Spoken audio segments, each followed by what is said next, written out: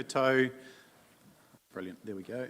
Kia ora koutou, welcome everyone for the council meeting today for the adoption of the annual report. We've got Councillor Shannon online, who has a bit of the bot, I believe, and John, who we'll bring in later on. So I'll just, what we'll do is we'll get the officers up to present opportunity for any questions. I've got an apology from Bruce, who's not available today, but he sent me through some information which I'll read, and then we'll bring John in. He can ask us any questions and we can ask him any questions at the end. Are you comfortable, John, with that? Yes, I am. Thanks. Brilliant. Thank you. So go to the report now. Apologies outside of Bruce. We might just record Bruce Robertson as an apology. Yeah, I'll move that. Can I have a seconder? Councillor Booth. Thank you. Put the motion. All those in favour, please say aye. Brilliant. No public forum. Any conflicts? No. Thank you. Report. So I'll ask Andrea to pop up and discuss the annual report. And Paul, thank you.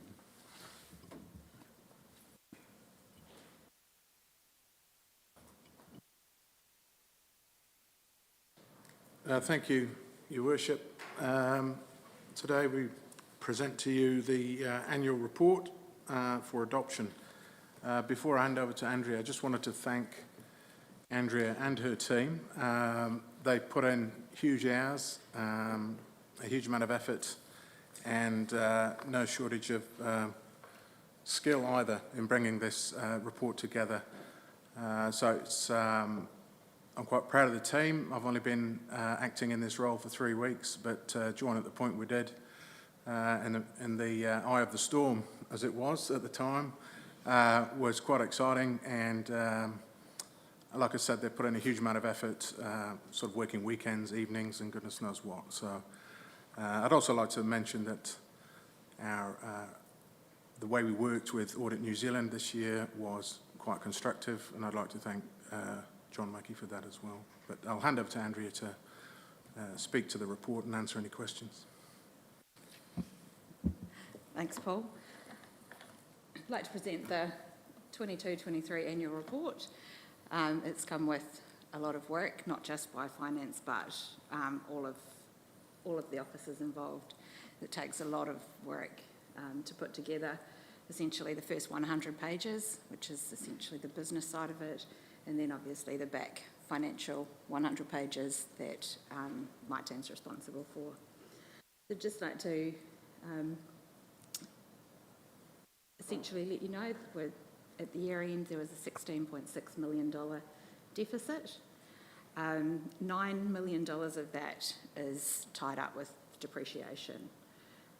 We've had 3 revaluations in the last 3 years, significant ones. In 2021 there was $291 million, 21-22 $371 million, and this year we only put through a revaluation and an indices update for water of another $55 million. Of that, in the LTP, we'd only forecast to do a revaluation in 22-23, and that was only $13.9 million. So there was a lot of work associated with those. Some of the other cost escalations that are outside our control, we also couldn't predict the interest rate hikes that have happened over the last couple of years, and the carbon credit value also decreased towards year end when we had to value them. So even though we had purchased some at a lower value, we had some that we'd purchased at the higher value when we originally bought them. So we've had to essentially revalue those down by $2 million. At the flip side of that, we had $6 million worth of vested assets. So that's something that we don't budget for either, and depending on the year determines the number of vested assets that we have. That is essentially all. Okay, brilliant. And I guess one real positive, and you know, you can take that a million different ways, but it does actually set the platform for moving into the LTP and our considerations. We know exactly where we are, which is fantastic. What I might do before I go to questions is I'll just read the email that I received from Bruce Robertson, who would normally speak to this himself. But obviously he's not here, so I'll read this out for the record. So I'm unable to support the adoption of the annual report in person due to meeting prior commitments. However, Andrea, Paul and predecessor Trudy and Bede have kept me up to date with progress, the reasons for changes and any matters that have arisen over the last 2 weeks. In sending my apology, I pass the following comments on to you, Council. These are the comments that I would have made had I been at Council in support of the adoption. So the draft annual report, letter of representation and audit opinion.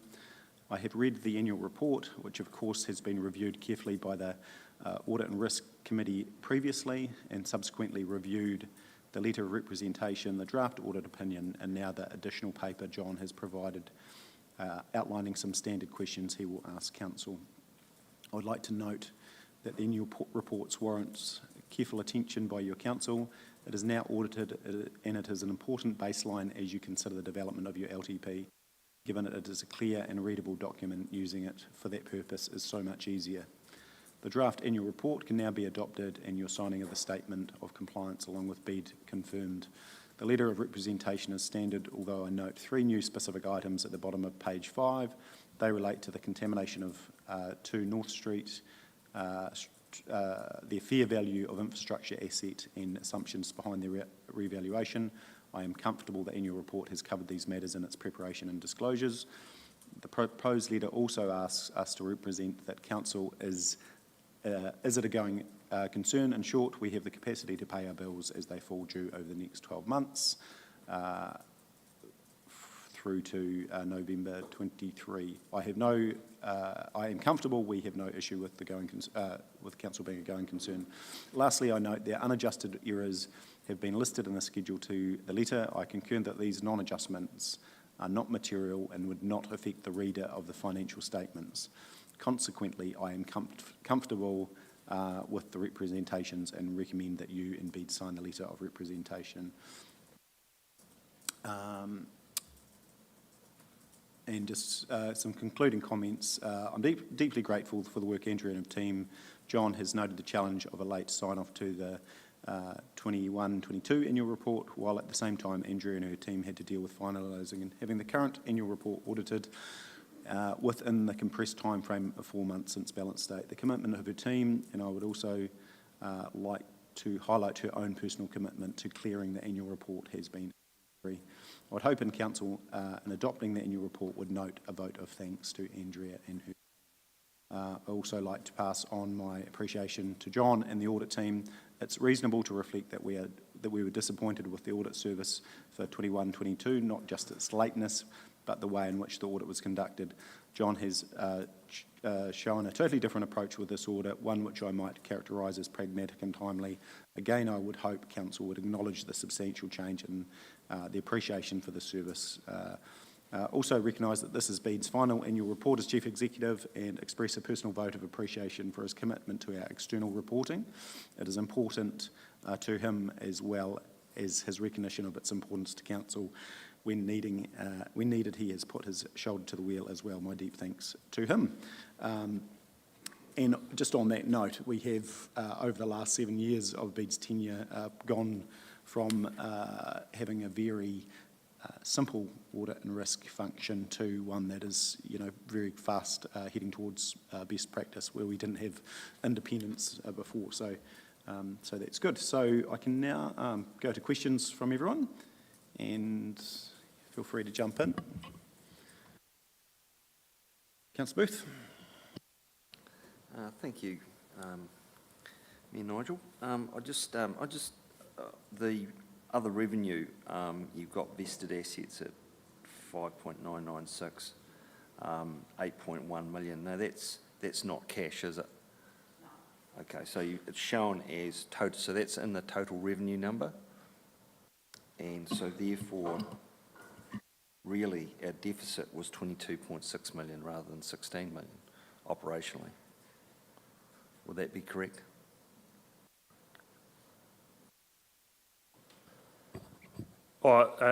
Councillor Booth, I think if I understand your comments, the revenue has been presented in terms of the the accounting standards and what we're required to report as revenue. So vested assets are treated as revenue because in actual fact they do come in as a benefit to the council and add to our balance sheet. If you're looking in terms of our cash flow, what the movements have been, you'll see that on, I'm not sure if on page 124 or 111 of the annual report, but 124 of a hard copy agenda. And so there you see the cash movements, receipts from rates, receipts from other revenue, etc. And what that shows is that the cash flow from operating activities is 16.6 million as a surplus.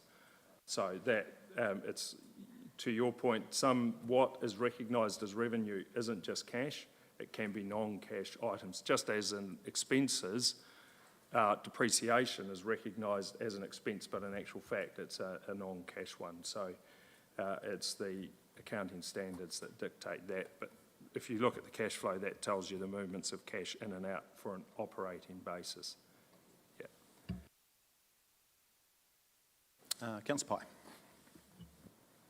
I'm not sure if this is actually a question for you, Andrew, but well done on the getting the accounts done. But point 19, total operating expenditure of 28.7 million higher than budgeted. and there's a list there that explains the majority of those variances. But as a council, what are we actually going to do differently so that we don't sit here in a year's time and our expenses are once again $28 million over budget? Because that is what concerns me. And not your place to answer that, Andrea, but that's what I think as a whole we need to think seriously about. Yeah, look, there's a couple of things. Obviously, depreciation was a moment in time with revaluations, and I would hope the team are confident in regard to waste management expenses moving forward. So we should be, but there's some other things that I think further work and consideration, conversation around delegations and always also reporting around those budget items is important. And so, yeah, I think some of those, actually sit within governance having the right. So that's very much our role as well. So, no, I'm glad you raised that.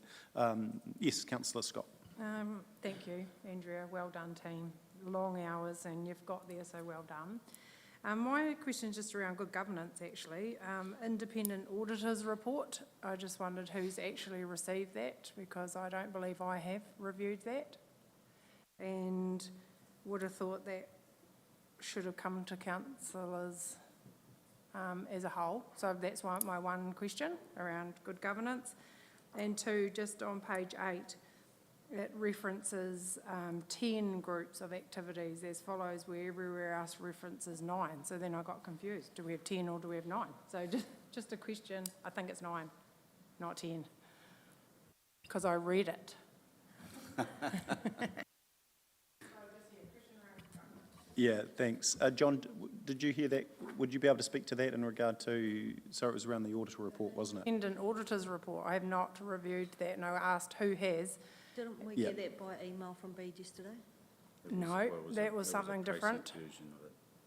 No, I don't believe that was that. So that's where it raised it to me. That's right. I don't believe that is an independent auditor's report. No, we'll hear from John in regard to that. Are you able to speak to that? Thank you.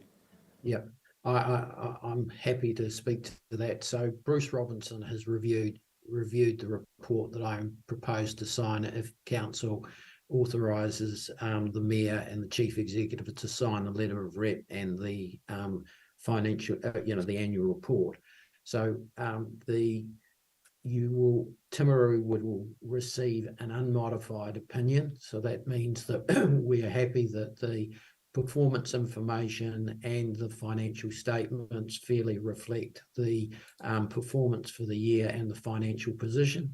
There will be an emphasis of matter paragraph in the audit report, which will refer to the note in the financial statements about the uncertainties with the water reforms, through water reforms.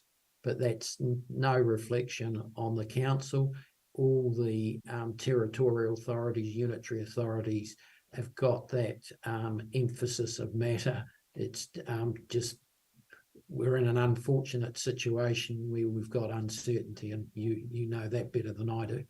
So, and in terms of the late adoption of the annual report, the council has self-disclosed that, so there is no mention of that in the annual in the audit report.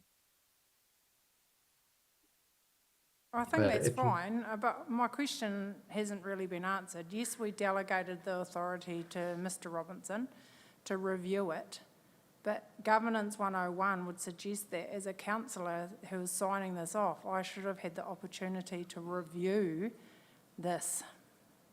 So how do you feel about that, John, that I have not received that to review the final documentation? I'm comfortable for you to have it. Do you want me to send it through now? Note it for next year, but I can definitely send it note through. it for next year, because that is quite an important part of the sign-off process, I would have thought.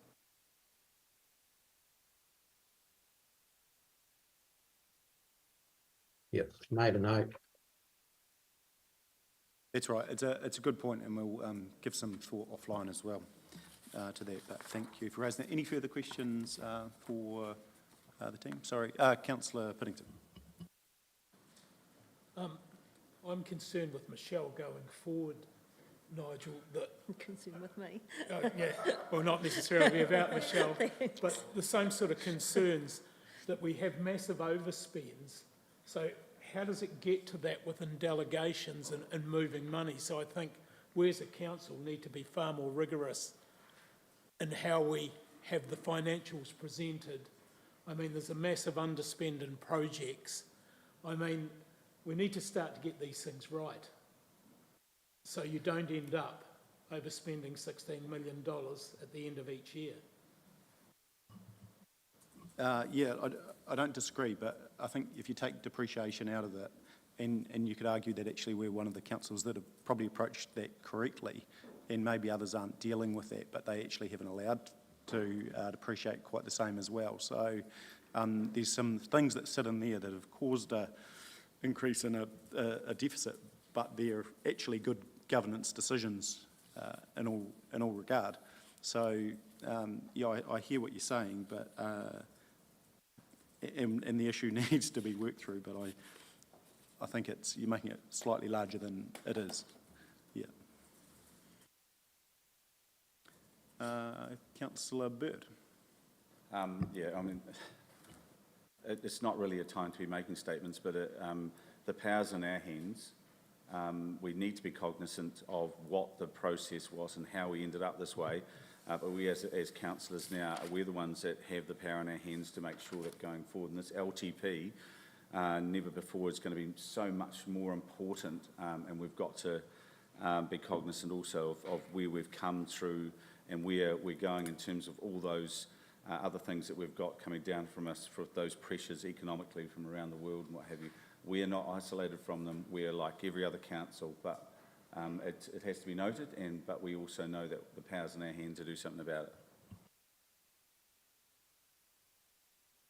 Yeah, look, and I think if there's things that you're not seeing come through, I'd actually challenge the elected members to be part of the solution. It's fine to throw rocks and within glass houses, but actually, you know, be a part of the solution. You know, we are here to govern, and you know, this is if you're arguing about, you know, why has this come to being? Well, I would actually put it back on all of you and say, well, you know, a lot of you have been here for some time. There's newbies in the room that have been here for just over a year, but a lot of you have signed off budgets for years and years and years, and annual reports, and LTP direction and all those sort of things, so you've been happy to. So you've just got to be really careful, throwing stones when actually maybe some self-reflection might be a benefit. But anyway, moving back to the report. Is there any further questions in regard to this document? Otherwise, I'll go to John to give us any further comments, questions. Thanks, John. Over to you. Right. Thank you, Ms. Mayor. So one of the things that the council will be doing is authorising the Mayor and Chief Executive to sign the representation letter on your behalf. So I just want to clarify a couple of things. Bruce Robinson in his report emailed highlighted that there was 3 non-standard representations in there. One was to do with North Street, but that's the same representation as was made last year and the year before, that the council position is that they acquired the property on behalf of the relevant authorities so that the clean-up could occur. It's not owning the issue of that it's responsible for clean-up. But also in the representations, there's made about laws and regulations. We don't do a legal compliance audit, but we do look at your compliance with the key accountability legislation. So that's to do with LTPs, the annual plan and the annual report.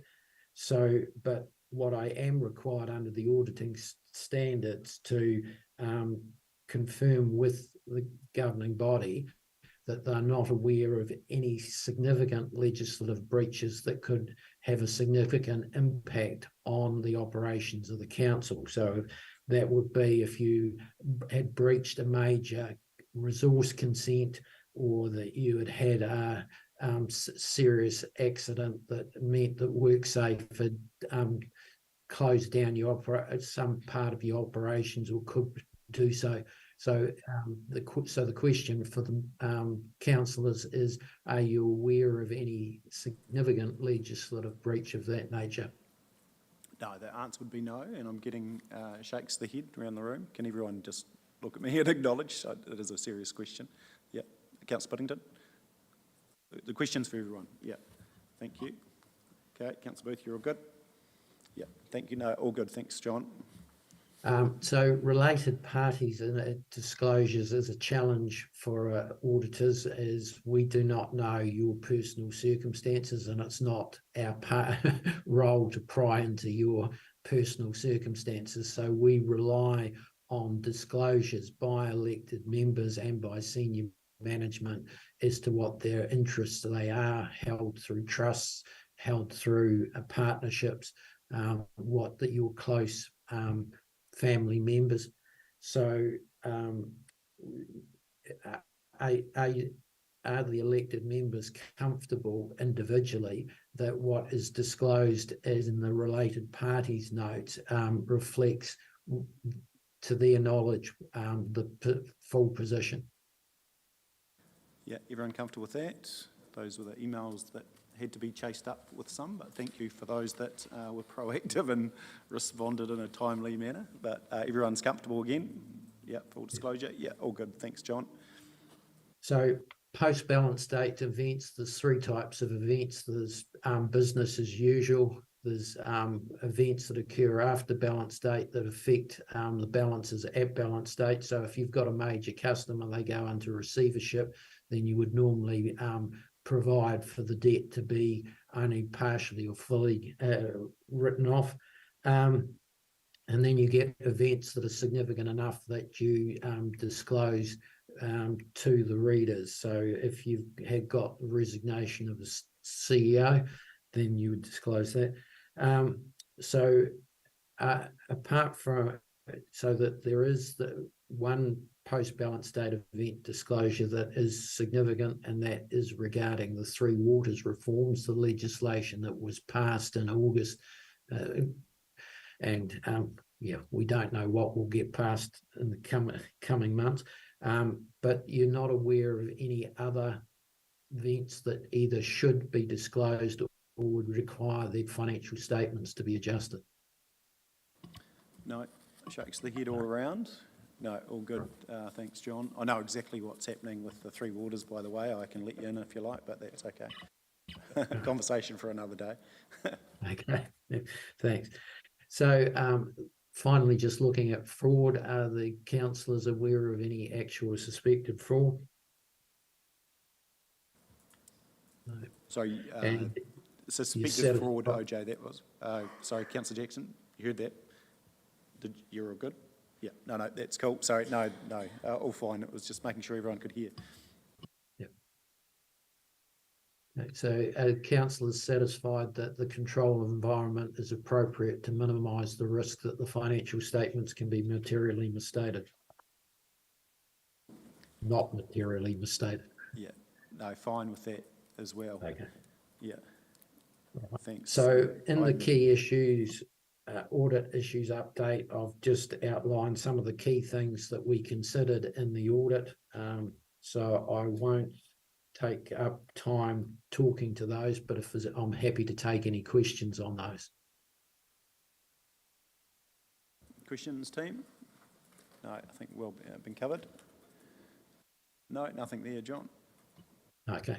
Well, I just want to reiterate that the council has done very well to get to the position it is now. We were a half a day to a day away from being able to adopt on the 31st of October. But considering that you had the late start with the 2022 audit not finishing until nearly halfway through the year, and to get back on track with the 31 October balance date, which is 2 months ahead of last year, the team did very well at Timaru, especially with the pressures that they were under. So I just do want to pass on my thanks to Andrea, Paul, Trudy, Bede, because he had contributed well to that process. So thank you to everybody for that. Brilliant. Thanks, John. Any other questions for John? No, that's cool. Look, and we'd like to extend our thank you to you and your team. It's been a great result, and to your point, we're now back on track, which is fantastic, exciting for our team going to Christmas, that they don't have to dream about audit, and they can just focus on what's under the tree.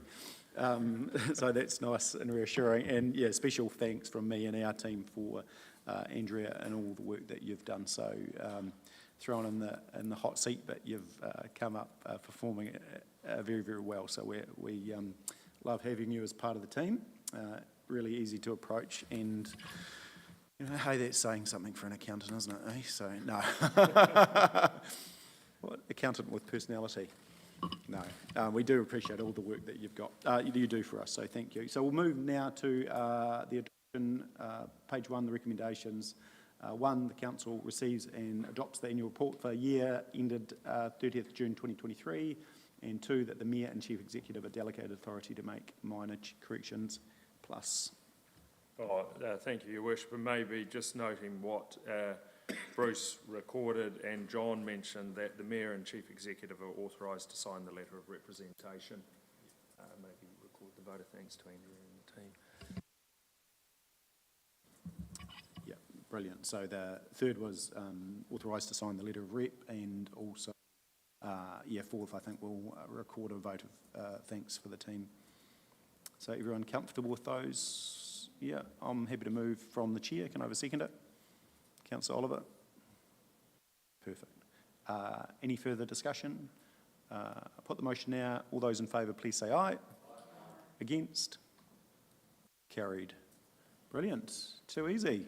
Back on track. It's exciting, isn't it? So thanks, John. Really appreciate that. All the hard work from your team, and we'll see you soon. Thanks, team. So the meeting is now closed. Thanks. Bye. 10 o'clock. Yeah, and back, sorry, for those online, we'll be back at 10 a.m. for committee meetings. Thanks.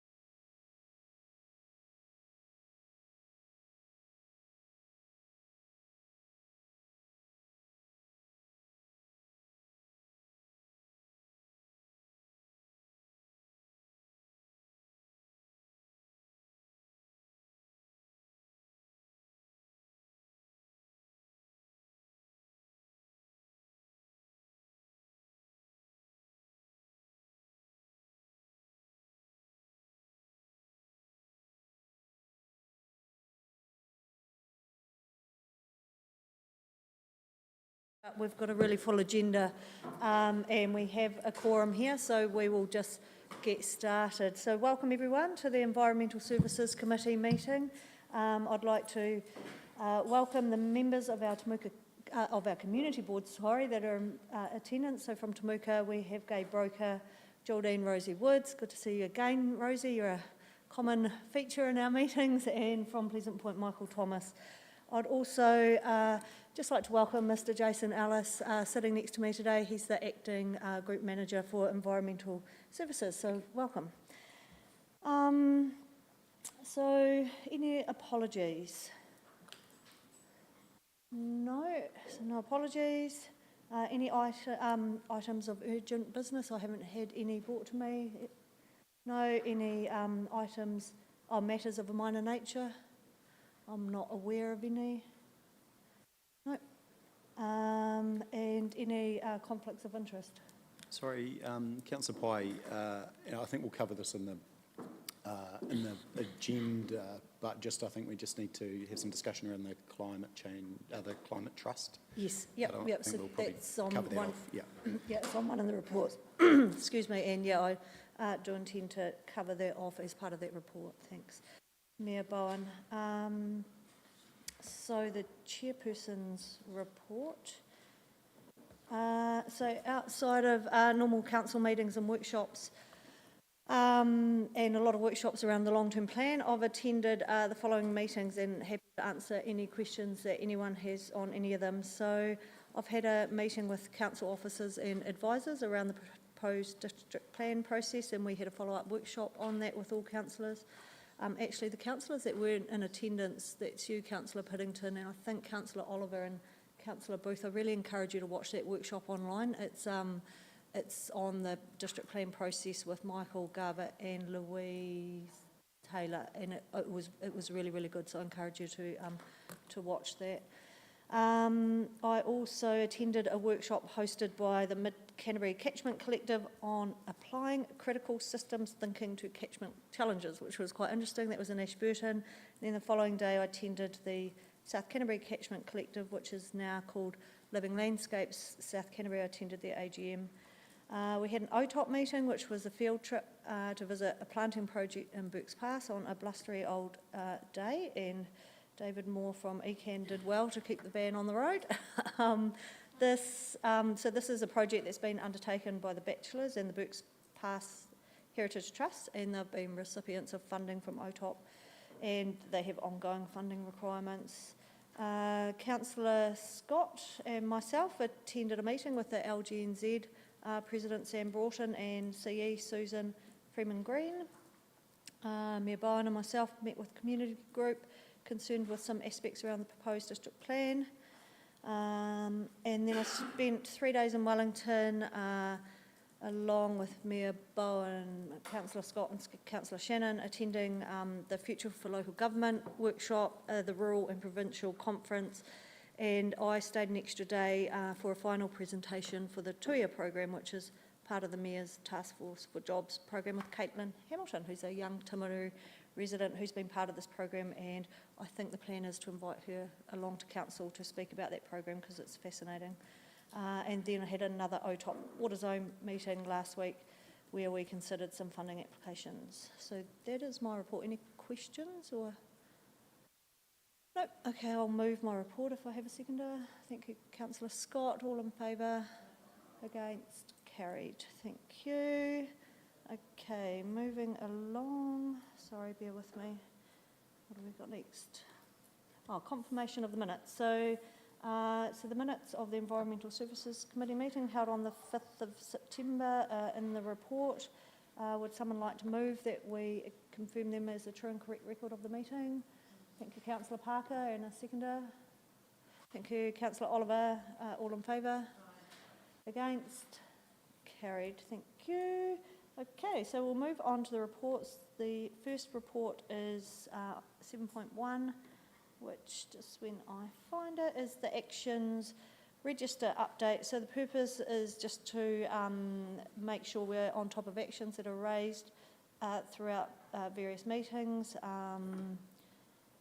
The first action was the scope of the second climate change role, which my understanding is part of the discussions for the long-term plan, unless, Mr Dixon, you're hiding from me. You have anything more to add to that? I don't think so. Is he listening? I'm not sure. No. Okay.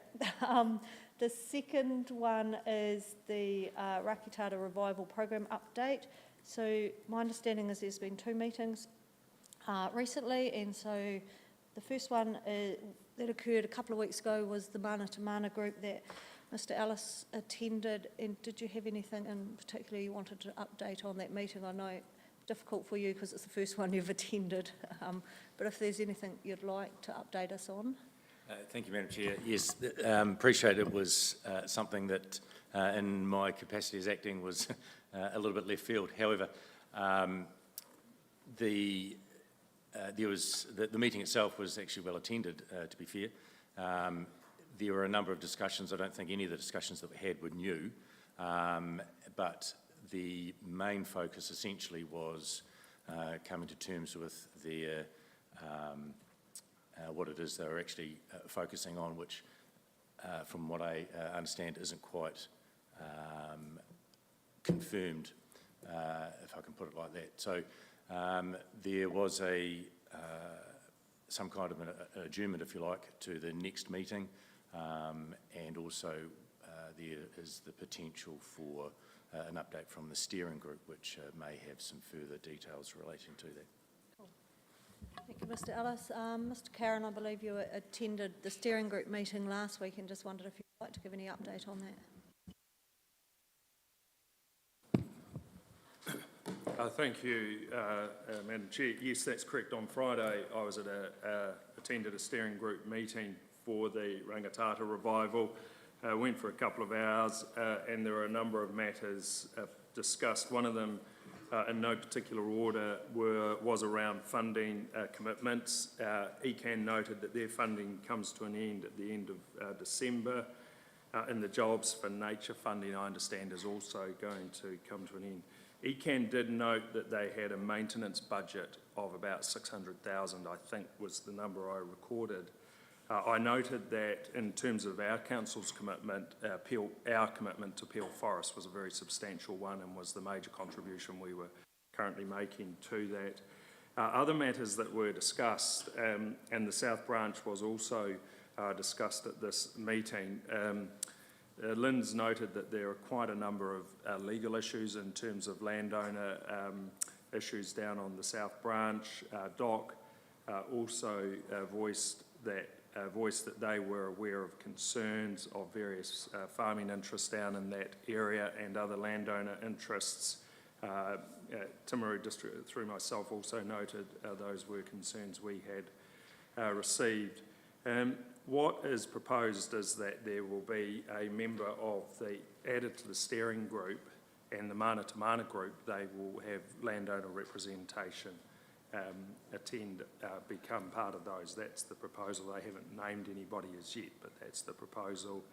And then the other matter discussed was the process for adoption of the strategy, and agreed that the strategy really had to come back to the various councils, so that would be ECAN, Ashburton and ourselves, and we would each have to individually endorse it before it could get endorsed, before the representatives of those councils could then say to the steering group that it had endorsement. So I'm just looking through my notes.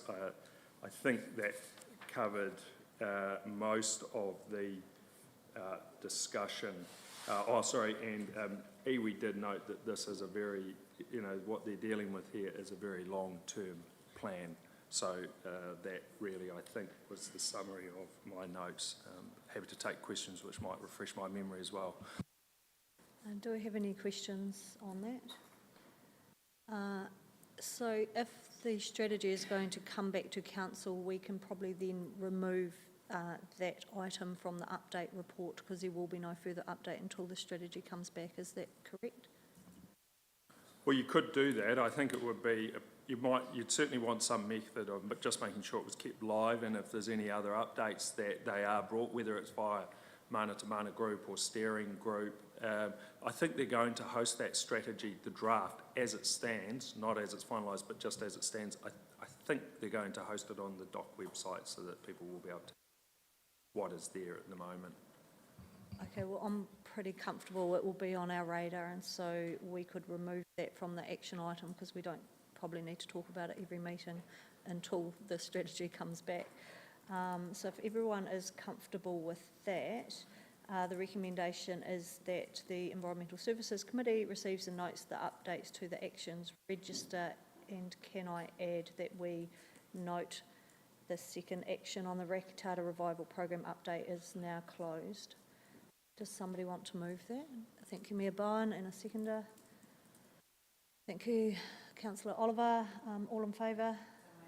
Against? Carried. Thank you very much, Mr. Karen. So we move on to our next report, which is the Environment Canterbury post-winter air briefing. So the purpose of this report is just to give us an update on the post-winter air briefing. And we did have Mr. Brian Reeves from ECAN, but I understand we have Paul from ECAN. Thank you. I'll welcome you up, Paul. Yes, Councillor Burt, did you have a question? Sorry. Just in terms of a conflict of interest that I work for ECAN, I'll stay at the bench, but I won't involve myself in any discussions. Thank you. Happy with that, and thank you, Councillor Burt. Sorry, so invite Paul and Hamish Burrell, our District Planning Manager, up to present their report. Thank you very much. Kia ora, Mayor Bowen, councillors. My name is Paul Hopwood. I'm a Principal Implementation Advisor with Environment Canterbury. Apologies from Brian Reeves. He's unwell today. He was going to lead the presentation today. So we're hoping to have some colleagues joining us online, but I think there's been some with connections. So hopefully they can join us when the time's right. We've got less time for this presentation than we hoped for, so I'll move through things fairly quickly. You should have a slide pack in your agenda, which I'll move through. We don't have a presentation to show today. Sorry, Paul, we didn't have the slide pack in our agenda that I'm aware of, so if we can get it up on screen, is that possible? Yeah, it was sent through to your team here. No. Is it possible to get it up if I change the agenda round? We don't have a PowerPoint version, so there is. Who would have it been sent? Can we get a printed copy? Yeah. Okay. Sorry, Paul. I really apologise, but I think it would be more beneficial to you if we have that in front of us. No, understood. Yeah, I didn't expect that was in your agenda. Yeah, no, that's okay. So, no, we'll bring you back at the end. We'll do the other two reports first and then bring you back if that's okay. I really apologise for that. Sorry. Okay, so just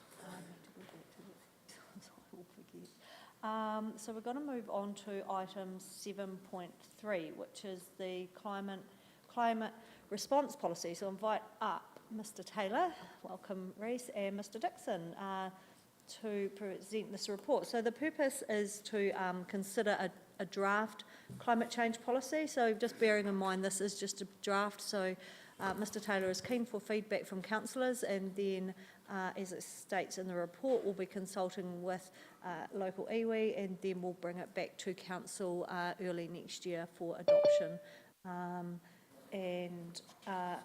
Mr. Taylor, as I advised before, we have a jam-packed agenda all day, so we will take your report as read, but I invite you just to make a couple of notes. Thank you. Thank you, Madam Chair. Good morning, councillors. The arguments for producing a climate change policy is to allow us to gather our thoughts, to be coherent in actions, and to have information ready for the long-term plan process so that it'll guide the work within the team. When you have a role which is working across the whole council, as I have as climate change advisor, I can't have simultaneous meetings with everybody, and putting into policy form the directions that are being recommended is a really effective way of doing this. We've looked at the precedent set and the example set by a lot of other councils, both close neighbours and others spread across the country. So there's a lot of common ground here between what's suggested in this draft and what's being used elsewhere in the country. We've offered it as a draft. I think there are a couple of phrasing improvements that we can easily make, and indeed the chair of the committee and myself have had conversations about some of those opportunities for felicitous editing.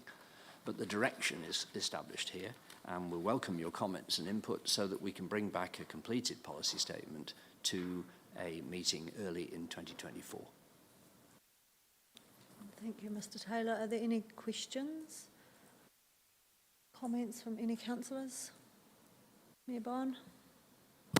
Oh, yeah, I think, the key ones for me, and I haven't seen another climate change policy, so I don't know what to reference it to, but the key things for me is actually the work plan that you've sort of, that are sitting within it, which is the emissions inventory, which is pretty much done, the district collaboration, that's great, and the action planning for TDC. So I think for me it's covered those key things as actually in regard to actually what we need to get on and do. So that's really great. But I probably don't have any further comments. My only actually other comment would be, and I know we've worked a lot through this, but the definition of climate change itself, and I understand the reason why it's written like that is because it's quite real, but it's quite it's quite challenging for some in regard to the focus on species extinctions and some of those sort of things, and I just don't know if it needs that fullness of definition, if you know what I mean. I'm actually comfortable either way, but it's just interesting that we don't want this to be something that people are scared of, and that's why there needs to be some balance in our approach. And yeah, those are probably my only comments at the moment. Yeah. Thank you, Mayor Bowen. Actually, similar feedback which I've given to Rhys already as well.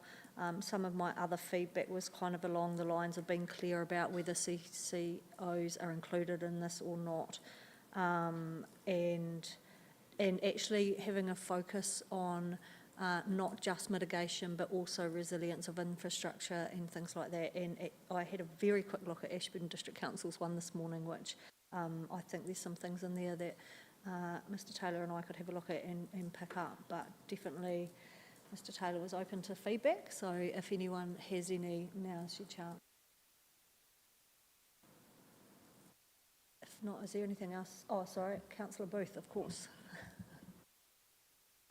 I think just in the introduction, the very first phrase is actually quite important, actually. And I think, rather than it should be really to mitigate the impact, the suspected impact on our ratepayers. And I think that's where we should be concentrating. That's something that we have actually got control of, rather than that big picture of thinking you're going to save the world. So, yeah.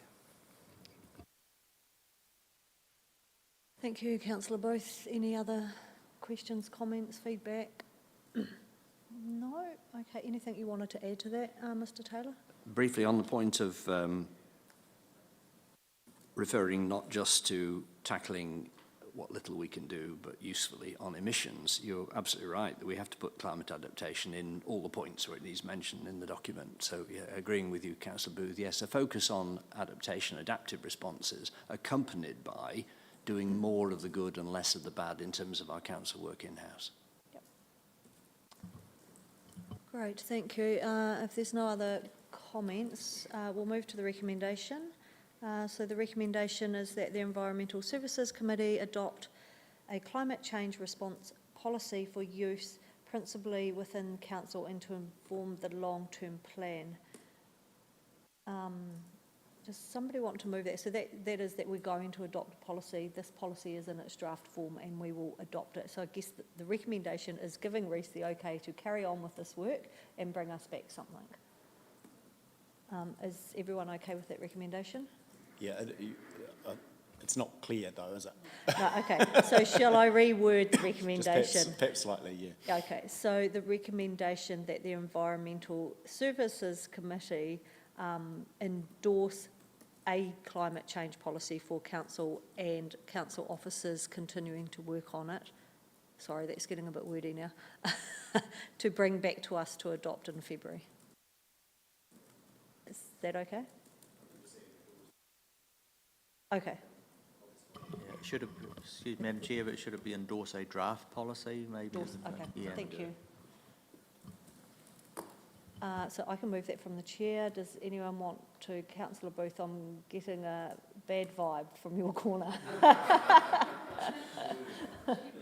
Yeah, I think that purpose policy, that those first words actually need to drive the policy, and if there's anything else driving it, it's going to be a load of rubbish.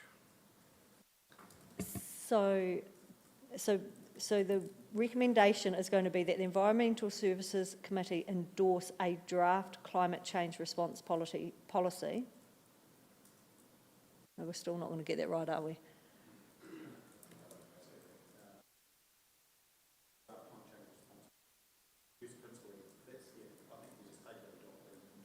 Endorse a draft here to inform the long-term plan, and we will get the final policy back in February to adopt. I think that helps, Madam Chair. So to endorse a draft, Yep. to bring it back for adoption early next year. Thank you, Mr. Taylor. Too many things to think about this morning. Yes. Have you got that, Rachel? Sorry. Have you got that typed there? Can I just read that back? That the Environmental Services Committee endorse the climate change response draft policy. And then the rest of it. Yep. Okay. Did everyone hear that? Okay, so I'll move that from the chair. Does somebody want to second it? Thank you, Mayor Bowen. All in favour? Against? Thank you, Councillor Booth. Do you want that recorded? Thank you. Right, okay. Thank you, Mr. Taylor, Mr. Dixon. I believe you're doing the second report as well, so I'll just ask you to remain there as I find my place in the meeting papers. So our next report is 7.4. So this is the second report on the Timaru District Climate Change Strategy. So the purpose of this report is to present the draft commercial food resilience sub-strategy based on material from a July workshop that was independently facilitated. And secondly, a set of suggested actions, which are at point 11 in this report, for us to consider to deliver, and that this list of action has been derived from the two reports that we've had presented to this committee, the first one back in May, I believe, and this one today. So, Mr. Taylor, if you just want to, I'll take the report as read, but if you'd just like to highlight some of the key points. Thank you, Madam Chair. My first comment is just to express our continued delight at the voluntary and community input that this process has had. Producing a district-wide strategy has been a really useful contribution by the wider public to our work. Along with having that public contribution means, of course, that not all the ideas generated are automatically going to be council policy. So it's useful that we've had a look first at some council policy. The suggestions being brought forward by that strategy discussion include some practical actions that we may wish to take as a council. And at our invitation, the facilitator of the process, along with his advisory group, have put forward a set of first 10 or so ideas. This is by no means drawing on all the generated ideas from that strategy process. There may well be more to come, but they put forward a first 10 for consideration, and they're in the attached report, starting at page 33 in the council agenda papers. The suggestion made to this meeting is that, thinking at governance level, councillors are invited to say whether you wish to be engaged in the topics raised in these 10 suggestions. Give us guidance as a staff team so that we know which ones we should follow, and maybe give us guidance on others that you can see being involved. Because a key part of the design of the Timaru District Climate Strategy was to say, here is the issue, here's a possible response, but not to first guess who would be the action takers on each of those topics. That was part of their strategy and their approach. And in fact, the first of the suggestions they've invited us to look at is to pick up on the principles of the strategy, the principles that were taken, which include some very good points about process in thinking at a strategic level. The details of those principles were all in the first report, which came in May, but there's a brief summary of the key words of those principles on page 57 of your papers for today. That's probably it from me for the moment. Thank you, Mr Taylor. So I think the best use of our time here is perhaps if I ask for any general comments or questions on both Mr Taylor's report and Dr Phil Driver's report, and then we will work through those 11 areas, sorry, not 11 areas, the areas at point 11 is what I meant to say, so that we can give some clear guidance to council officers on how we want to proceed with this. So first up, are there any general comments or feedback on either of the reports? No. Yeah, Councillor Scott? For me, I'm just putting it out there, I don't feel comfortable today making any decisions on the 10 actions. I feel we as a group need to discuss them in more detail, and we do not have time today in a workshop, but I'd also like that the community group that actually help support the writing of Dr Phil's report is in the room as well. I feel like I can't make any decisions on any of these actions with more detail. They are literally one page, and I have a lot of around some in particular. And so I'm just putting it out there that today I feel very uncomfortable about making a decision on 10 actions that needs a lot more discussion. No, that's a fair comment. Are there any other views in the room on that? Given that Mayor Bowen and myself were in attendance at a lot of, not all, but a lot of those working, the community ones, sorry. But if you feel we would get a better outcome from this, I mean, we need to be focused on what is the best outcome for ratepayers and the community from a workshop. What is the feeling on that, Mayor Bowen? Yeah, look, I'm of the view actually we need to, rubber needs to hit the road, and so we are at a point that all that work's been done and we need to make some decisions on as far as the go forward. So, and happy to take any questions. I know Michelle was at, Councillor Pye was at majority of those ones, and we've had lots of information. I take your point, but I think we could just forever and a day and not get, most of these are just a pretty solid action plan. We just work through them and endorse them or not. I'm comfortable with that. Yeah, Councillor Puddington. I'm just concerned like there's too many, if you know what I mean. Number 2 and 3 could be combined. Yeah, and I think that's part of the process we'll work through now, because I agree. Yep. And there's some that I think you'll see that council officers haven't actually recommended, so I don't think we'll end up with this many anyway. Okay, that's cool. Yep. I mean, we need something that's workable and achievable. Yep, 100%, and effective is what we need to focus on too. So if there's no other comments, shall we just start at the top of the list? So the first one talks about the support the principles of the Timaru District climate change strategy. So this was included in the first report that we got back in May. And I just actually wanted to clarify, Mr Taylor, if I may. So I'm supportive of the principles in their headlines, but in that report there was quite a lot of discussion and actions and other things within those principles, and I just want to confirm that we're just agreeing to the principles, which I can run through for the benefit of the other members. They are, and to be fair, they're similar principles to what's been used in the Christchurch City Council climate change strategy. So they're pretty I don't want to say the standard. They're just not unusual. So I'm pretty comfortable with them. And so they talk about equity, justice, and fairness, understanding, knowledge, education and skills, future-proofing, resilience, urgency and long-term thinking, support, sharing and collaborative and weaving, whānau, family, whānui and community, precaution, transparency, work with the power of nature, realistic action, and determine actions first, then who does them. And then it talked about some other principles around integrity, honesty, and things. So they've already been presented to Council on the May meeting. So just, is everyone comfortable with adopting those principles or not? Councillor Puddington?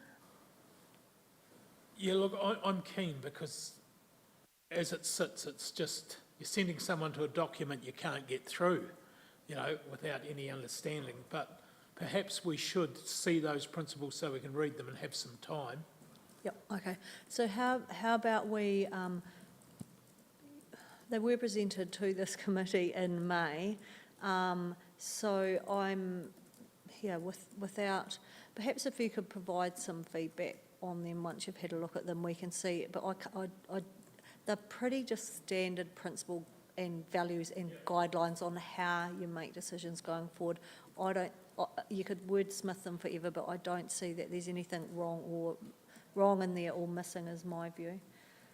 Unless anyone has a contrary view. Mayor Bowen, you may have been at the workshop where the principles were discussed. I'm in agreement, and you know, just a note, and this is just specific across all elected members.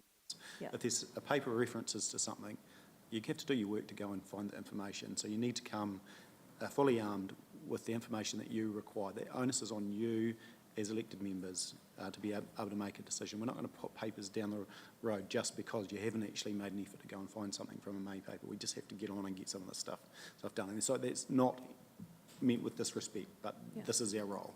So let's get on and get some stuff decided. Thank you, Mayor Bowen. So if we move on to points 2 and 3, and I agree that these could be combined, and this is specifically in regard to our coastal communities, and in my view, out of all of the work that Dr. Phil Driver did, this has probably highlighted this issue and is of most concern to me personally anyway. So the first point is update the coastal hut holders on the likely need for managed retreat, and then examine some managed retreat options.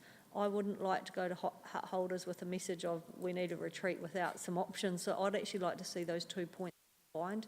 And I know we've talked about it, we've had different meetings around that, and there are some challenges around whose responsibility and working with ECAN and that, but I'd actually really like to see that prioritised, not just hut holders but landowners along that whole stretch of road.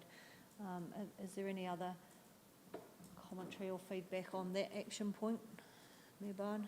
Yeah, look, you know, I agree this is a real risk for us, especially with that Milford community. I know the team, I think we're still working for pre-Christmas first conversations with some of those, I believe. Thanks, Mr. Taylor. Yeah, Madam Chair, I can fill you in on that. Yes, there is indeed some preparation in place. We're looking to your guidance on this issue, but subject to that guidance, a group of representatives from the staff here, including my own role and emergency management, plus colleagues from Environment Canterbury, are prepared to begin a process of visits. And our initial visits will be to meet people and listen. We're not arriving with a ready-made set of responses. We're there to engage and to listen and be interested, and we'll follow that up with work looking at options, but it would be done in collaboration with the local hut owners and the local residents. I'm very supportive of that. I just wonder, I'm concerned that I know of one family that farm along there who have had various people come and listen, and nothing has happened. And I just want to know that this time something will happen. I can understand that sense of urgency, particularly if you've got your farmland being inundated. The great challenge for this work is absence of central government clarity, and certainly missing legislation. The Climate Change Adaptation Act is not finished, and the decisions about who will fund the balance between taxpayer, ratepayer, private ownership and insurers is not clear. So those are some of the key background issues which make it hard for everybody involved, but we definitely have to be an open and honest conversation. I think one of the principles that we just talked about was to worry about who pays for it last and make a plan. So long as the cost is not so prohibitive that nobody's going to be able to pay for it. Yeah, thank you. Any other comments on that action point? No. So the next, are you getting enough guidance from this, Mr. Taylor? Because that is the plan. Are you getting a clear enough guidance from how we're working through this? Yes, so we're doing okay at the moment. Thank you. Thank you. So the next one is around collecting robust information on economic, social, environment and cultural, I've hidden that with the note, risks and impacts, I think it says, of climate change in the Timaru district. So the officer recommendation is to support perhaps an efficient collaboration with neighbouring councils, NZMY. Maddie, I probably need a bit more detail before I support this one. Economic impact reports that don't come cheaply, I believe, and I wonder what we're going to end up with out of that report. Madam Chair, we've had contact with colleagues who are part-time officers, both Mackenzie and Waimati. They're interested to see if it's effective and efficient, I suppose cost-effective, for us to collaborate on gathering information. We certainly would like to look at that, so we're not just looking at Timaru District, but we're working on a wider geographic area. The nature of, for example, the rivers in this area would suggest that collaboration would work better as well if we work across several districts. We don't have a costing for work. We haven't, at this stage, worked out what would have to be done by expertise from elsewhere and therefore involve expenditure. But we'd like to begin examining what's already available, particularly through Environment Canterbury's resources and NIWA. And there's some good work being done by NIWA at the moment, which will be shared with us during 2024. So the key focus for us will be on finding out what's being gathered with national funding, make that available, digest it, and then see where the gaps are. So we do an analysis for what we don't know and have to do more work to find out. But we're interested to do it collaboratively between staff at the councils rather than just Timaru on its own. Does anyone else have any comments on this? Because Councillor I Scott. think that this is one that needs more work, and it needs to be scoped out. What are we actually trying to achieve? What is the cost to it? And I'm unsure right now who we're directing to do this. Is it TDC or this Climate Trust? So I feel this one needs to be brought back. I agree. Yep. Any other comments on that one? Councillor Piddington? Yeah, look, I'm the same. I mean, Mackenzie, last time I looked, doesn't have coastal inundation, which is our main priority, amongst many other things. So, yeah, I've got to be careful with that, I think. Yeah. Yeah, so I think the guidance here, Mr Taylor, is that one needs some more work with some costings, exactly what it's going to look like before council will endorse that one. Councillor Booth? I think this is a good example of when things get out of hand and we're not actually focused on what we're supposed to be doing. It's a waste of time. Yes, Mayor Nigel. Look, what I would say once this, what I do like about this is the collaboration, and ECAN probably need to be involved if they do. Do they have someone local in this space, Mr Taylor? ECAN, do they have someone local in this space?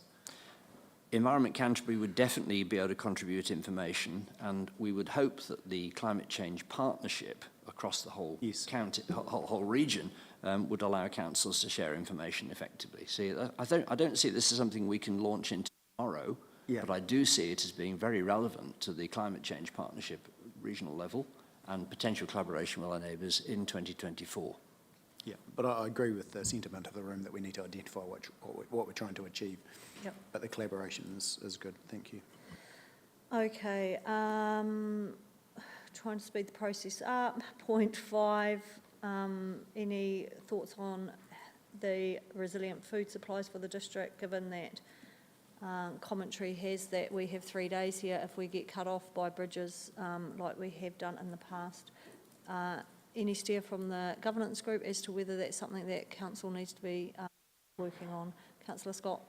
I question this too. Surely this is Emergency Management 101 and we have done this work. So I'd be very concerned if this is an action that should be well and truly covered by police, hospitals, food providers. If we're saying in this community right now we have not got that under control, God help us.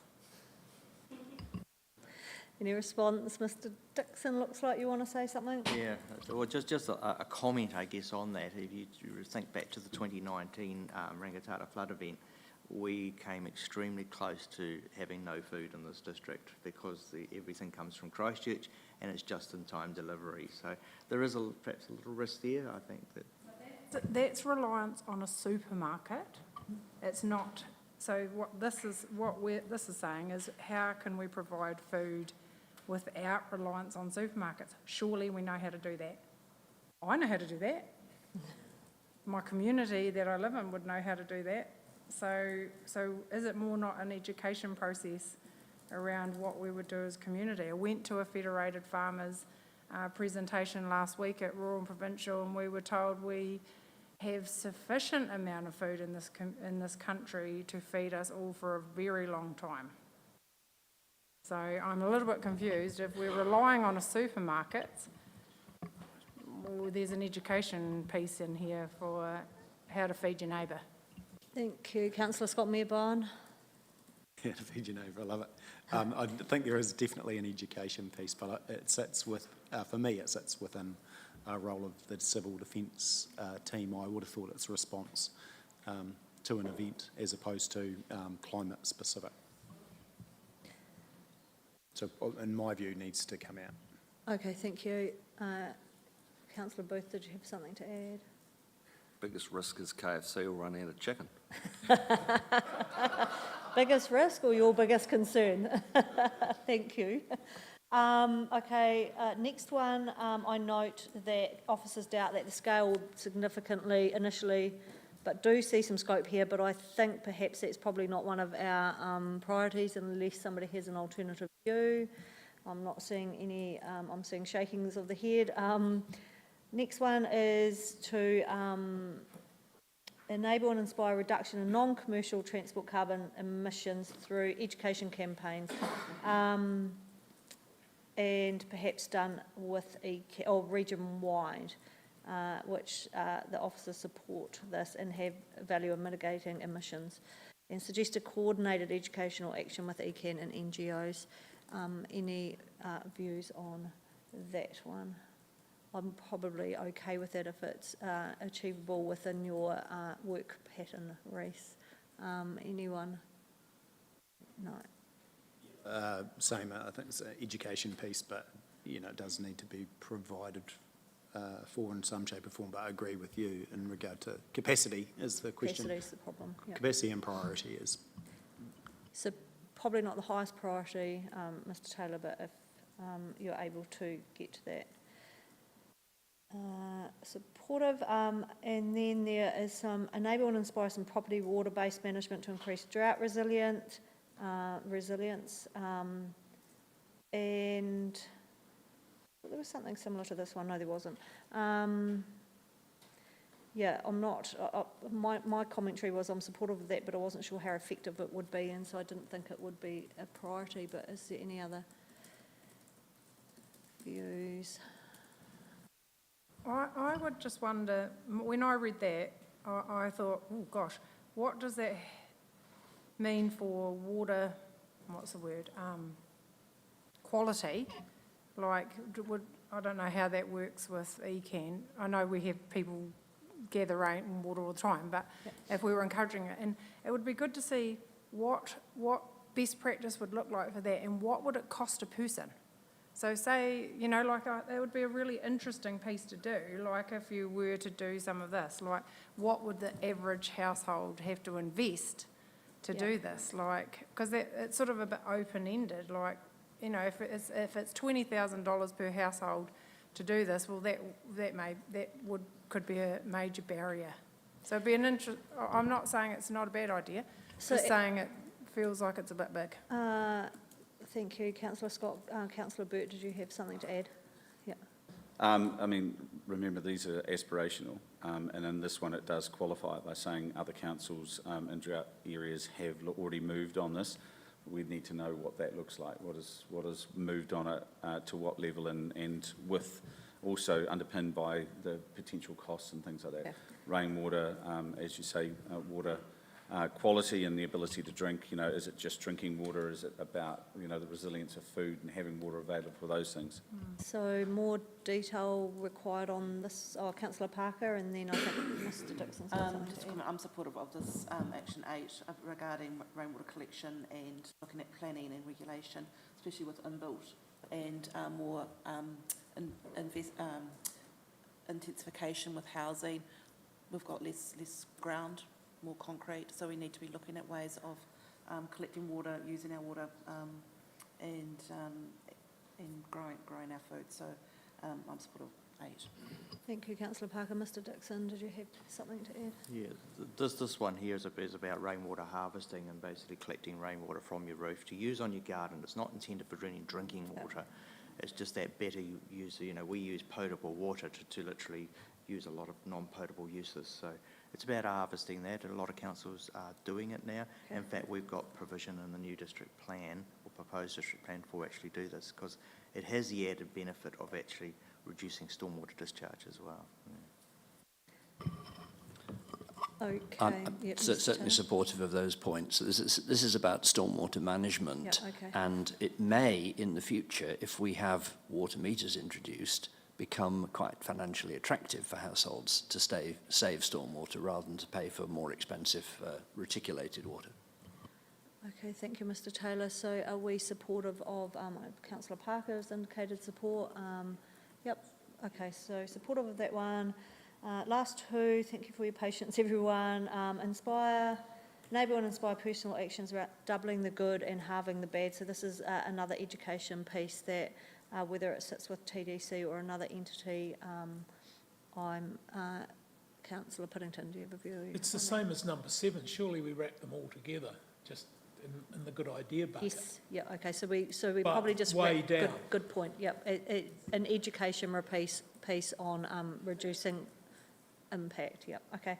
And then the last one is explore climate resilient commercial scale food production options for the district. Was there any comments on that? Because obviously I have a view, this is a fascinating one, sorry, on where it lies, isn't it? And I know we've had lots of debate, and I still are of the view that that is going to sit with the sector itself largely. And I know, VT have done some work around what are alternative crops and those sorts of things, but how much focus should they be spending on it, I question, when actually it's probably going to be industry-led. I wouldn't say probably, it will definitely be industry-led. Yeah. Thank you, Mayor Bowen. I'll share the exact view. My note was it needs to sit with industry, this one, but does anyone else have a view on whether this is something council should be working on? No? Okay, so that is the action point. So I think that gives you some good, clear guidance on the actions that we need to focus on, being those coastal communities, the number one, and then some of the stuff that we're not so keen to support. I just do have one other point, but around point 12, but did you have something just to wrap up on that? I'm happy to hear your comments on it. I'll comment back if useful. Okay. Yeah. Sorry, I was just going to address the suggestion of an entity or trust that sits either supported by council or outside of council to help with this education piece. And I'm just wondering, it's discussed in Dr. Driver's report with some quite clear frameworks on how that trust, and just wondering what councillor's view is on whether Timaru District Council support the trust or help with the setup of it. Councillor Piddington. Yeah, look, I don't think it's our role. Maybe we support it if someone goes out and they come in the usual way as everyone else and asks us and competes for funding. I don't think we should be setting it up. I don't think we should give them money straight away. We need to know what they're going to do, and they just go into that competitive bucket of money that we have. That's where I sit. Thank you, Councillor Piddington. Anyone else have some views on this? Bowen? Yeah, I'm pretty aligned with Councillor Piddington in that regard. There are donations and loans. There's a long-term plan opportunity, which I'm sure we will get a submission from. But as far as those actions, majority of them that have, we know where they sit, and I'm still not of the view of what the trust does. I think it supports education, but as an investment of hundreds of thousands of dollars, I don't think that's, would ever survive the snuff test. So until I actually know exactly what it's going to achieve in regard to those actions, and majority of those actions are council-led or industry or government, and I'm still struggling to find a purpose. So I support your view, Mayor Bowen. Councillor Parker, sorry. Yeah, I'm supportive of knowing what our key points are, and also, we have the Sustainable South Canterbury Trust. I'm not sure how far they will branch out to for sustainability. No, so my understanding is that there's been various conversations, and Mr Taylor is actually a member of that trust, and they don't have the capacity to do that, and they have a clear focus on what they want to do, and the capacity's not there. What I was going to ask Mayor Bowen is what needs to happen to have a definitive answer on this trust proposal? Some people were saying they want more information, but I mean, it was quite clear in that report how it's going to work. Do we want to make the decision now, or do we want a proposal brought back or a submission to the long-term plan and it sits there? Because I feel like this trust idea has been bubbling away in the background and we haven't made a decision on it. I agree. I mean, we could make a decision today, but actually budget's not going to be allowable until the next financial anyway. So a submission on the long-term plan? For those out there in the public that have an interest in this being a solution, I think the best process would be coming through the long-term plan as a submission. Council officers can still work with them as we would with anyone else wanting to make a long-term plan submission, and that should be the avenue. Me too, is who are our collaboration partners with this? I believe it's not just us, you know, where are our conversations with ECAN and all of those other councils, so. Mr Taylor is part of a working group as part of the Mayoral Forum, and I'm part of a steering group as part of the Mayoral Forum on a region-wide climate change strategy. And so it's in its draft stages, and I'm not sure it's going to be, I'm not sure how duplication. We have that going on in the background that we're both part of, and then we have, you know, the clear actions that our area we need to focus on, and I think we just need to see what comes out of that Canterbury plan as well. The feeling is we've probably had a head start on that with the work we're doing, which is good, and appreciate the work that has gone into this to date with the wider community. So, so in answer to your question, there are 2 region-wide groups working on it as well. Any other conversation on this report? If not, we can move to the recommendation. Okay, thank you for your patience, everyone. So the recommendation is that we receive the second report from the district-wide climate change strategy community process as attached, assembled by facilitator Dr. Phil Driver, and release this for publication combined with the first report, which was received by the committee in May 2023. My view is that it has been released for publication. It's part of these meeting papers which are in the public domain. Does anyone, are we happy to move the report based on that? Yep, thank you, Mayor Bowen. Seconder? Thank you, Councillor Parker. All in favour? Aye. Against? Carried. And the second recommendation is make governance level decisions on the 10 actions proposed in response to the climate change strategy, mostly from the first report and some from the second, which we've just worked through, so I'm happy to move that if somebody wants to see. Thank you, Mayor Bowen. All in favour? Against? Carried. Thank you very much, Mr Taylor, Mr Dixon. Appreciate the work you've put into that. Thank you. So we're just going to go back to report 7.2, and we have some printed copies. So welcome back up Hamish Burrell and Paul from Environment Canterbury, and thank you, Paul, for your patience while we sorted that out.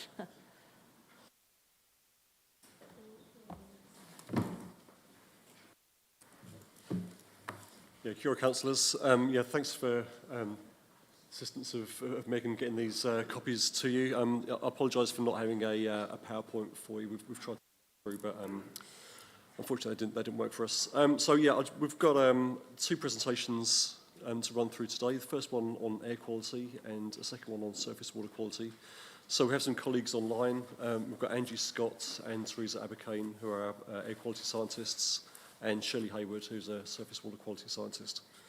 So we'll kick off with the air quality presentation, and I just want to give a really brief introduction to air quality when we're talking about particulate matter and the health effects, what we're talking about there. So we refer to PM10 and PM2.5, that's particulate matter of 10 micrometers or less is PM10.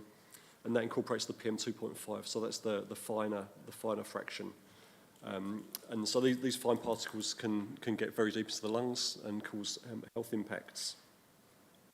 And the finer particles, the PM2.5, is primarily from combustion sources, so from burning wood and coal, petrol, and diesel, and so on. The coarser part of the PM10 often comes from natural sources, so from dust and pollen fragments, vehicle movements on roads, and so on. So, yeah, just a bit of background to what we're talking about there.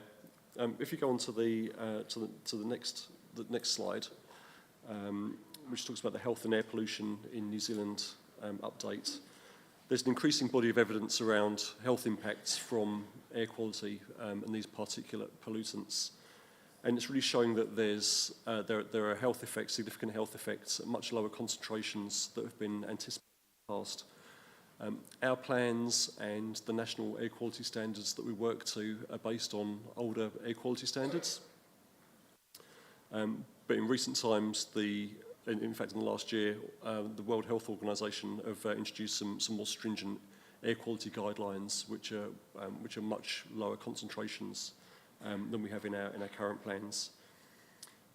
And there was a report last year, which was a health and air pollution in New Zealand update, which was based on 2016 health data, and that shows the health impacts from PM2.5 and also nitrogen dioxide. And the NO2 is primarily from vehicle emissions. And it's really showing the health impacts and the social costs of air pollution in New Zealand.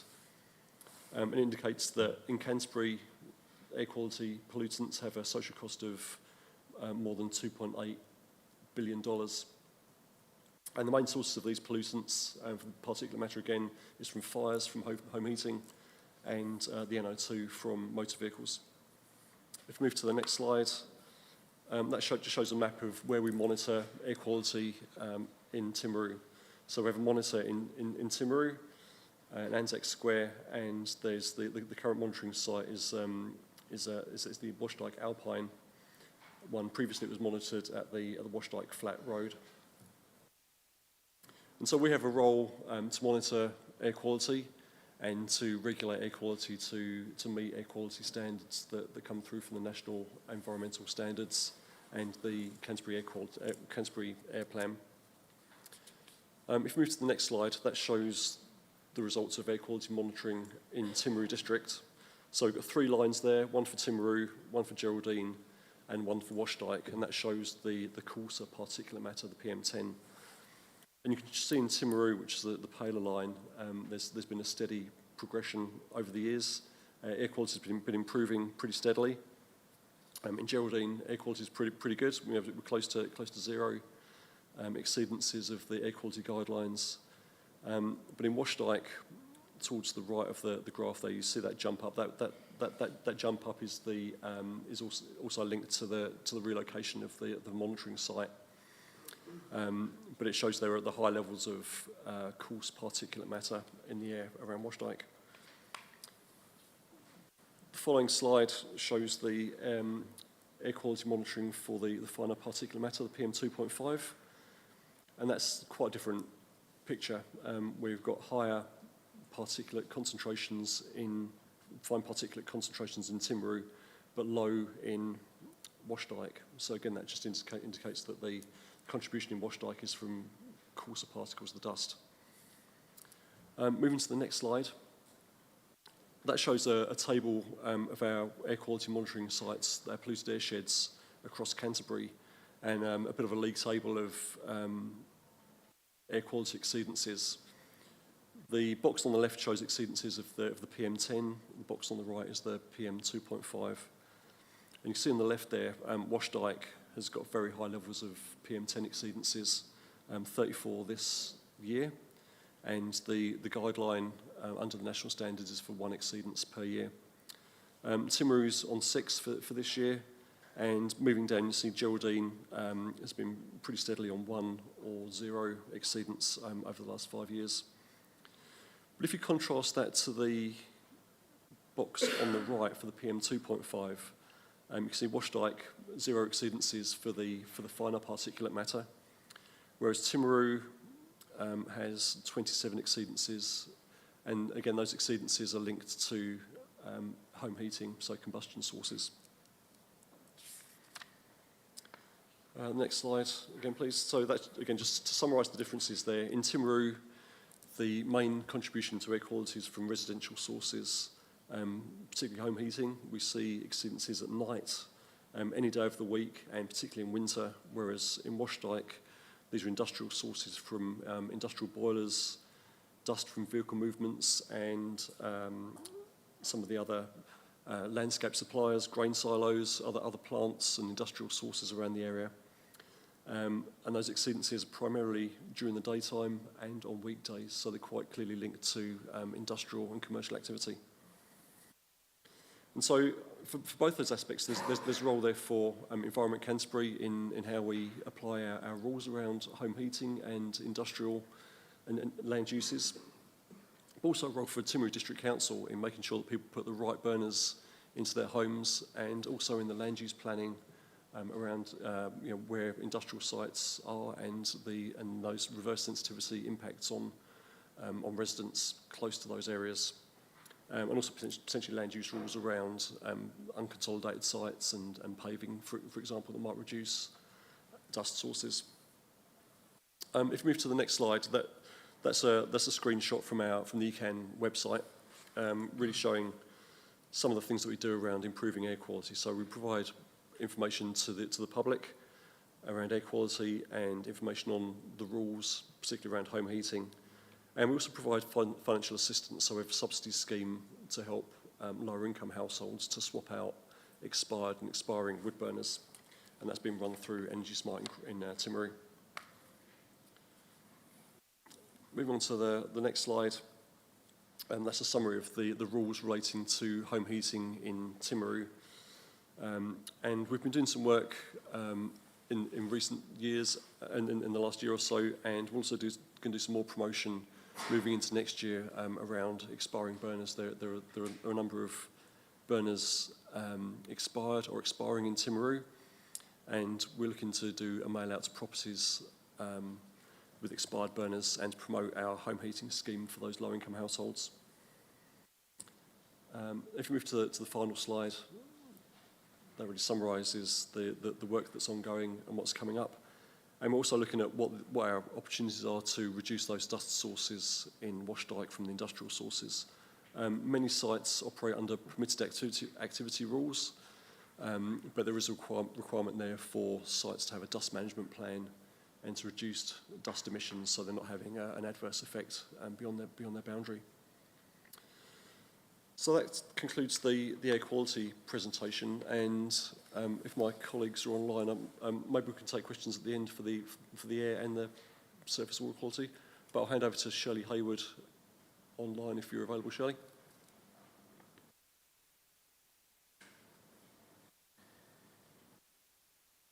Can we unmute?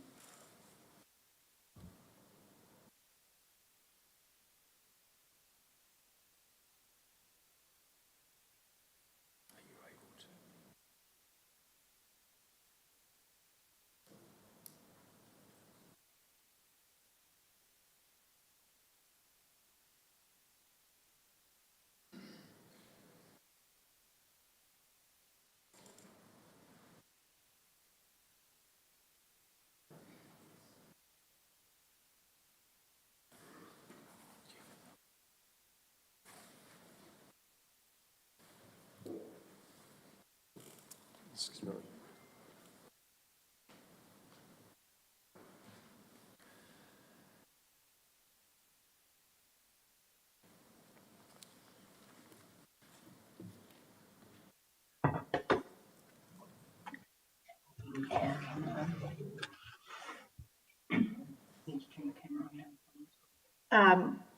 Morena, are you waiting for us to talk? Yeah, thanks, Shirley. We can hear you now. Oh, great. Thank you. Sorry. I'm Shirley. I'm just going to turn our camera on if we can get that going. Bottom left. Great.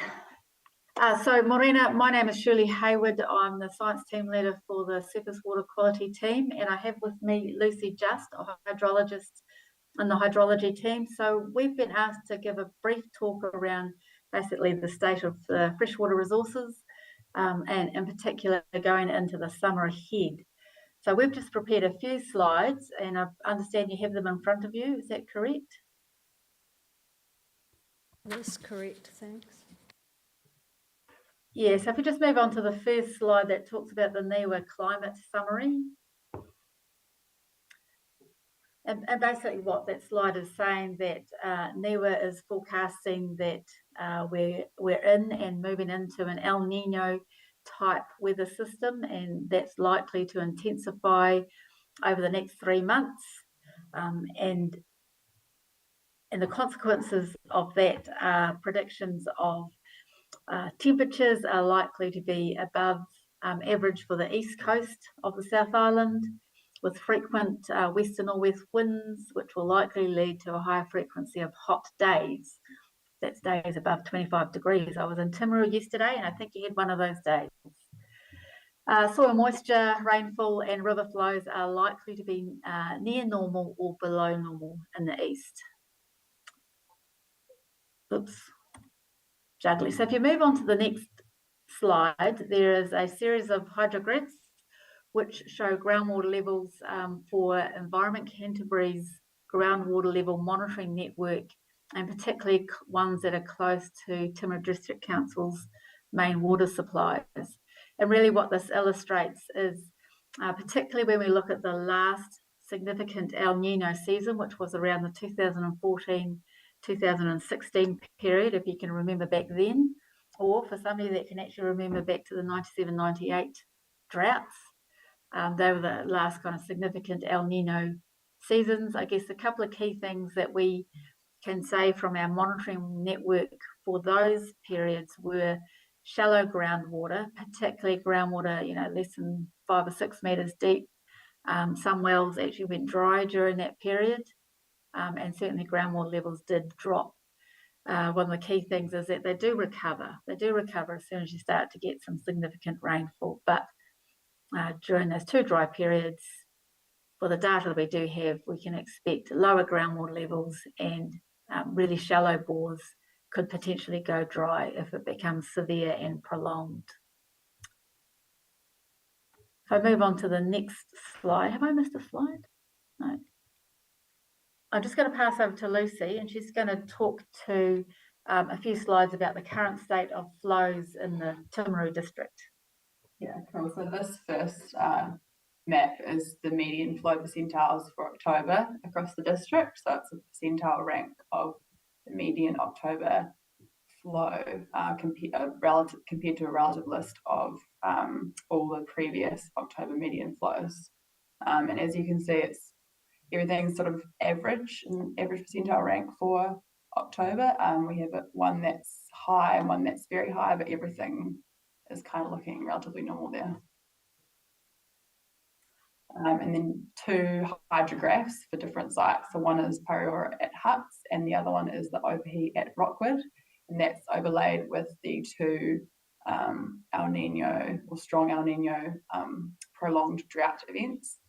And you can see there's still quite a bit of variability there. The lowest median flow was actually outside of that event for Pariora in April 2001, and the lowest median was recorded during that first prolonged drought period there shown in February 1998.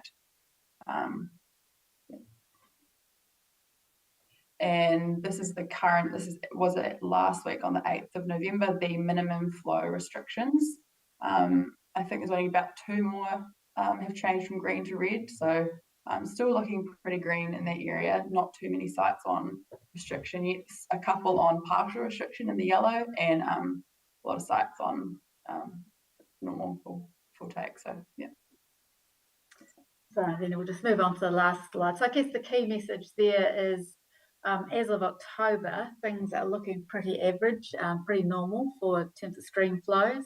Fortunately, I recall it was getting a bit dry in September, but then we had some rain in October, which has actually just brought everything back to kind of pretty typical levels for this time of year. Probably just noting that, I'm sure as you're well aware, there isn't much snow in that hill and high country, and so despite flows at the moment being normal, there isn't a lot of snow pack there to provide that spring high flow, and we are starting to get warmer weather. So if it does progress into a more severe El Nino, we can expect drier conditions, hotter conditions, greater evapotranspiration.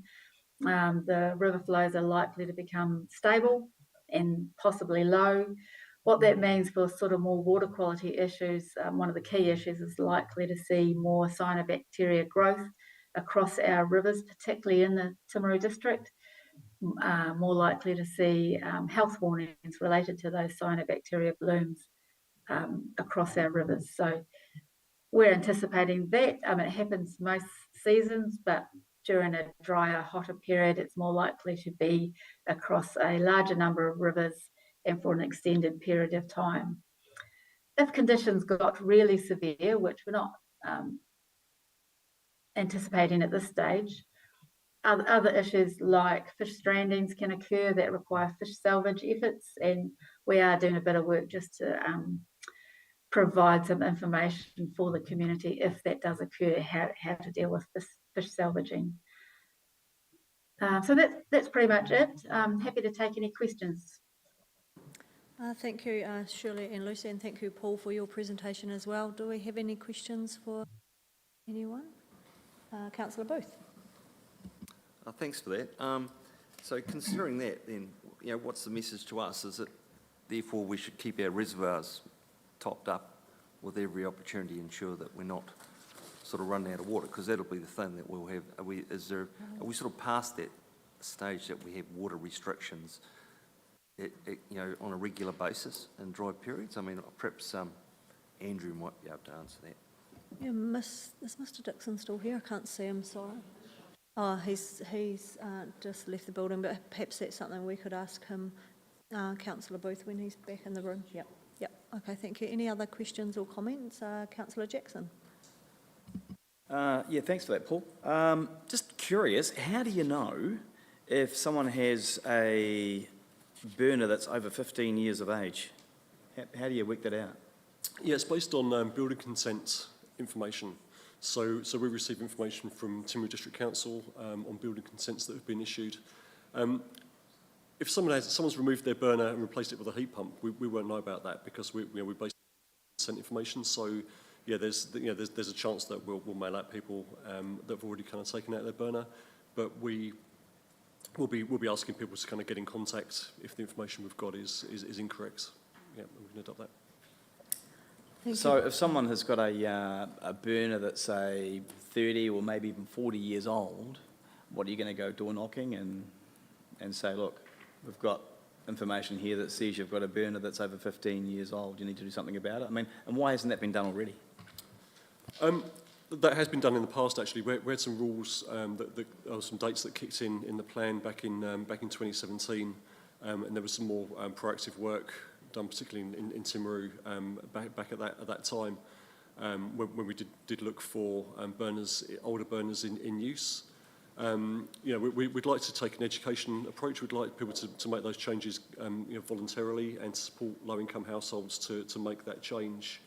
But yeah, I mean, if air quality continues, if air quality doesn't improve, then we might need to do some more proactive work and go door to door.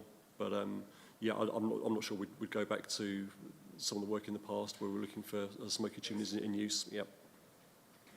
Well, thank you. I just have a question about air quality, and then we'll come to you, Mr. Dixon, to answer Councillor Booth's question. But the social cost of $2.86 billion, is that a recent figure? So after the changes and the massive decline we've seen in Timaru in the air quality, or is that prior to we made those changes, do you think?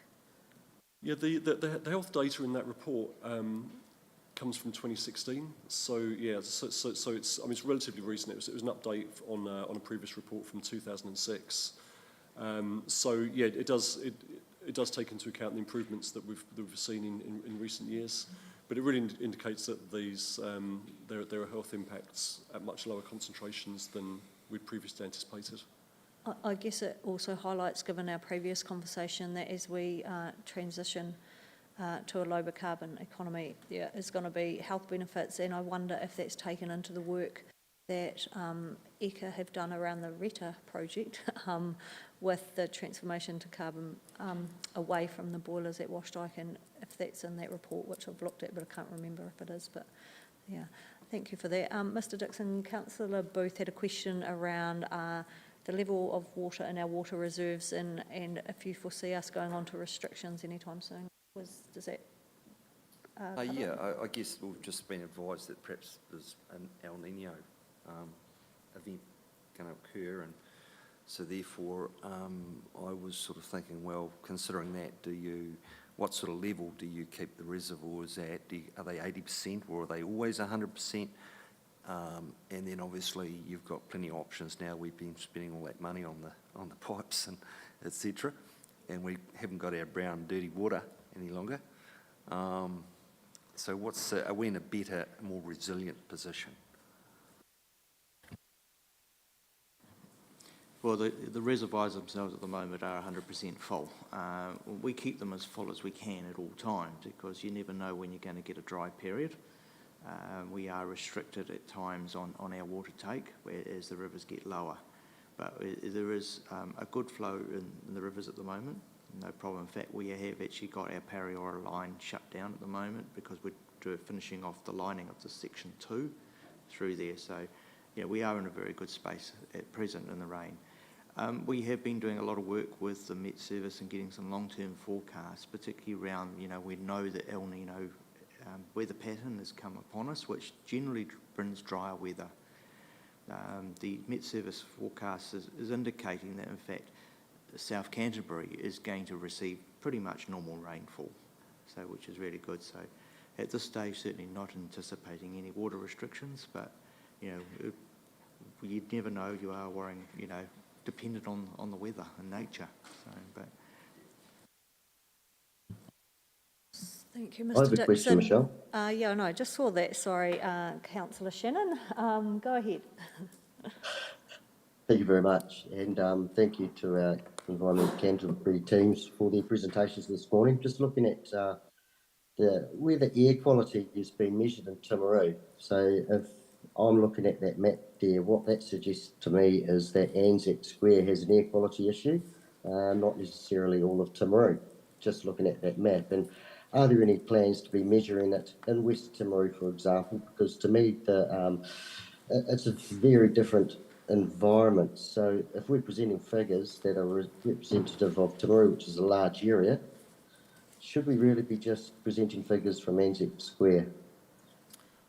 I'll hand that question over to my colleagues in Christchurch, Angie and Teresa. Kia ora. Yeah, thank you. Good question. We looked quite some time ago, looked at concentrations across Timaru to see how much it varied. And we found that the concentrations that you get at Anzac Square are quite similar to what you get across a lot of Timaru. And with our monitoring, because we're comparing it with health guidelines and we've got a national environmental standard, we're actually required to monitor in the worst place. And so that's pretty much why we do measure where we do. But like I said, it was quite interesting to see that the kinds of concentrations that we get at Anzac Square are actually very typical of sort of a much wider area within Timaru itself. While there are some variations, it was fairly uniform across, a decent size area. Thank you. Thanks very much. Thank you. Any further questions? If not, I'll move to the recommendation that the Environmental Services Committee receives and notes the update on the Environment Canterbury post-winter air briefing and district groundwater quality. Would someone like to move that? Thank you, Councillor Jackson. And would someone like to second? Thank you, Mayor Bowen. All in favour? Against? Carried. Thank you very much, the team at ECAN, for giving us that presentation, and Mr Burrell, Mr Dixon, thank you. So there being no urgent business items or minor natures, I can close the meeting. Thank you, everyone.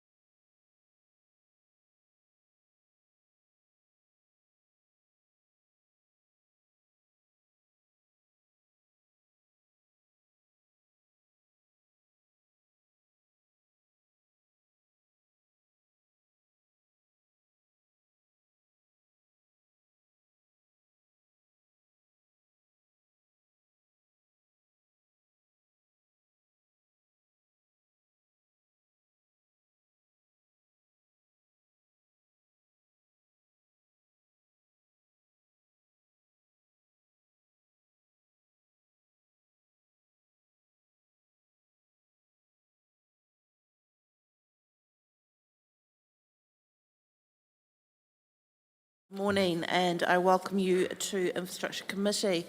Extend the welcoming out to our community board members, Gay Brooker, Rosie Woods and Michael Thomas. Thanks for coming in. Okay, so I haven't received any apologies. No. Any matters of urgent business? Yes, Councillor Piddington. Yeah, I'd like to consider the paper on the Pariora Dam is removed from public excluded. I think over, do you want a reason? Or? You can share a reason now. Yes. Yeah, look, I think a girl was killed there in 2005, and since then, you know, we've spent thousands of hours and thousands of dollars on reports, and for it suddenly to be parked without any explanation for the public, I just don't think so. Sure, thank you for that. We will come to that on point 9. Okay, so I'll move that we put that in point 9 for consideration of minor nature. If you second it, Councillor Piddington, so we can bring it back. Thank you. All those in favour? Carried. Thank you.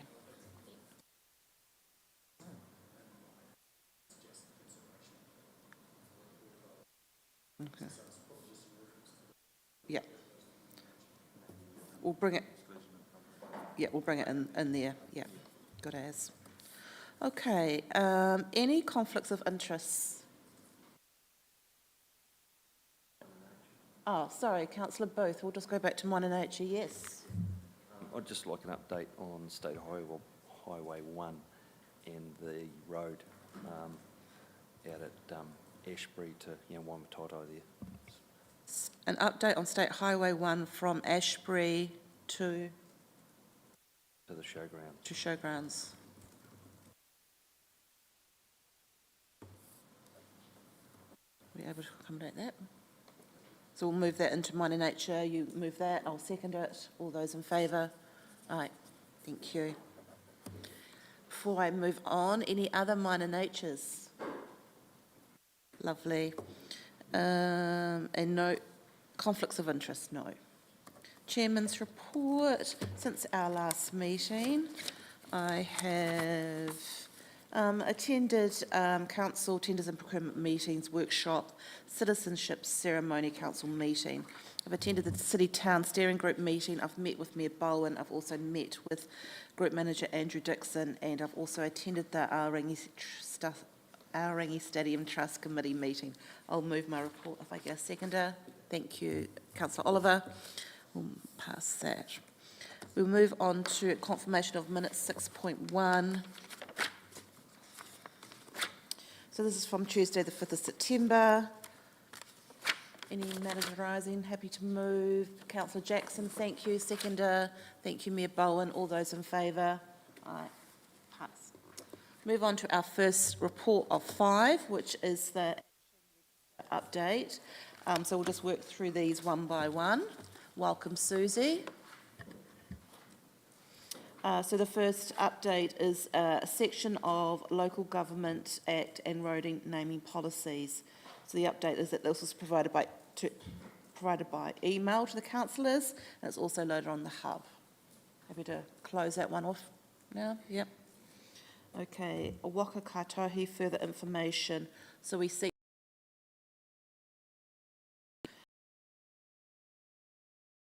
received on the 29th of August. Are we satisfied with this response and can close it? Thank you. An update on the Peel Forest landfill.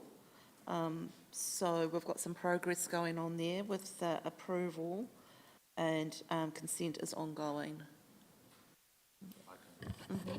I'll give a little bit of an update on that one. So basically, the consent has been, application has been lodged, and we are working through the process with ECAN. There is some questions around the methodology that need to be firmed up. So we've done some further detailed investigations of landfill.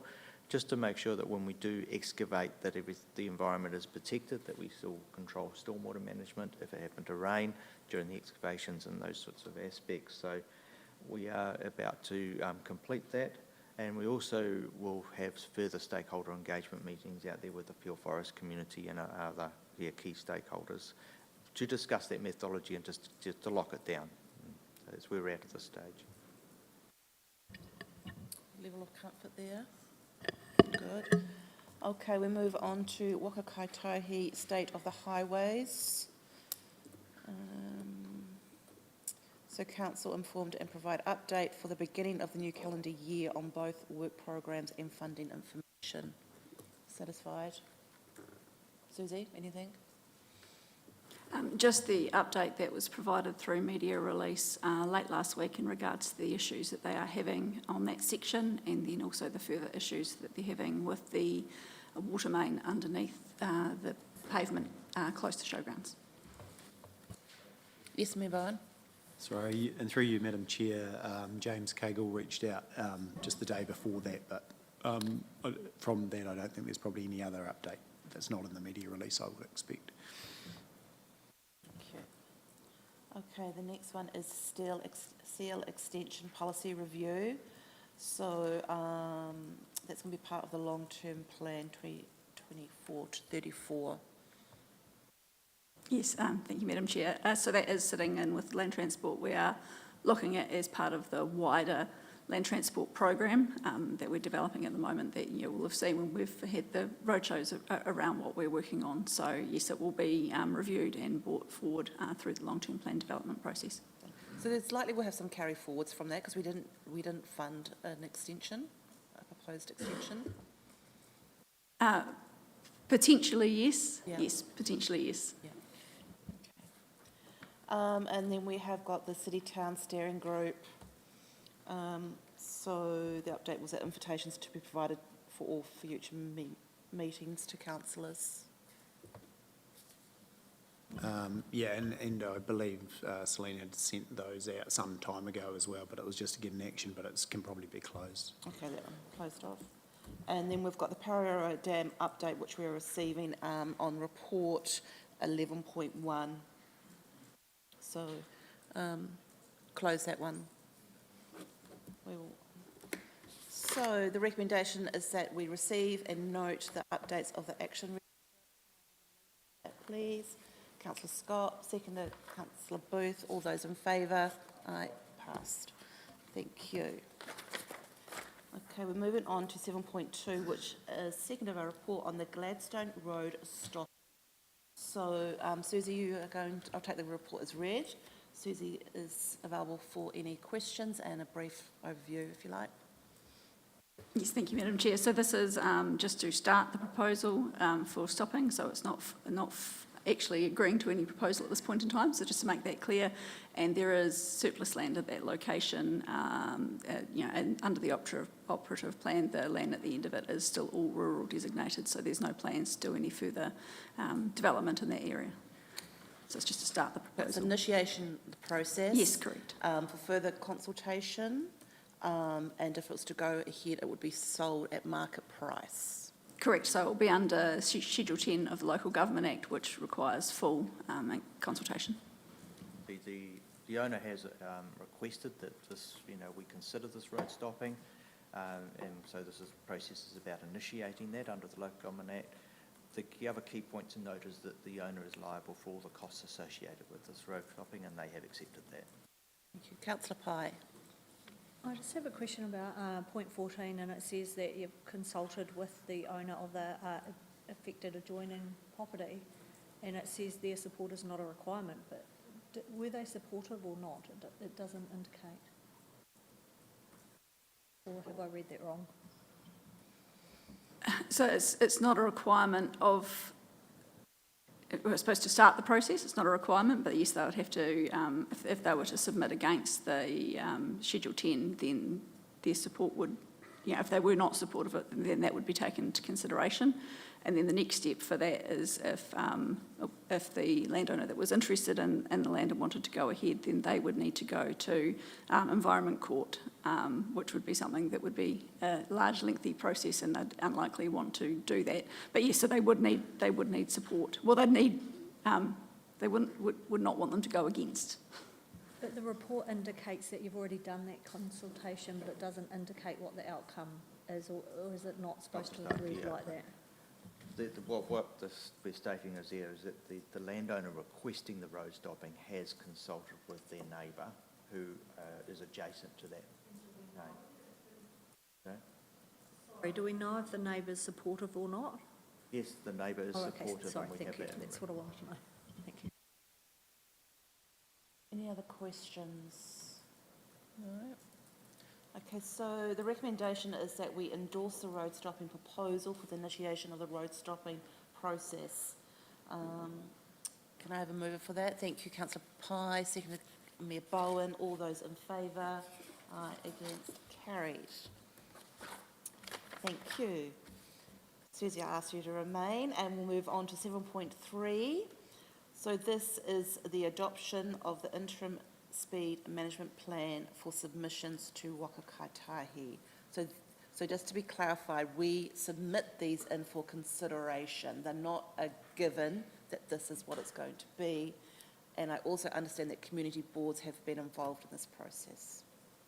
Yes, that is correct. So there is a process under the new Speed Limit Setting Rule 2022 that requires us to develop and engage and then submit for approval to Waka Kotahi. So we're at the stage now of we've developed and we've engaged, also with support from the community boards, and have worked with New Zealand Police and FENS as well on this. I've got a bit of a spiel here I could talk to first before we go into reading the report, if that's... Yeah, so what I thought we'd do is, I also just want to thank the submitters that took the time to submit, for you to be able to have your say, and then we can go through them probably one by one. Thank you very much. So changing of speed limits is always controversial, and you will have seen that through some of the verbatim comments we've had through. Safer roads for people comes from a multitude of things, and safer speed limits is just one part. But it's the part that we can focus on now and change now to promote safer access for all.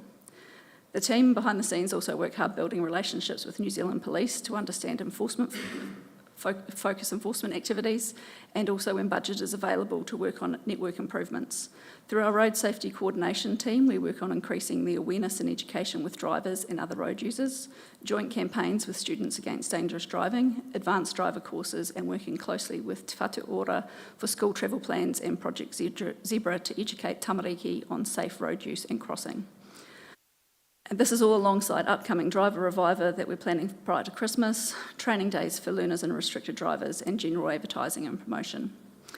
The current review and eventual implementation of the active transport strategy will see incrementally encourage the community to use more modes of active transport, bringing more children and residents onto footpaths, pedestrian crossings and roads.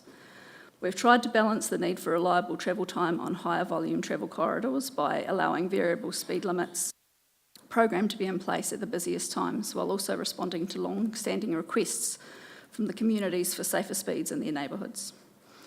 While we understand that, though, through government change, that's if they manage to get one together soon, we may change the outcomes on speed limits. They may change the outcomes for speed limits on state highways, but this is not something that the local roads authority that we have control of. We've focused our efforts in areas that impact the adjacent community and have a more positive benefit on these communities that have asked for change over the years, and are likely, these people are likely to have been happy to see these changes and may not have responded to the engagement process. By reducing speeds in communities, it allows for safer use by those living in the communities, encouraging people, including children, to be able to safely walk and cross the road to get to playgrounds, neighbourhood centres and schools, whilst also discouraging rat running on narrow local streets. Our commute time in Timaru is low now, and there would be no discernible change with these proposed safer speed limits. While I acknowledge the written submissions there are written submissions not in favour of change. There are conversely written submissions asking us to go further. We believe what has been put forward is a good balance to support safety, generational change, and not have a wider economical impact on the predominantly low traffic community streets. I've mentioned before, we've had meetings with both FENZ and New Zealand Police. They've been positive and supportive should these changes go ahead, and approved by the Waka Kotahi Director. The speeds will be an education program with our community, focusing on a new year, new speeds, something along those taglines, and as an opportunity for an educational focus to enforcement for a period. And so it's really all just about responding to the legislation of reducing speed limits around schools and also ensuring a safer community for all in Timaru, responding to the feedback that we've had over years for reductions in speed limits. Thank you, Susie. So if there's any questions now, we'll just work our way through. Yes, Councillor Oliver. Sorry.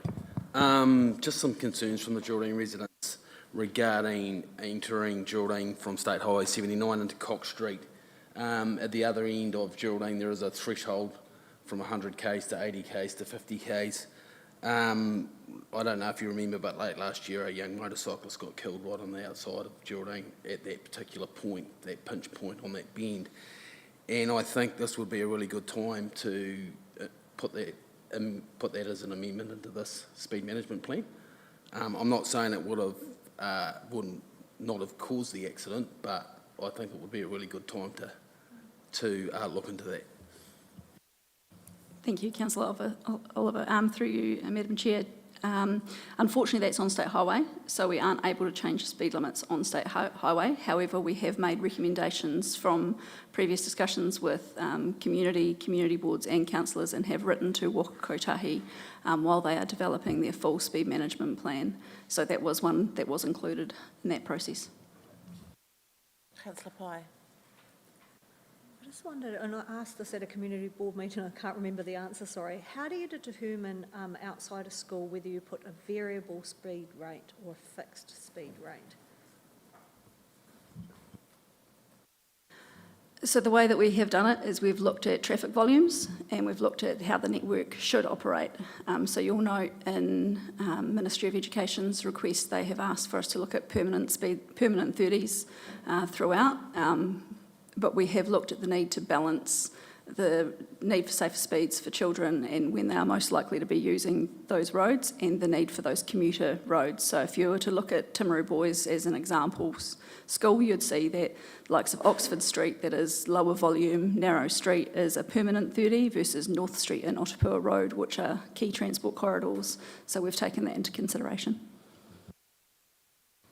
Okay, so we'll just go through the report. And ask councillors to feel free to ask any questions. So we're looking at the school zones. If we start on page 78, Arawhanua School, we go on to Craighead.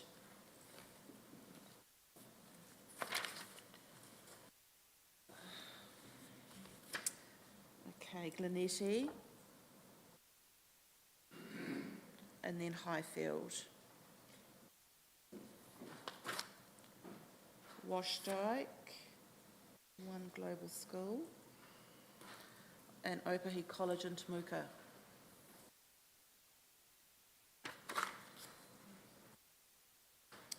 Pleasant Point Primary, Timaru Girls High.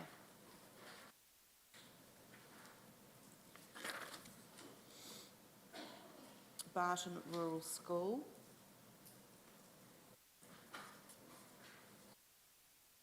Beaconsfield School, Waihi School, Timaru Boys High School, Geraldine High School, Geraldine Primary, Grantley Downs, Mountain View High School. I just ask, Councillor Pennington, did you want to add anything from our workshops regarding what your suggestion was with Mountain View? I just thought on Pages Road, it should be extended to the full length of the school boundary. not just the tennis courts, because I noticed kids coming in and out of that hedge along there, so it just made more sense to go Glamis Street, I thought. Just a suggestion. Yes, thank you. You can take that on board. It's on page 93. Yes, councillor Booth. What are you asking here? Are you asking for us to comment whether we If you've got think any it's comments. I mean, the school ones are pretty legislationally driven, but then there are some more community ones coming up in the paper. current situation, I understand of the schools, is they already have a speed limit at certain times, and they're all got flashing lights. Is that correct? Yeah, some of them are becoming fixed times. The only South Primary School is the only one that has a variable speed limit in place, which is on the State Highway 1. All the other schools don't have it, no. Schools don't have, sorry? They have warning signs saying children, flashing lights, but there is no speed limit reduction around those schools at this point in time. Okay, so where the flashing lights are then, what does that mean? And I sort of thought that that was 30 Ks. A warning to be careful. At the,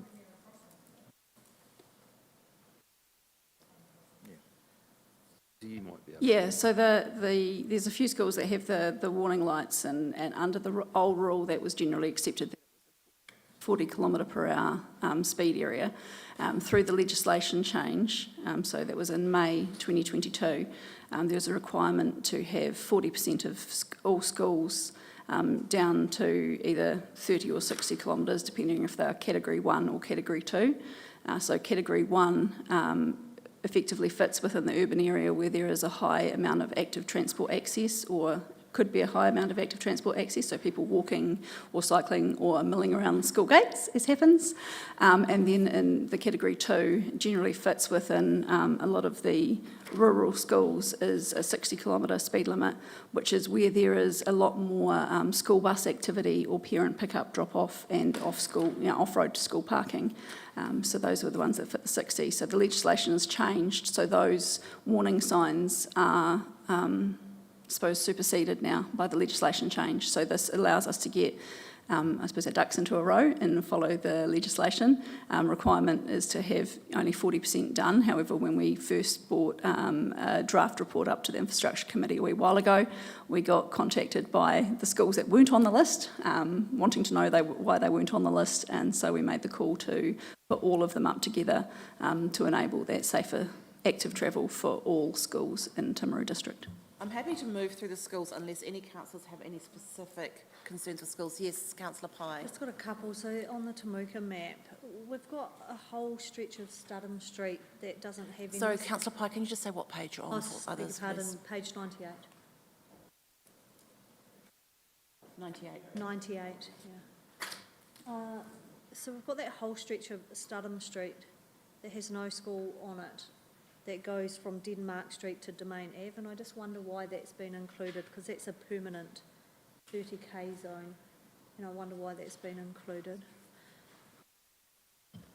It's because the boundary of St Joseph's interacts with Studham Street and also creates an opportunity to create a safer speed neighbourhood, so for all the kids walking to school in those locations.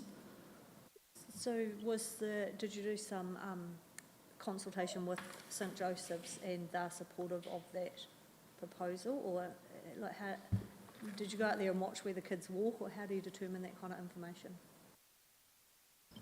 So there's a lot of long-standing requests for the work. I can't speak specifically to this one here, but long-standing requests for reductions in speed, and you'll note through the Ministry of Education's written submission they were supportive of expanding the areas. So we're just, I suppose, following the guidelines. I just wonder if we go back and double check that one to make sure that there is some long-standing request behind that particular one, because it just looks like it's a little bit odd compared to everything else.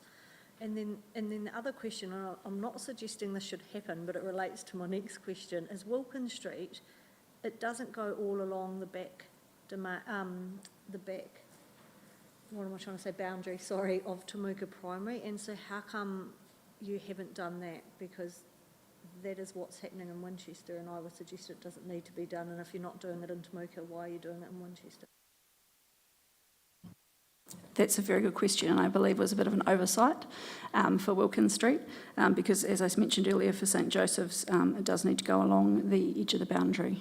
Yep. So there's potential there that we could extend Wilkins Street from Denmark to Domain and have that as variable, and then shorten Studholme from Denmark to Domain at the same time. Probably not what I was wanting, but just so that we've got a consistent approach throughout the district. But in relation to Winchester, the State Highway 1, and I know you don't change it, but are we still proposing that that is going to be 30k? Because that does not seem very conducive to efficient travel to me. Yeah, and I have some concerns about that. One, that it's in place already when there is no school activity on all of the activity is on Rise Road, and the length of it, it goes all the way up to nearly the garage, which is quite a stretch of road. So yes, we put a submission on Waka Kotahi's interim speed management plan requesting that were to change their approach. However, at this stage, it looks like they will be going ahead with the variable 30 kilometre through that stretch. Can the community have any involvement in that? Because I just find that unbelievable when there is no school activity on that stretch of road. We could certainly follow up with another request to Waka Kotahi following this, and then you certainly, the community could also make contact with Waka Kotahi. Yeah, I just want to make comment too on that. I mean, it seems crazy, especially when school isn't in 52 weeks of the year, although some of us might like it to be. There's, a dozen plus weeks at least that there's really no reason for a 30, and then it, has major effect on the economy, doesn't it? So I think we've got to be quite pragmatic and probably send that feedback to Waka Kotahi in that regard as well. I'm just very supportive of variable speed limits where we can use them rather than permanent. And some of this certainly needs to be thought through, because it just seems overreach in my view, in regard to some of the extensiveness of the roads in and around schools. Like I'm fully supportive that schools and school time should be 30, but I think we've just got to be pragmatic. Also, where does the cost land? Because variable speed limits and signage, etc., it's going to be a huge amount of cost.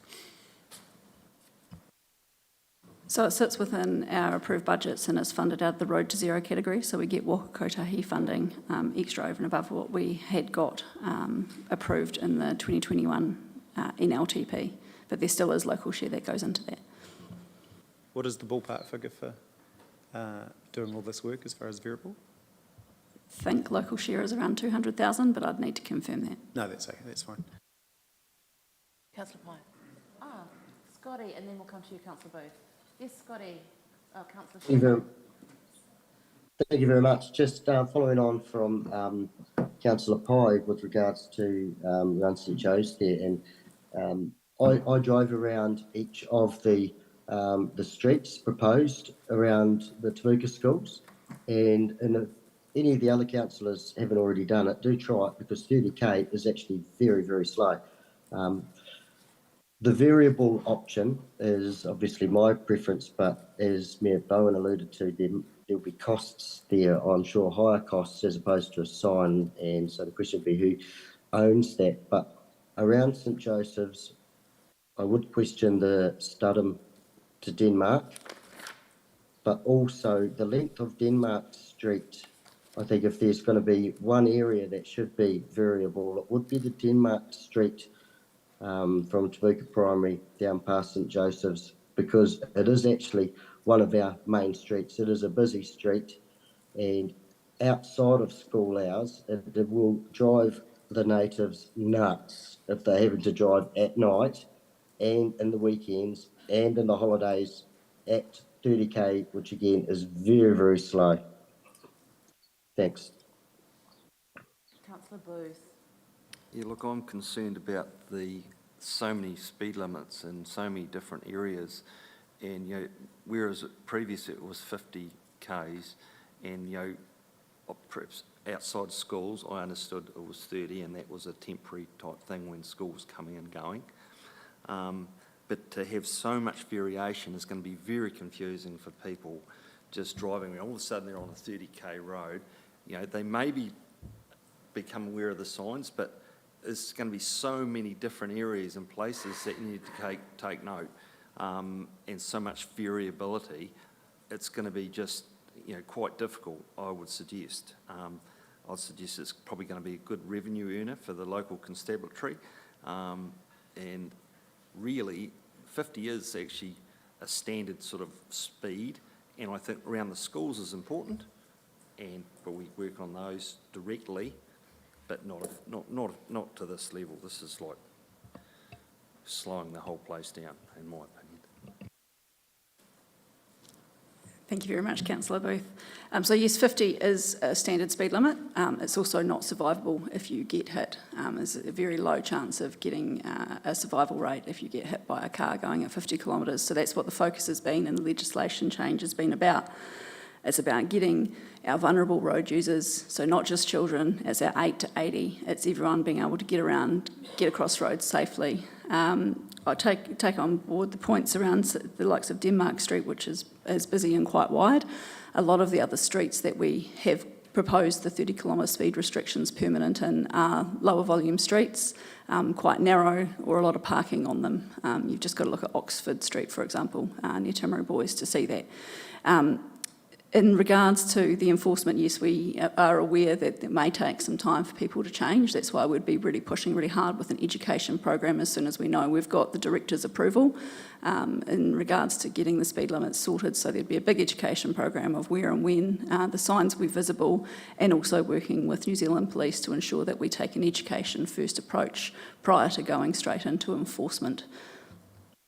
I think it's also important to note that schools are in fact community focal points. They're not just used by the community during school hours. The kids go to use the sports fields, the playgrounds, tennis courts, whatever it is in there. So we do have to recognise that fact that they are used outside of school hours, and they are used by vulnerable road users. And basically, if a child gets hit by a car going at 30k, there's in fact a 90% chance of them surviving. If they get hit at 50k, there's a 90% chance of them actually a fatality. So that is the difference. Yes, Councillor Jackson. Totally agree with the rationale about slowing people down. And wouldn't it be great if we had a bit more common sense in our communities where people actually decided that, oh, there's a school coming up, I'll slow down. But in reality, there are people out there that don't. I agree with Councillor Booth on the fact that it is going to be confusing for a lot of people for a fair chunk of time, I would say. But I think it's one that we do need to be doing. There's just one thing, it's probably just semantics, but the variable sign and the permanent sign. So the permanent sign is in white with the red around it, and the variable is with black with the red around it. To me personally, the black one speaks more to me about slowing down than the white one. I don't know, was that a decision that was just handed on to you, Susie? It was. I don't know how other people feel about that, but yeah. Yes, so correct. The variables are obviously a flashing light up board, and so they use green, and that's why they're proposed in the plan as black, and then the standard speed limit restriction sign is, they are white and red. I think just another point to note too, that this is actually a national initiative. So, there will be, I guess all schools in the country are going to have these speed limit reductions. Mm-hmm. So over time, people will get used to it, and it's just the way it is. Yeah, and there's road safety. Yeah. You figure out what roads to avoid around 3 o'clock and 9 o'clock.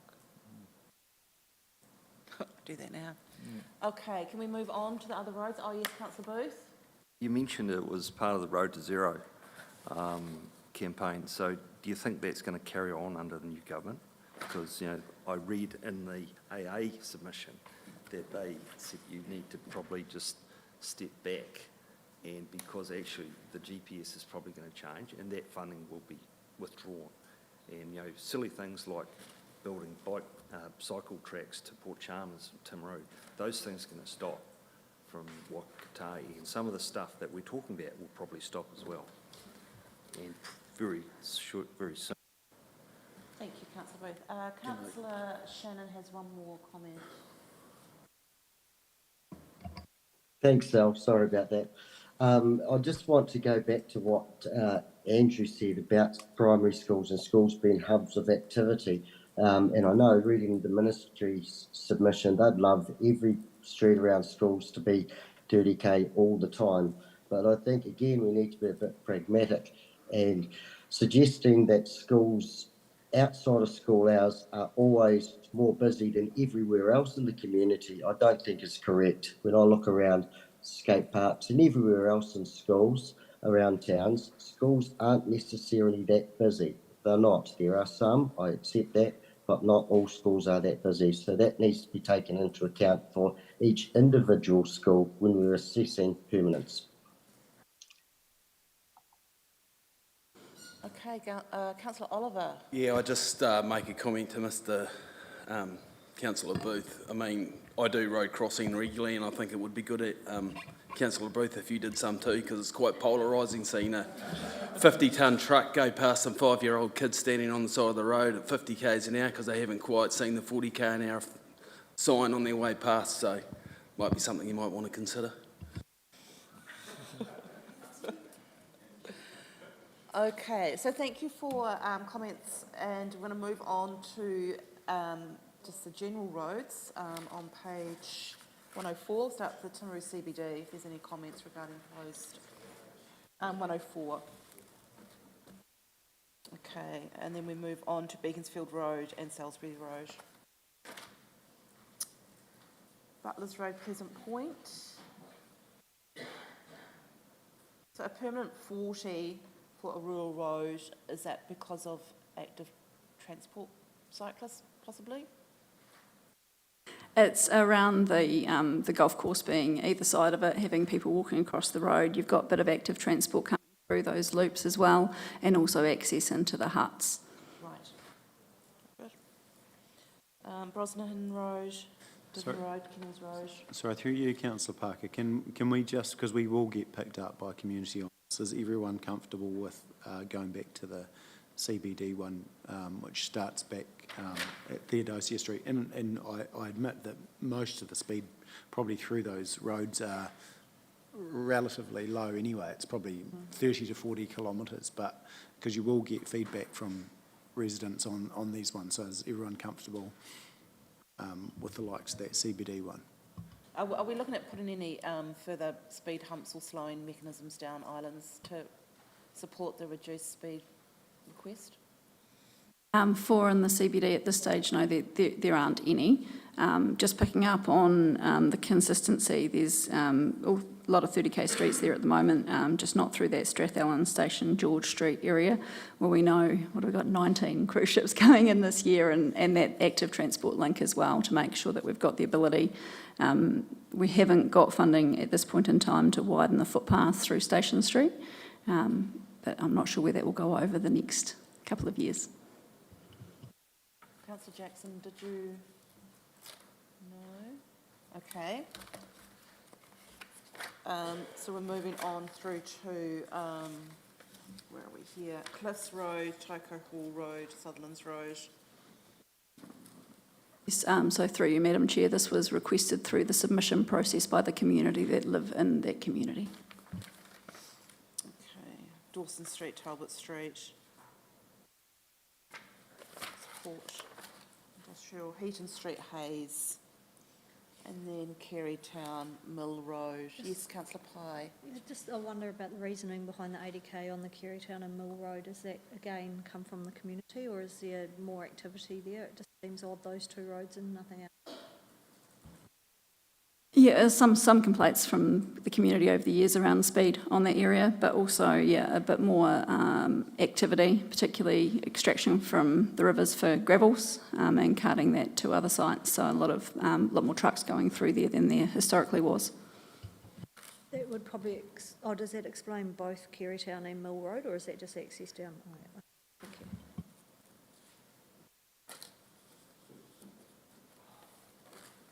Are you right, councillor Pye? Yep. Okay, move on to Milford, Clandyboy Road, Timaru. And Old North Road, Blair Street, Timaru. Rari Station. Pages Road, Linity Road. The Parade and Scarsborough Road. Port Loop. Rangitata Gorge Road, Lanswood, Peel Forest. I queried that during my meeting with Group Manager Mr Dixon, and he said the residents were very supportive of it. Yes, they've been requesting it for some time, and they've got quite a bit of active transport use now, particularly since the shared path was put in from the township to Lanswood Road, and also down through the dock area where you've got the big tree walk and all of those things, and no footpaths at the moment on those areas. That's great. Richard Pearce Drive. Yes, councillor Shannon. Oh, you're good with that? Okay. What about Rockdale Road and Rocky Hundreds? And then we move on to Seadown Road, Meadows Road. What have I folded that over for? Talbot Street, Route 72, Geraldine. And then we move out to Pleasant Point, to Tawhanga Road, Shearers Road and Mays Road. And I question this one as well, but I hear this is a cycling route. It's a bit one of those ones that the communities like to use for walking and cycling for a quick walk around the block. Also narrow, unsealed roads in those areas apart from Tinawai Road. So, yeah, is well used. Thank you. Waipopo area. Waitoa Temuka Road, and then Washtite Flat Road, Rosewood Valley Road.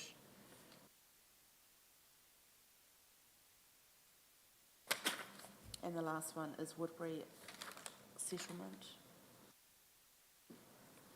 Okay, so if we go back to the recommendations, is that we endorse the Timaru District Council Speed Management Plan and for the submission to Waka Kaitahi for approval. Are you happy to move that, Councillor Jackson? Yes, Councillor Scott. Sorry, I just have a question. So with regards to our written submissions that we received, did we speak to them? Because I know that most of them asked that they'd like to be spoken to. I'm just making sure we've followed that process. No, we haven't, but we've reviewed the plans based on the overall feedback that we've had and have included, the likes of Cliffs Road, etc., have included that in the work and then tried to balance the feedback from one submitter to another on what we might do, and then looked at the overall support from the wider community, so 61% in support of reducing speed limits around schools and 51% support for the other two changes of urban fringe industrial growth and the CBD. Okay, because one of the which was quite strong in the survey results, was just around, we can obviously provide our view, community view to Waka Kaitahi, but they're going to do it anyway. So is that right? So so it doesn't matter really what we can either do nothing and it's going to be imposed on us anyway, or we can actually share our community view. Is that correct? Because I couldn't quite ascertain that. Sorry, is it in relation to local roads or, yeah? This whole entire plan that we're submitting, we plan to submit, if we don't do anything, Waka Kaitahi are going to implement something anyway without public consultation, or are we jumping the gun? We wouldn't be meeting the legislative requirements if we didn't submit it. On schools? Yeah, that's correct. On schools only? Yes, on the schools. However, we are required to do a full speed management plan, and we've actually got the longest extension of that in the country, so far anyway. That requires us to do a full speed management plan every 3 years. And this requires us to look much deeper and follow the mega map system that has been developed by Waka Kotahi, and it brings in safe and appropriate speeds based on the widths of the roads, the bends, etc. So this is a nice medium place to start. Okay, so I've got a mover, which is Councillor Jackson. Do I have a seconder? Oh, sorry, Mayor Bowen. Sorry, just one further question, and from the Rooney submission,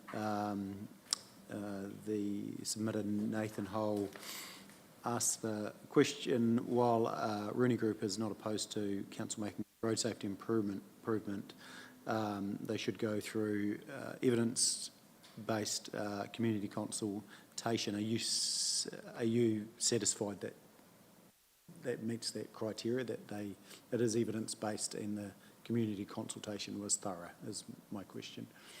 So we have a lot of background data on operating speeds, 85th percentile speeds.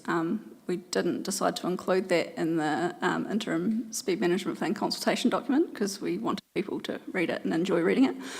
So there's a lot of background evidence there, and there's also the requests over time from the members of publics living in the community through the CRM system that we have captured and recorded, and then balance that with the needs to ensure that we still have good travel time reliability.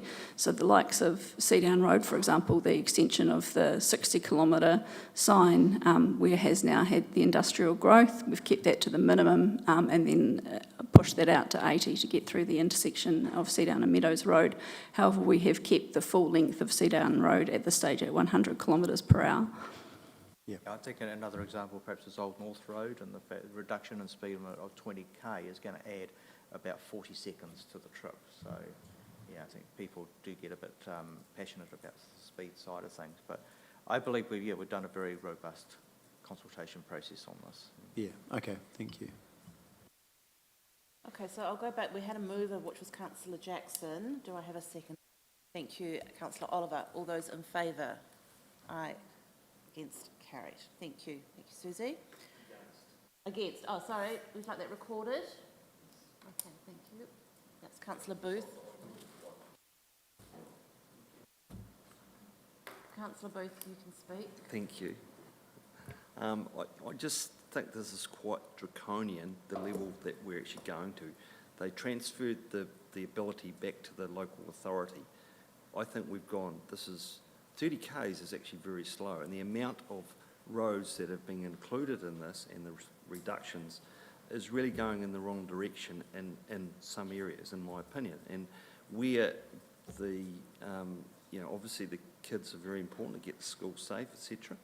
And I'll take on board what you said, Councillor Oliver. But at the end of the day, that can be mitigated through having signs and being designated areas, which is actually what we need to comply with according to the new rules for the schools. So yes, but all these other locations seems to me, when things are speeding up, the roads are getting safer. I think is just a little bit over the top. Thank you. Okay, we're going to move on to 7.4. So this is our key infrastructure project updates. So our first project is road renewals, and you would notice around town that there seems to be roadworks everywhere. Mr Dixon, how many contracts are let out at this current time? We've currently got 24 contracts on the go at the moment, so yeah, that is the peak of the construction season. So does anyone have any questions or comments regarding the renewal and improvement program? Yes, Councillor Pye. Sorry, I just have one on the, it's the, I don't know what that one is, the first one I think, yep, the first one on page 130. So it talks about the budget, 17.8 million, spent to date as at September, 4.7 million, which is about 26% of the budget. Yet a month later we're up to 50% of the work. And I just wondered, are we going to be, where do we think we're going to end up on that one, or did we just do a whole lot of work in October?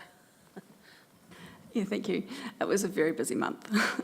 So we've got a lot of our reseal program completed, and I'm sure Councillor Shannon will be able to talk to the beautiful job on Ewan Road in Timaru, and yourself, yes, of course.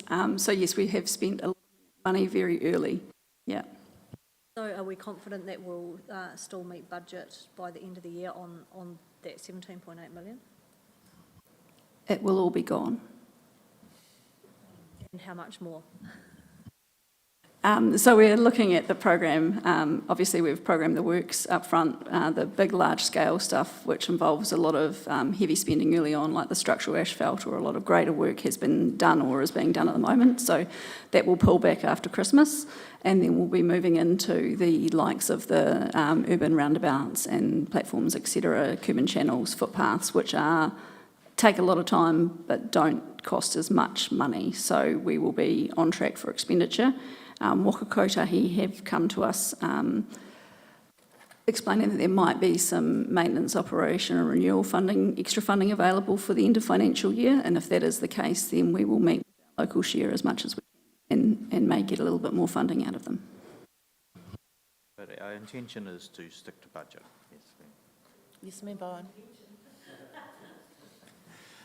Look, my question stems from roading in general, but like to the point that there is a lot of roadworks around at the moment, and been through a little bit, and I know this is coming up because we're concerned about the amount of traffic management cost that sits within it, and I look at some of the traffic management, and I understand why it is so costly, because there's so many people involved, and I think we really need to do some detailed analysis on what are we getting value for money out of traffic management. I know this has been raised, but if we're spending, 30-40% on that side of it, we have to look at doing this differently. Can we pull this out of the contract, and also send a message to the providers that actually we want some cost efficiency, because some of the examples I've seen of late are just ridiculous on the amount of people that are running some temporary traffic lights. I don't know how many extras you need to run temporary traffic lights. And obviously middle management need to come in at some point to make sure it's all okay as well. But there must be some savings in this. And let's, if it is not being done efficiently, let's do it ourselves. Yeah, I'll make a comment on that issue. Yeah, basically we have a national code of practice in regards to temporary traffic management. WorkSafe take that as the benchmark. So a contractor to actually not comply with that, they're taking a huge risk in regard to, if there was a incident or a fatality, basically they wouldn't have a leg to stand on in a court and would be prosecuted under WorkSafe. So that is the thing. As much as I agree with you that it is over the top in many cases, it is very hard for a contractor to actually drop below that benchmark, because they are exposing themselves to a huge amount of risk.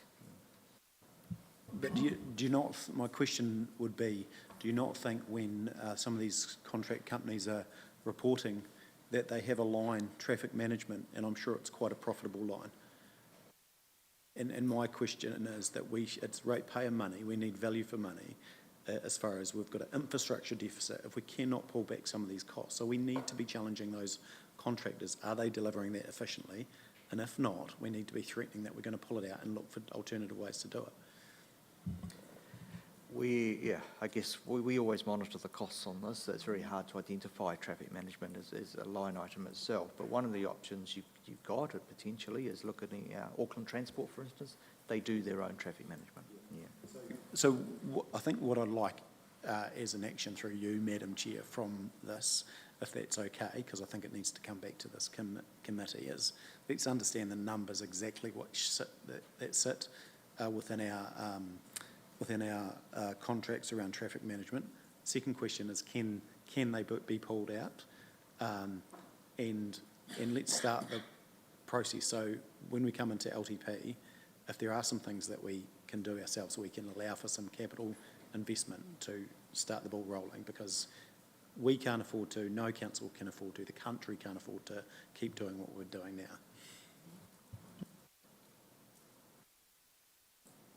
So we could put that as an action point.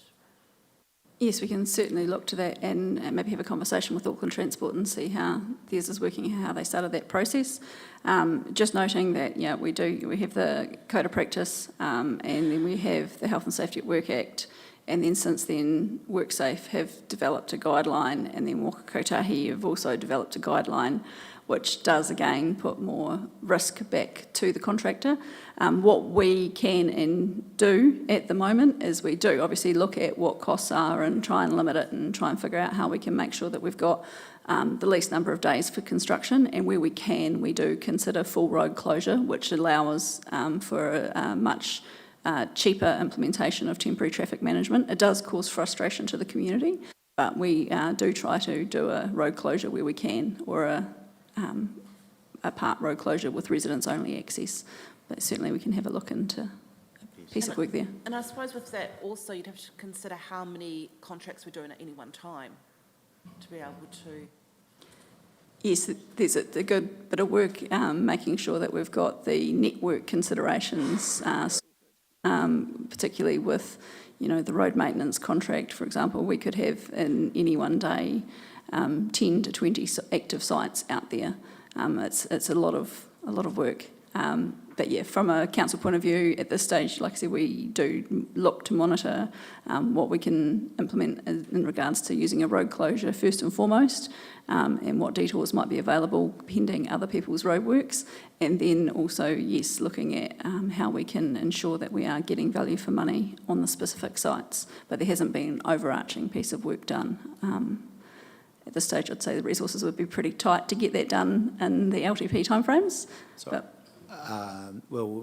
Sorry, if I may comment. This is actually more, a deep dive of data that sits probably, it's almost a finance job to understand exactly what the numbers are that we're spending on it. I know we can talk to Auckland Transport and those things, but I actually don't think this council can afford not to do it in the time frame to meet the LTP. We need these considerations. We've been asking for a year around doing things differently. So I think all business units within the council should have got that message by now. If they haven't, I would be worried. And so we need to do things now, and we need to find a solution to achieving it if we don't have the capacity in-house. It's something that we need to be considering for next year's LTP. And yeah, I think that's probably firm enough. Thank you. I'm going to go to Councillor Shannon. Thank you, Sal. Just a very quick question, Andrew. Looking at those key projects, the Pages Road Combined project, will that remedy that corner by the reservoir there that everybody drive, you know, that has all the trucks driving around the corner? Councillor Shannon, you're muffling a little bit. We can't Am I? hear you. It's probably my cold. No, for Andrew, the Pages Road Combined project, will that remedy the corner by the reservoir? Something about a reservoir. Can you just repeat your question, Councillor Shannon? I think I've captured it, if that's all right, through you, Madam Chair. No, Councillor Shannon, that's at the top end by Waiati Road, the leak there, but we are working together to ascertain the root cause of that water issue that is up there. The combined project for Pages Road is extending the curb and channel from where it is at the moment up to, can't exactly remember the number, it's about well, you might know, Andrew. The Pages Road Combined project, sorry, what house number is up to, like 300 and...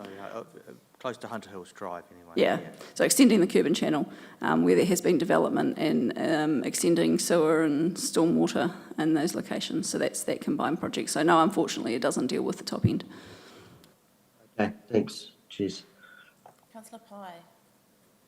I just want to ask about the Red Roof landfill gas flare, and the commissioning was delayed due to a power supply transformer capacity issues. What does that mean for our budget, and did we not work that out before? What happened there for us to not get that right? It's an issue lying with Alpine, actually. There's insufficient power in the actual main street grid, so they need to upgrade the power transformer to take the additional load. In the interim, we have stopped using the polystyrene compression plant, which also takes up, so we're balancing it at the moment and it will be upgraded, but yeah. Engaging with them before we sign this project off, well, I just don't understand how this has become an issue after kind of halfway through. Like, did we not? Yeah. Yeah, the assumption was made there was sufficient power, and I think that is something we're learning quite quickly, that the Alpine network is not as robust as perhaps we have assumed. So the transformer the capacity issues, does that come at a cost to council or to Alpine? Alpine cost. Okay, thank you. And then I did actually just quickly want to comment, if I may, on the commendation that you had from ECAN on the Opahi River work. I thought that was great. Yeah, I'm going to work through them. That's okay. We've got the Downlands Tianawai reservoir covers. And now we're going on to the OP pipeline renewal. That's yours, yep. Did you have for the... Just wanted to say well done. That was good to get that commendation, because it sounded to me like it was quite a mission to even get a project to do it. So well done. It was a challenge, that project, yes. Sorry, I've talked about this before, but I think there's appropriate time for another action, and I'm sorry to load work onto officers, but this is a great example of everything that's wrong with our system and adding cost and compliance, etc., to what should be a simple renewal of a project, of a pipeline. And can someone for me do the analysis? So I've got a one-pager, so when we're talking to politicians, we can say, actually, this is the cost and this is the compliance cost to this project. These are all the studies that we had to do. It doesn't have to be overly onerous, but it's a great test case to say, this is what's wrong, this is what needs to stop. Yes, we will have done that analysis already, and it will be presented as part of the asset management plans this afternoon. So. Oh. Very good. Okay, Paraora pipeline renewal. City Town project status update. Yes, Councillor Puddington. Yeah, look, I've just got a few concerns. I knew we were doing the quick wins, but I'm reading the South Stafford Civic Development on page 146. There's a couple of things there talking about green spaces. Now, I'm not sure whether that's where TDHL's land is, but I mean, we need to be cautious spending money there, because once the building's knocked down, they might get an investor come along and say, that's great. But there seems to be a whole lot of work done, and they're talking about a design team, QS and other specialists. To me, if we're starting at the south end of Timaru, we're starting at the wrong end. We've got a management plan coming for Caroline Bay, we've got other priorities. And when they talk about another green space, you know, it's 50, 100 metres from the landing service building where the markets are. I mean, we've just got to be a wee bit careful about what we're doing here, you know, because some of the stuff they're talking about, Welcome Street intersection, I mean, I haven't been to the city-town things, but I didn't think we were moving that fast. And again, at the wrong end of town to start with.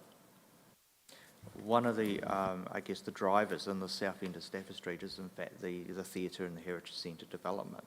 So that is the reason why we are focusing on that end. And the green space across the road, directly across the road from the theatre is what we're looking at, and nothing's in concrete yet. But that would be sort of like a meet and greet area. It also would provide additional parking for the theatre. You're buying that off TDHL, is that what you're saying? No, the intention is to lease it. And what happens if we spend a couple of hundred doing that, Andrew, and they suddenly have someone wants to buy the land? We're talking to TDHL on their long-term plans, but any lease that we would sign up would be a long-term lease. Okay. And look, I get the theatre, we're doing that development, but I didn't realise that suddenly meant roundabouts, traffic plans and all these other things you're talking about. Are we getting costings for all this before it gets a tick? Absolutely, yes. Yes, Councillor Scott. This report sort of comes out different to the others, so I couldn't quite work out, and I am doing all my long-term planning reviews. And so we have 34.6 million in the long-term plan budgets, but I can't figure out what we've spent to date, and also in that 34.6, I can't find again, does that include all that stormwater infrastructure work and blah, blah, blah, or is this just all happy day stuff, 34 million? You know, we've got a lot of work to do on the ground. Sorry, sound like not happy day stuff, you know what I mean? With you. Does that 34.6 million, that includes all our stormwater upgrades, our IT, all of that, doesn't it? The 34.6 million. It doesn't include infrastructure upgrades because they're funded separately under the infrastructure renewal side. Oh my gosh, okay. So what have we spent to date? Out of that 34.6 million, I cannot find exactly what we spent on all this stuff. We can provide that information. Sorry, I don't have that on hand at the moment, but yeah, I acknowledge that this report is a little bit different. It wasn't intended to be that way. It was an error in the agenda preparation. So next month or next meeting, it will be in the right format and you'll have that information. I think because where I'm sort of going with Councillor Piddington, it feels really loose at the moment. It feels like we've got all these things going on, but there's no true costs. Yeah, there is significant amount of expenditure going on. You know, we will be having a new Christmas tree, but the big money that's actually being spent on improving the tiles and putting a non-slip surface on there. So. I'm with Councillor Scott though. We need a running total of what we're actually spending, because is the South End going to take 10 million of our funding? We have no idea, and we make these decisions in splendid isolation. You know, there's other priorities we've talked about, yet we jump down to that end of town. I would actually go back to the fact everyone gets an invite, and a lot of this reporting goes back to the steering group. I have asked actually that there is reporting come back to this group, but all that information is provided, and I don't think this probably does justice to where it's at. But if people aren't going to come, then let's get an update to the full council or infrastructure committee, whatever that may be. Sorry, just on that point, so we get the invites, but we don't get the information, because I've never been able to make one yet due to other stuff, but then we're not getting the information. Well, I don't think we are. Maybe I need to click into the invite and see it there. That's probably, yeah.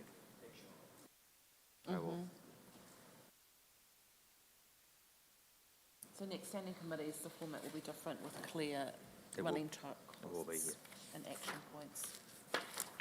Okay, and then we have a Sea Play project nearing completion. No. Okay, so let's go back to the recommendation. I think it will be receive and note. Receive and notes, progress reports from the key infrastructure projects. I'm happy to move that if I've got a seconder. Thank you, Councillor Pye. All those in favour? Aye. Against? Carried. Okay, moving on to 7.5, which is the update of the Kowhai Road crossing at Blanswood Road. I welcome Susie back. Take the report as read.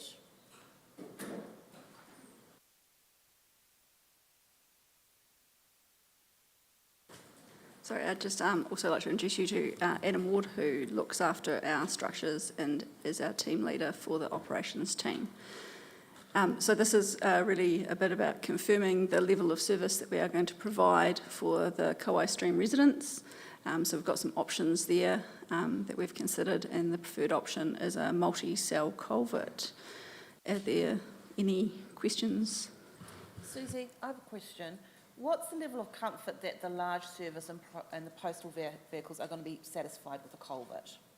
Are they going to cross it, or are they going to still say, no, we're not?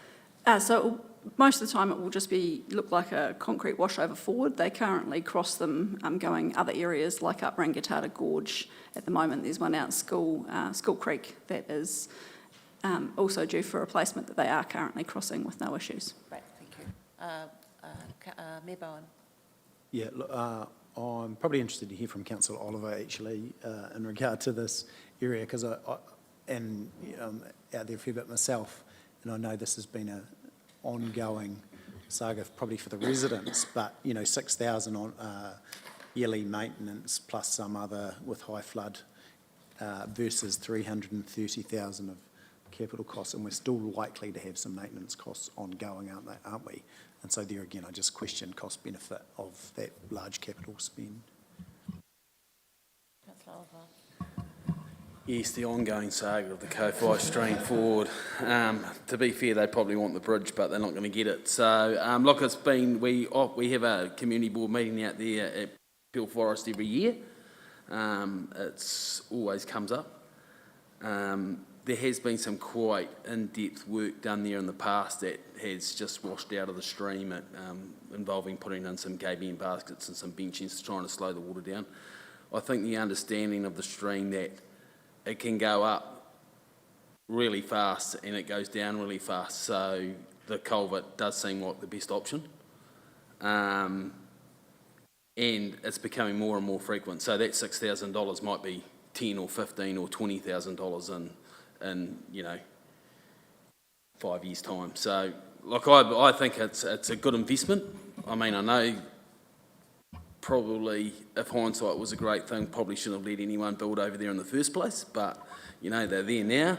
They don't have, we can't get the rubbish truck over there now, and the mail ladies throwing the toys out of the cot. So, there are some issues there, but I think that $6,000 costs of remediation after the flood's just going to keep increasing because that stream's taking more and more of a battering.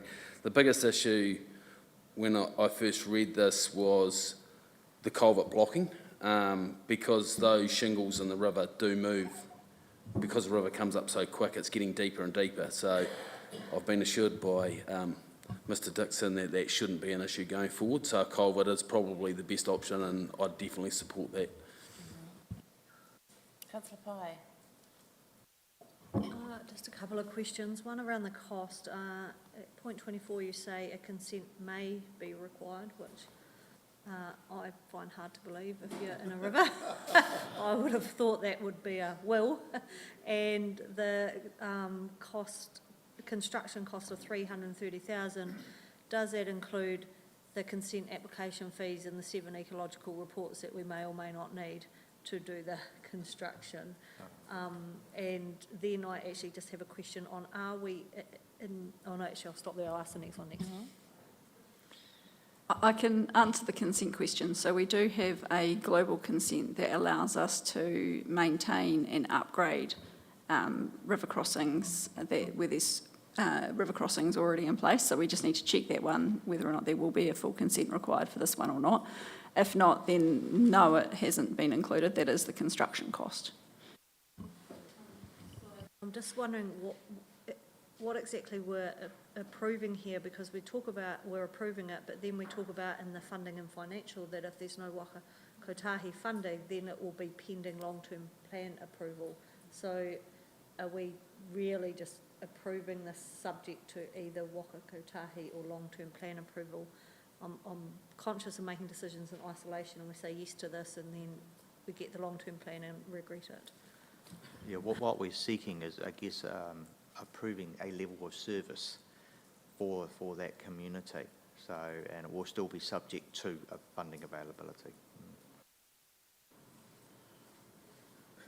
So, sorry. Yeah, look, I sympathise with them, and I know Gavin's their representative, but to me this is a bit like the gravel road situation out the north of Timaru. I mean, 6,000 a year versus 230,000 or 330,000. I mean, it doesn't make financial sense, and we're going to have every community that's got a complaint with 10 people lining up at the door. We've got to be sensible about some of this stuff. You know, they've chose to live there, Gav, and gone across the road. And unfortunately, I know there are weather events, but $6,000 annually versus 330, what's the interest on that, Mr Booth?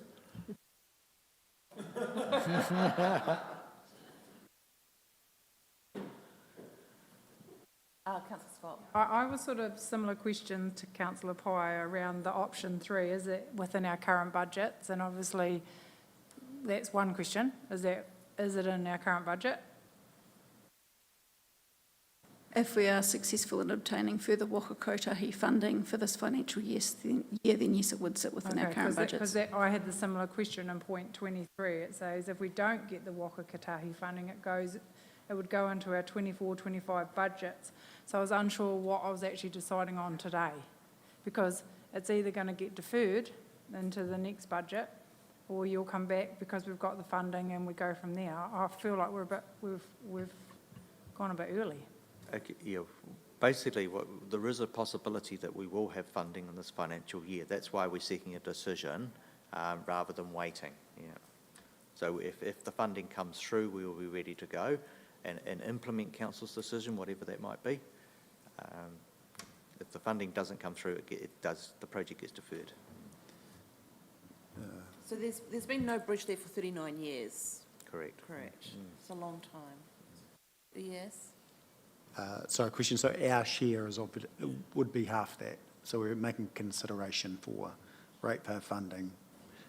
For, yes, 49% of the total cost. It won't be loan funded at that level, will it? It's an improvement, so it's a capital project. So it is a capital, so it's loan funded, is it? Yes. Yeah, okay. So you're making it for half that 165. It was Yes. 330, yeah. And just to respond, yes, there has been, it's been a while since there's been a bridge there. There are still 2 residents that live on the other side that were there when there was a bridge.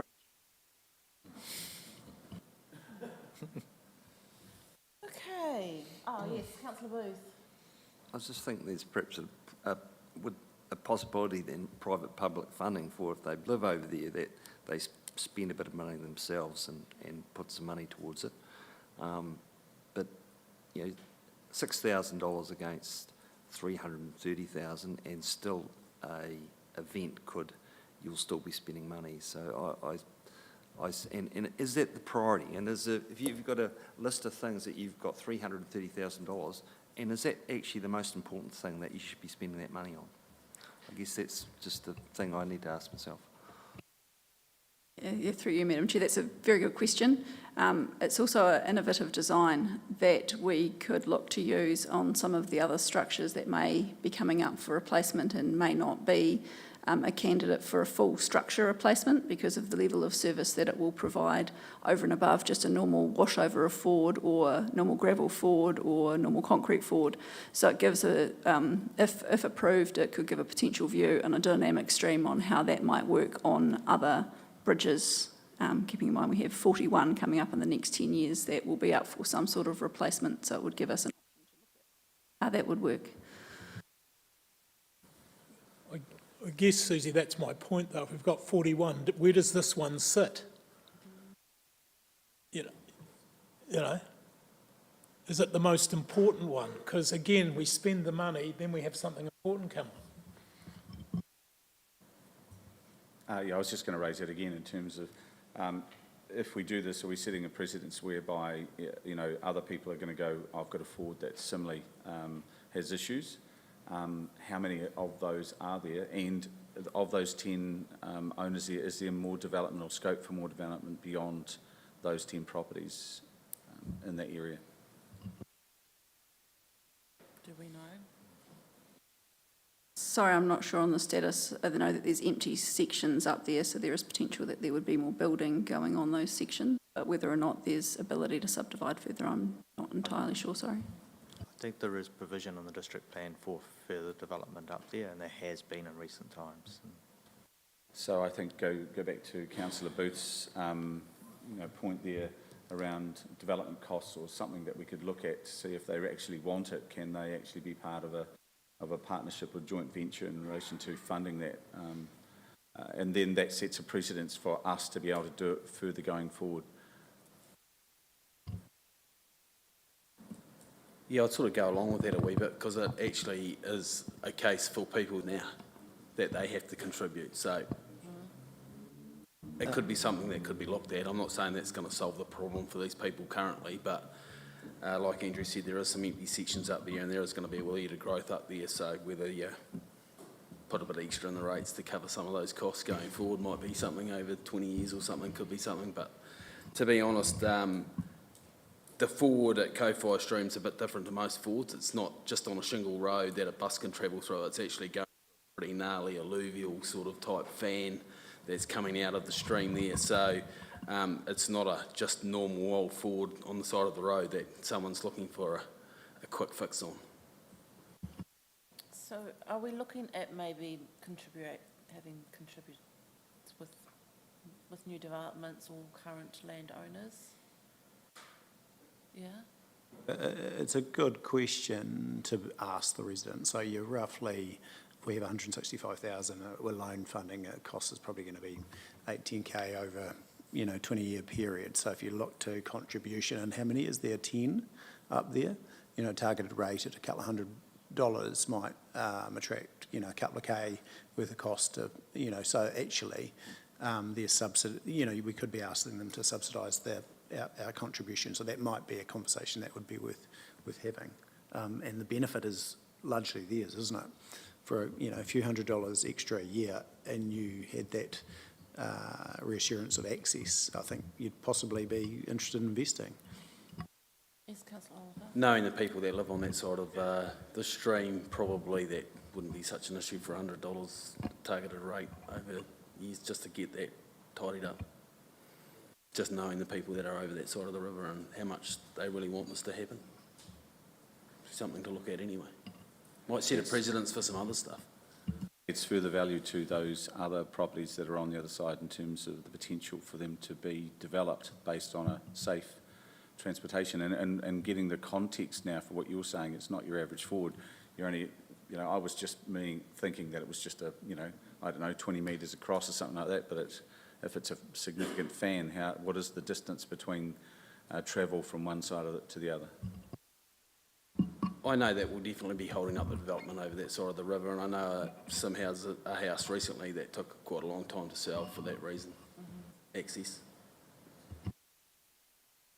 Yeah, so it's, to answer your question, Councillor Burt, it's not a long crossing, but due to the slope and nature of the crossing, you've got quite a drop in and climb back out, and quite often it is soft following a fresh, so we might not have had much rain here or even Geraldine, but that will have been an active forward, so it will divert resources from other projects or other maintenance works.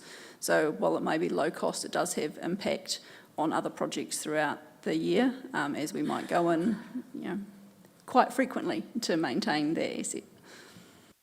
If we're going to culverts, it's going to require, if that's the dynamic, it will require a lot more maintenance to keep those clear. So the culverts themselves in an event would top over, so the bed and the water would, in a big event, would just go over the culverts, and the rest of the time the provision is for the culverts to be big enough, and Adam might correct me here if I'm wrong, that the bed load will generally be able to move through. Yeah. So, just to get us moving. Yes. Just thinking about recent events up there, they had a recent event up there that had 95 mils of rain in almost an hour and a half that flooded out most of the township as well. So they are susceptible to quite heavy thunderstorms and deluges that we don't normally see in the township of Geraldine or surrounding areas. So they are a bit susceptible to some of those weather events that normally we don't see. So something to... Thank you. I'm going to put a recommendation forward to see if we've got any interest in the Infrastructure Committee recommend investigation into development property owner contributions policy for multi-cell culvert structure. Is that any good? No? Well, I think, or agreement. I'd prefer to see a policy across the district. Because the risk is we have a policy for this, which I think is potentially a good solution, but what if we suddenly have 50 of them? So I'd like to see the development of a policy that's district-wide, and once again, I'd rather make this decision along with every other project that is just as, great in the LTP. I'd struggle with making decisions in isolation. So I think what we're talking about here is along the lines of our seal extension policy, which does have that provision for financial contributions for a project to happen. Yes. Does it break down through a targeted rate? Does it go that far? Or does it need to go that far? I guess my question is, as far as sitting within the policy, because this could be a solution for a lot of things. Yeah, I think targeted rate's a little bit outside my expertise there, but I know targeted rate would have to be implemented through a long-term plan process. Yeah. Councillor Booth. I'd just like to suggest that we move option 1, but then obviously look at go back to the parties that are affected and see what their appetite is for contributing towards the costs. I think that's quite important. Okay, so you want to put a motion forward for option 1? Would you consider putting a second recommendation forward regarding the development of a contribution policy for Timaru District Council? Can we include that in the same? Yeah, I would. I guess it's you need to have a priority list of where that money is best spent. I feel a bit like Councillor Pye, it's like we're just picking and choosing, and we need to have some background and behind that and a priority list, and obviously how we come about that. But so you prefer to stick with just option 1 as a recommendation that you move? Yeah, yep. Okay, so we've got a recommendation on the floor, a motion. Any discussion? Yes. Just with the seal extension, it's 50%, isn't it, Andrew? That's correct. So, I mean, we need to be real about a bridge. It's not going to be $100 a year because 10 residents, that's $1,000. Our admin costs will be that. I mean, that's the only danger is before we go and discuss with them, we actually need to, through Andrew or something, come up with a reasonable amount that pays part of the costs, surely. No, yeah, agree. And that's why I used that example. I think if there was 10 and it was a couple $100, that would get you to about 25%, roughly, just doing the numbers in my head. And that's, yeah, I think they're two separate things. We need a decision around this. Opportunities.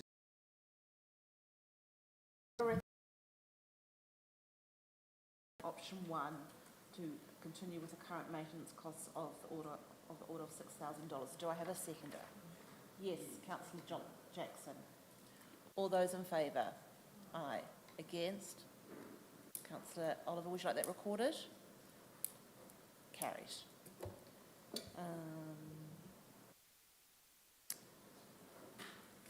Thank you, Susie, and thank you, Adam. Okay. Now we are coming to public excluded reports. And we did want to have a consideration with Councillor Piddington had raised regarding this being in public excluded. Do you want to add anything more at this time? Got that minor nature ones. Yeah, look, I just think it's important the public know why the decision was made and how it came about. I mean, in 2009, we were quoted in the paper, safety issues remain at drowning site. 2015, public warned of safety concerns at Pariora Dam. Earlier this year, Timaru Council plans demolition of Pariora River Dam. We can't suddenly say we're not doing it and not explain why. If I could answer here, the reason that this report has been put into public excluded is because we have attached the Audit and Risk Committee report, which was considered in public excluded. So that is the reason. Yeah. So an option would be is that we discuss this in public excluded, and then once our decision is made, we release the report but not the audit, the attachment. And the decision. We release the decision. Yeah, and release the the paper report. and the decision, but not the attachment.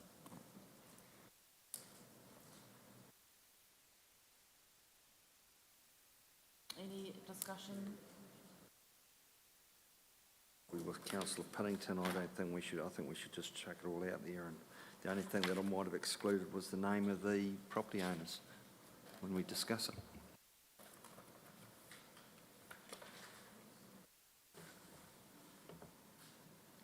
I've just got a question though. Are we bound by Risk and Audit's decision or can we change it?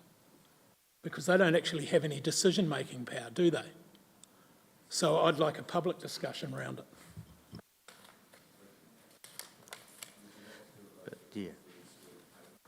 Sorry, Councillor Burt, can you put your mic on, please?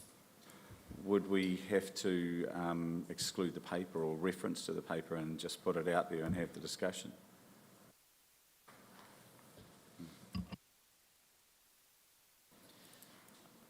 the issue is the Audit and Risk Committee report was considered and public excluded, and I don't think we have the right to actually move that into the public environment.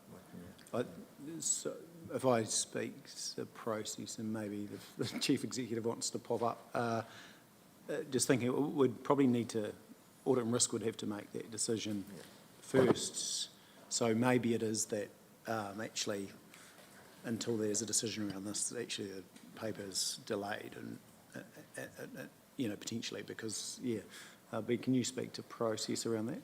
Yeah, thank you, and through you, Madam Chair, to you, the Mayor. I think, I'm just trying to think whether you have the authority, because Council certainly has the right to determine, that's Council, but this is a committee of Council, and even though it's all the elected members constituted as Council, Council certainly has that authority. I think the issue is that it was considered and public excluded, and Councillor Booth has noted a point that there are names there, but the report was written in a way so that there's a separable portion, if you like, that can be brought out into the public and the matter discussed while still observing the privacy of the matters that were canvassed in the public excluded environment and audit and risk. So I think you want to think carefully as a committee about that, about overriding audit and risk who did consider this matter and thought it should be heard in public excluded. But you could, I think, because if you look at the report, I mean, a lot of it is there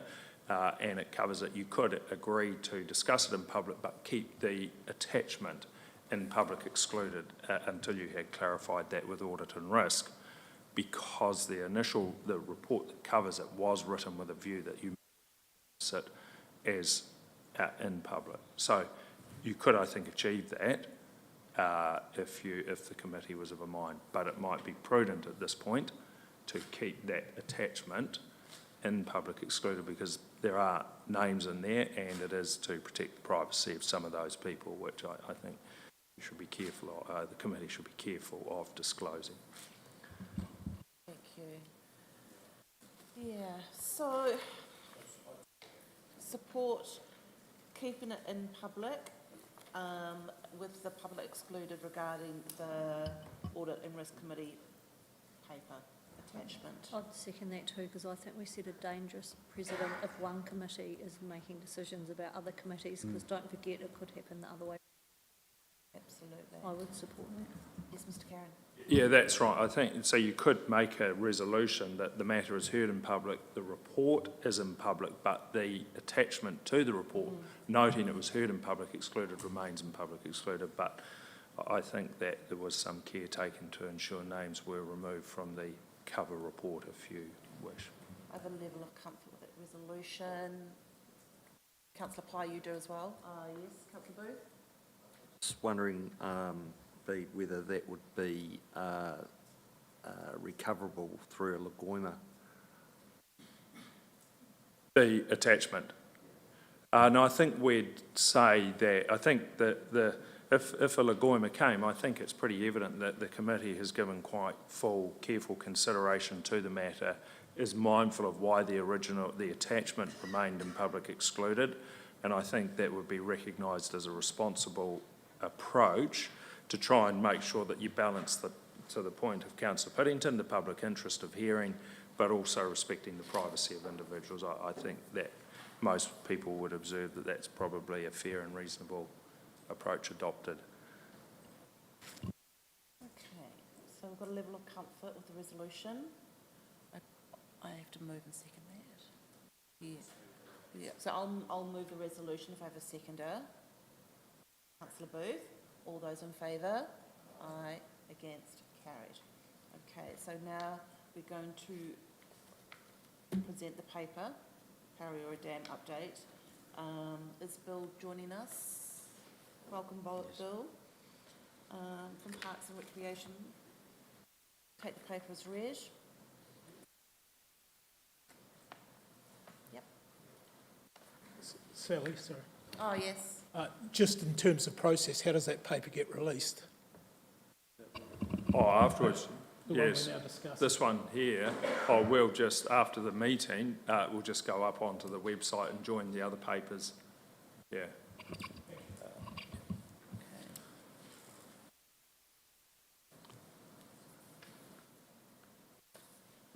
Thank you, Madam Chair.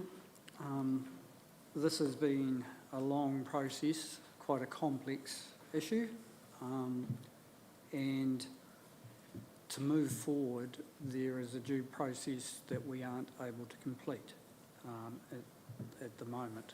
And so we're faced with two options, either pursuing it, which will be a long drawn-out process, or saying that we will not actively pursue removing the dam and continue to monitoring it. We have upgraded signage recently, and so there is a suggestion that over time nature may prevail, and gradually the dam may break down in periods of high flow when there is no risk to property, and a gradual trickle of the gravels that are retained upstream. A concern for a number of people is a big rush of shingle moving downstream.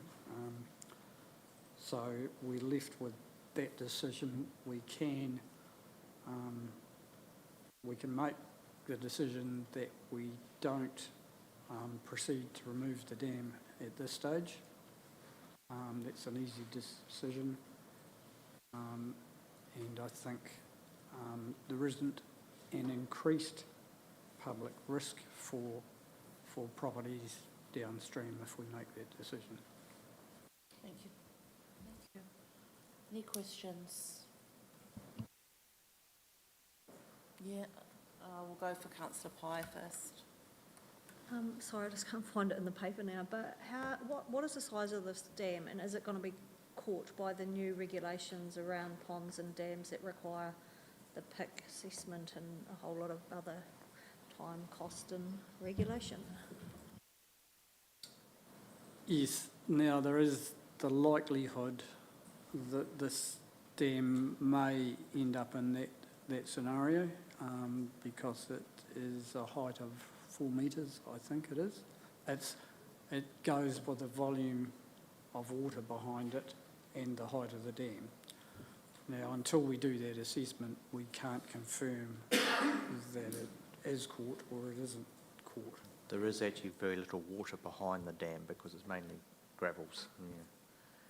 So when are we going to do that assessment? Because that will make a major factor in a decision to keep the dam or demolish it, because if it falls within that category and it needs to meet a certain standard, that is going to come at a huge cost to maintain it there. And I think perhaps we need to undertake that assessment and bring it back to council. We are getting that work undertaken, that assessment done, but it is indicating that we probably will not have to do too much in the way of compliance to meet those standards, given the fact that there's a very low volume of water behind it and being a decommissioned historical structure as well. But there will be some ongoing monitoring requirements, and there'll be no doubt about that. Do we have a timeline for that report? Investigation? No? Not at this stage, no. Right. We will get that, follow that up with Riley Consultants. Councillor Booth. Happy to move option 1. Okay. Any further discussion? No, I'm happy to second it, and if there's further information to come back, it'll come back, and then we'll consider it in due course. But the key thing is that the signage is regularly checked, and I believe that's been put in place in regard to following up with that. Yeah. Thank you. Yeah, look, I guess I don't know whether you can answer this, Bill, or not. For 15 years, it's been reported. My time when I reported on council, it was a safety issue. Why has that suddenly gone away? It's a matter of severity and likelihood if you look at all risks. But it's also an ability to do anything about it. And we're in a situation where at the moment we're caught within a process. But I think there were perceptions early on that it was an extreme hazard. Some views are that it's not possibly not quite as high a risk generally, but I'm not sure whether that answers your question. I'll just perhaps expand on it a bit. And it was during the stakeholder meeting which we had out at the dam, an important point was made that there was actually a fatal crash on the Home Station Bridge, but we're not removing the bridge. This is a similar situation. We had a fatality on this dam. Should we remove the dam? I think it was a case of people taking the approach of eliminating the risk rather than managing the risk. And this is where our view has changed, that this is about managing it. Yes, Mayor Bowen. Because if we go back, and you might not be able to answer this, but when there was that fatality, was there any signage at that time? It was just a recreational use dam, wasn't it, I assume? No, there wasn't extensive signage. There is very large signage. There's signage at the waterways. It's just been updated in the last month. So there is, since that time, extensive signage. It is monitored now to see if the dam is deteriorating, where that didn't happen previously. So there's a few things that are in place that weren't before. Okay, so we have, oh yes? Sorry, just one last question, Bill, follow up. On number 9 though, point 9, Riley Consultants are concerned around the dam's structural strength and whether remediation options should be considered. Are we considering them, or are we just ignoring them as well? The process to do anything is the same, whether we remove it or upgrade it. And at this stage, we're not able to do that through the procedure that we would have to follow. So, yes, My question would be, what has Waimate District Council got in their budgets for this? Because it's not just solely, and it's not even on our land. we have approached them, but at the moment they have nothing in their budget.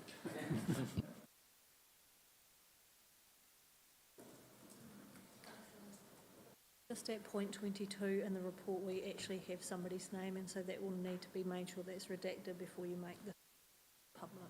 Thank you, Councillor Pai. So just to clarify, so Riley Consultants have progressed with an investigation, but are we still waiting for further work from them? We're waiting on some further advice in regard to the dam regulations, and those regulations haven't been published as such yet, so you've got to wait for that, and then we'll get the advice on the implications. All right, so I'm going to move forward with the recommendation that has been moved by Councillor Booth, seconded by Mayor Bowen, is that the Infrastructure Committee endorses the option to leave the historic Timaru dam structure in place to monitor dam condition and ensure that hazardous signage is in good condition and visible to mitigate public risk. All those in favour? Aye. It's carried. Yes? Can we have an action on this committee, though, that we get that regulated report back, so it just doesn't get lost, and in a year's time we've forgotten about it, please? We can add that onto the action register. Right, so now I'm just going to backtrack back to point 9, which is consideration of minor matters. So state update on State Highway 1 Ashby to Showgrounds requested by Councillor Booth. Any takers? Look, Sorry, I want to vote against that. Oh, you want to, oh, sorry. I want it recorded, thanks. Because I still haven't had a decent explanation why we're not doing it. So I think that's been covered in the press release that was sent out, and that's their update, really. That's where they're at, isn't it? That is, yeah, basically, yeah, there is some water issues, there's soft spots, and they're dealing with it. We haven't got a solution yet. Anything further, councillor Booth? So what, have we got a leaking pipe under the road somewhere, or what's the problem? So was that with councillor Booth? Got a leaking pipe under the road? We don't believe we have, no. We think it's spring water. It's coming down. We have recently renewed our water mains along there, so, yeah. So is that going to be like that till Christmas? I don't know the program. It's a Wakatahi project, and they will have to address that soft ground and water problem before they actually put the new seal down. The newspaper article said during the week that they're waiting to seek a solution on how they're going to fix it. They don't actually know yet, so once they know that, it'll probably happen. Yeah. All right. Okay. Thank you for your attendance. Close the meeting at 1:10.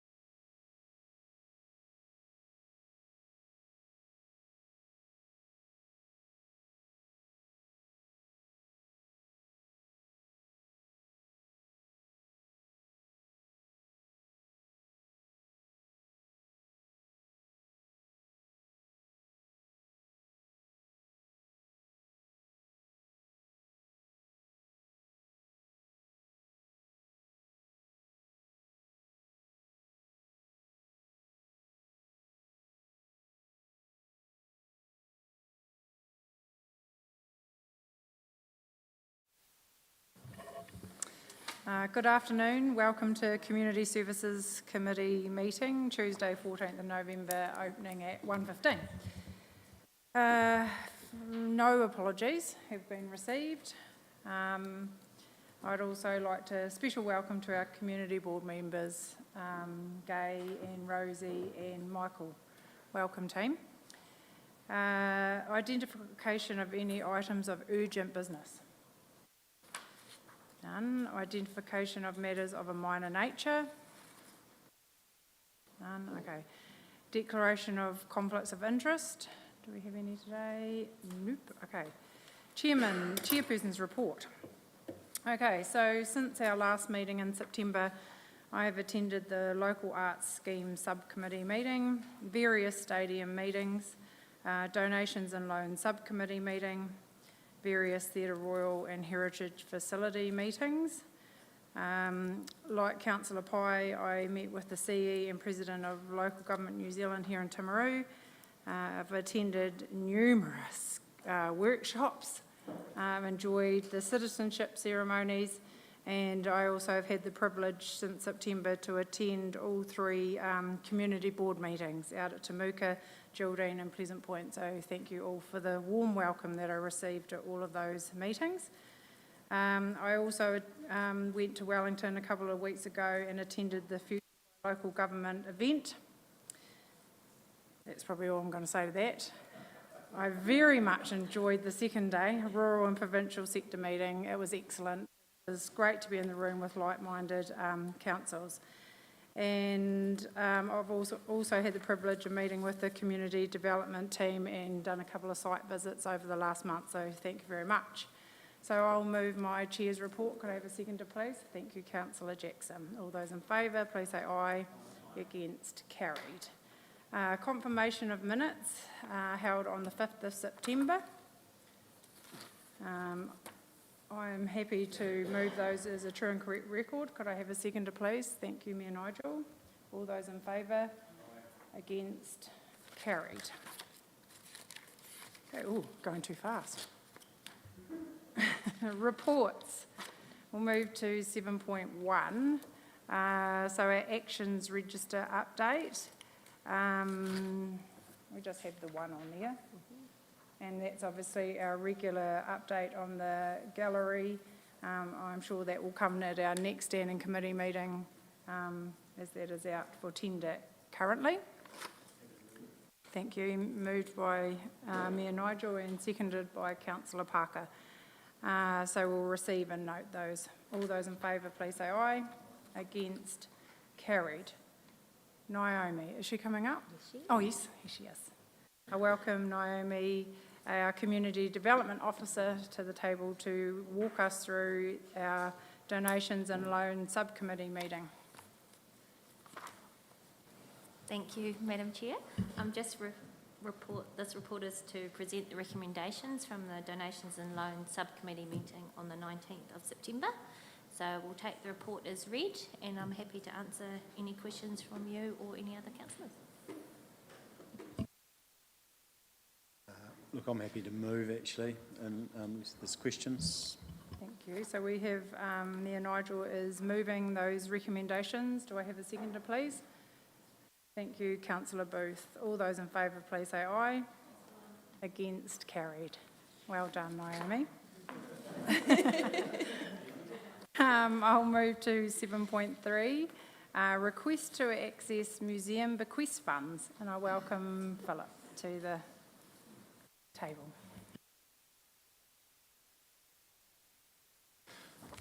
Kia ora, welcome. Thank you.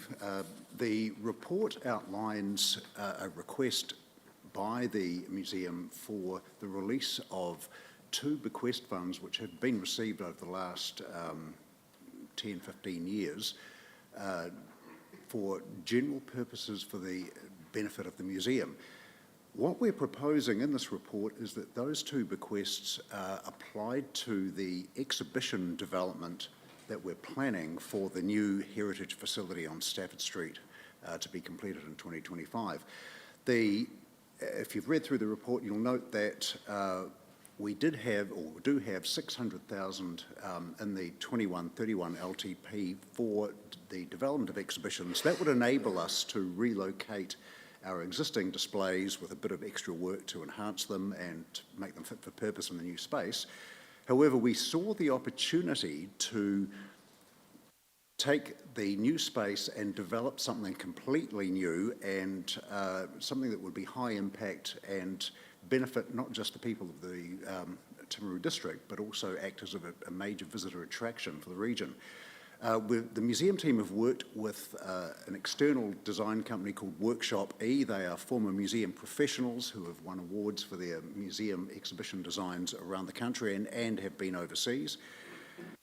And the plan that we have developed, the full concept plan, has been costed out at $3 million, which is a frighteningly large sum, but not beyond the scale for the amount of space we're looking at for the costs associated with a production of this sort. Now, to give you some idea on that, to relocate our exhibitions and enhance them, we're probably looking at about $1,000 a square metre. A high-end exhibition that makes full use of digital technology and immersive experiences is looking at around about $5,500 to $6,500 a square metre. We're looking at a 700 square metre space and $3 million, so that works out at around about $4,500 to $4,800 per square metre, which is certainly within the ballpark for this sort of thing. Now, to get that additional funding, the South Canterbury Museum Development Trust has begun work over the last 18 months on raising funds, and to date has another $600,000, bringing us to about $1.2 million. The release of these funds would then bring us up to the $2 million mark, which positions us strategically for a major application to the New Zealand Lottery Environment and Heritage Fund, to bring us closer to the end result. And that gives us basically between now and June 25 to ensure all funds are in place to finish the job. Are there any questions on any of these matters that I've raised?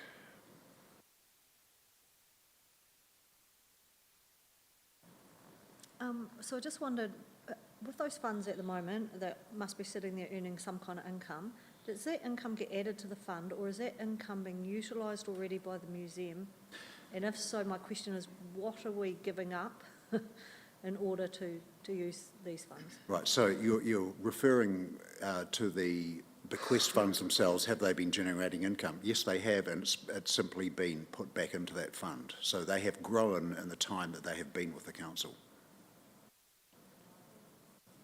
Yeah, it is just the internal rate of return though, so it's low. So outside of this, moving forward, not that a lot of individuals bequest to councils, but we probably do need some policy to support that so we actually get better revenue in the future. But look, I am happy to move this. I've had conversations with the Museum Development Trust. I think they're doing a great job. This will get them to the $2 million mark, I think, doesn't it? And then it's sort of homeward bound in that regard. I would just add that I think a second recommendation should be that we recognise the contribution of Claire Collette and Betty Jordan somewhere in the new museum development, but I'm happy to move that. Thanks. Yeah, I guess my question was about the money as well. So the money's actually sitting in a separate account. It's not part of that big number where we have 20 million sitting in and then we've got 200 million borrowed. So it's really... It's in your reserve list that we've had through council. It sits there, yeah. It's just it's not going to make any difference to the bottom line, is it? No. Well, I mean, technically it will as far as losing reserve, but it is a specialised reserve. Yeah, through you, Madam Chair, the Mayor's quite correct. And the auditors go through that list and look at it and check that. It doesn't sit physically in a separate bank account, but it is actually specified as a reserve, and the auditors check those reserves to make sure they're there. That's part of what they do when they're doing their assurance. So it is accounted for as separate funds.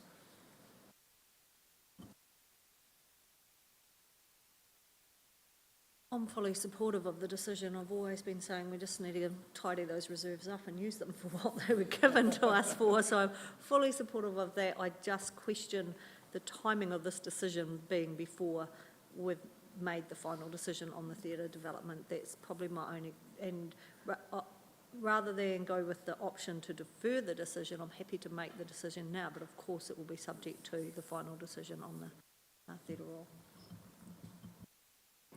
Yes, and I agree with that.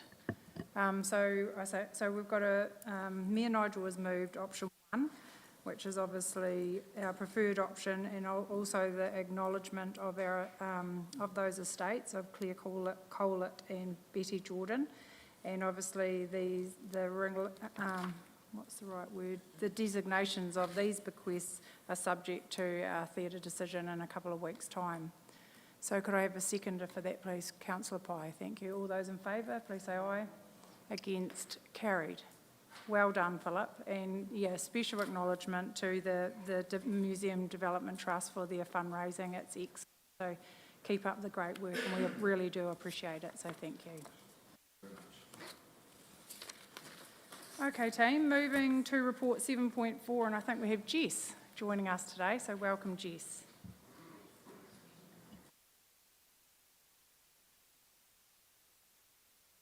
Kia ora koutou. Thank you, Madam Chair. This report is to update you on community development activities, and I'll take it as read and happy to answer any questions as best as I can on behalf of my manager. I just had the one question, Jess, sorry, just around the Safer Community Strategy. My first question is, how often is this reviewed? And my second question is that there's no date on the strategy, so I just wondered, why not? I think that's probably just an error, that we should have a date on it. And I'm not... Beth, do you know how often that is put together? I can speak to the previous Safer Community Strategy, which was, I think it was drafted in 2020 or 2021, and it was only very much in draft form.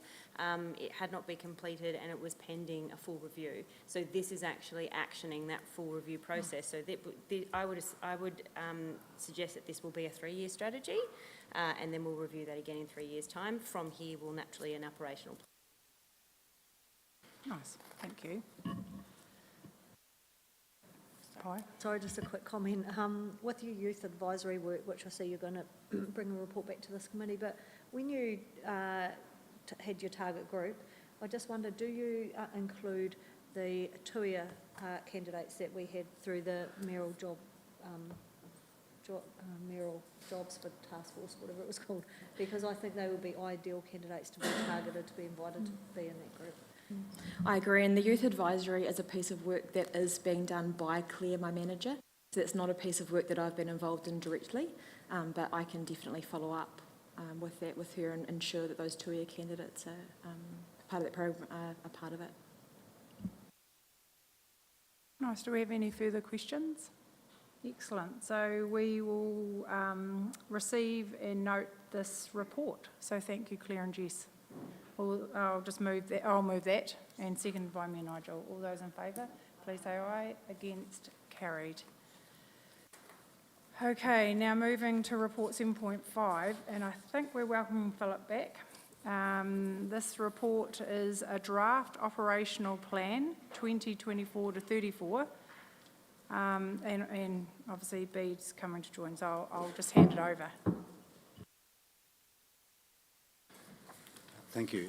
So the draft operational plan has been under development with myself and also Nigel Ingram, who has prepared this report, and then it's been put up for today. And of course, Nigel is no longer with us as of last week.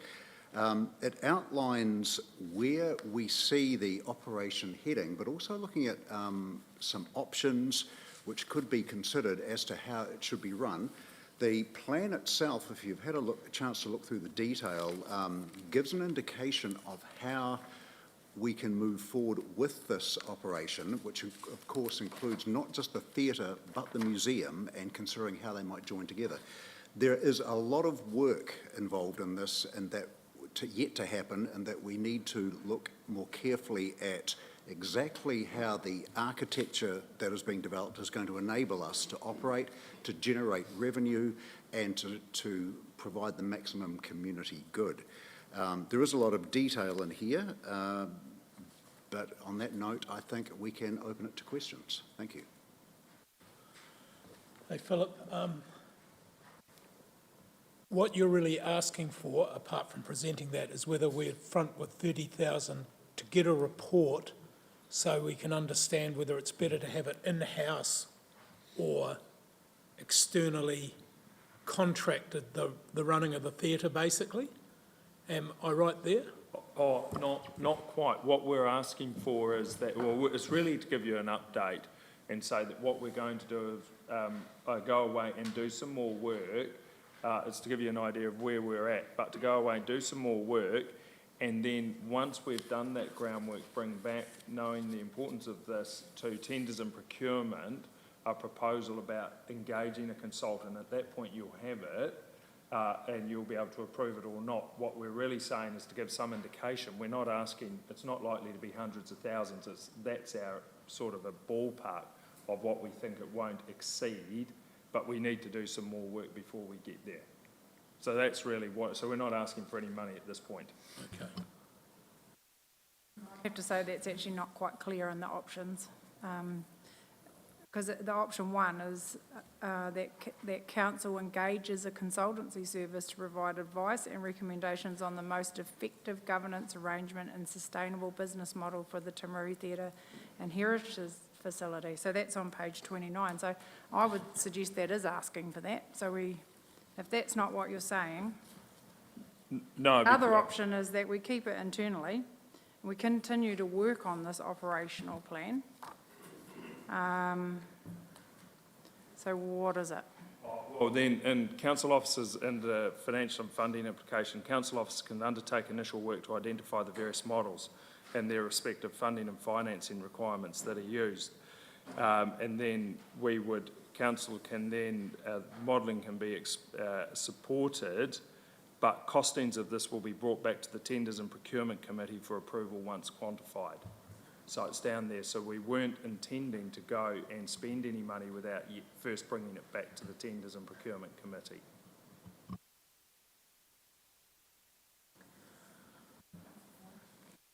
Probably just like to express my disappointment that we didn't have a document like this when we were asked to make a decision on the Theatre Royal back in December last year when we were relatively new councillors. To be fair, I would never go to a bank asking for money to buy a farm without a budget on how it's going to be run, and that's probably all I'll say. I'll just follow. So just following on, so everyone in the community is clear, we're suggesting to run the theatre operationally, it's about $458,000 a year.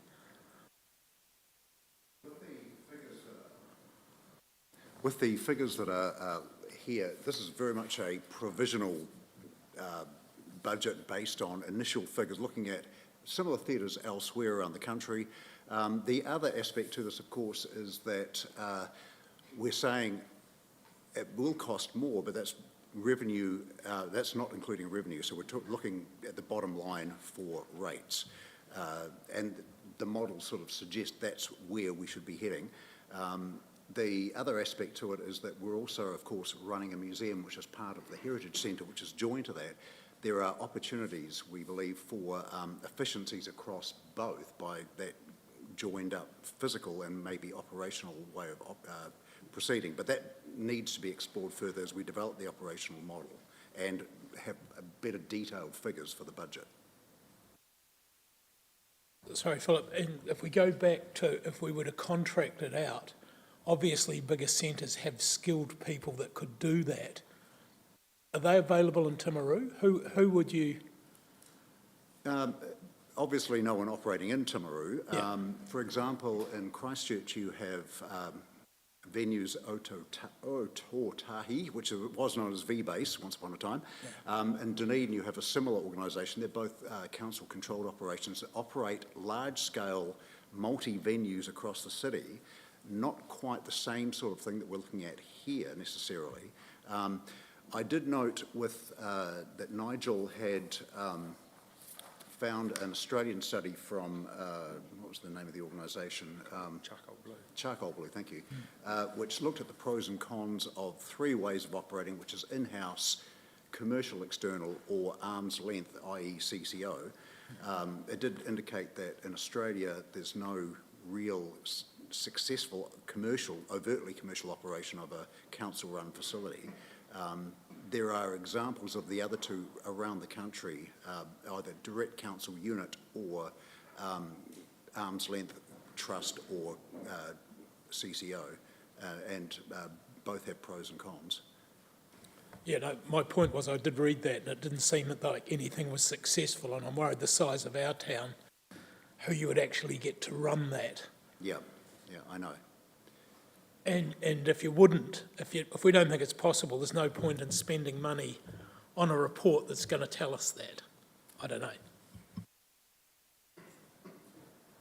Yeah, sorry, through you, Madam Chair. Look, I'm of the same view. I'm option 2, just work with internally. I don't think we should be spending money on this personally. And just interesting around structure, I just think we do have, and I think, largely it's actually operational, the structure, as opposed to governance, but I think there's an opportunity to be quite commercial in that structure, and probably leave that there, yeah. So are you moving option 2? Yeah, I'm here to move option 2. Okay, so the option 2 is to stand up an internal working group to further develop the operational plan. And I fully support that. I feel that the report there, on point 5, where it talks about that 458,000 per annum, does not reflect in the draft funding impact statement. So my calculations is that it will run at a deficit of almost $1 million, and so that's concerning to me. So I think a lot more work needs to be done internally, and this is only the figures, doesn't include the museum. So I'd love to see some more work done on this internally, of some robust operational plan figures. Councillor Booth. Yeah, probably subject to final sign-off as well. Okay. And I guess the other thing, take into consideration the cost of the depreciation, which we'll need to allow for that asset at 57 million. Which I think, my understanding is, all of those financial impact reports are coming to the theatre meeting in a couple of weeks' time. So I presume those 2 things will talk to each other, and that is my expectation. Okay, so me and Nigel has moved option 2, seconded by Councillor Piddington, and it's all subject to Theatre Royal decision in 2 weeks' time. All those in favour, please say aye. Against, carried. Nice work. Thank you, Philip. Thanks. Okay, moving to report 7.6, adoption of age-friendly strategy, 2022 to 2025. And I'll welcome Jess back again. And sorry, Beth, would you just like to introduce Jess? Yes. Jess, sorry, I forgot to do that. Through you, Madam Chair. Thank you, Jess. Jess is our Welcoming Communities, Connected Communities Coordinator, and she's speaking to this report on behalf of Claire Barlow for specifically the adoption of the age-friendly strategy 2022-2025. Hand over to you, Jess. Thank you, Beth and Madam Chair. Yes, so as has been said, just the purpose of the report is to receive and adopt the Timaru District Age-Friendly Strategy, and happy to take any questions, again, as best as I can, on behalf of Claire Barlow, my manager.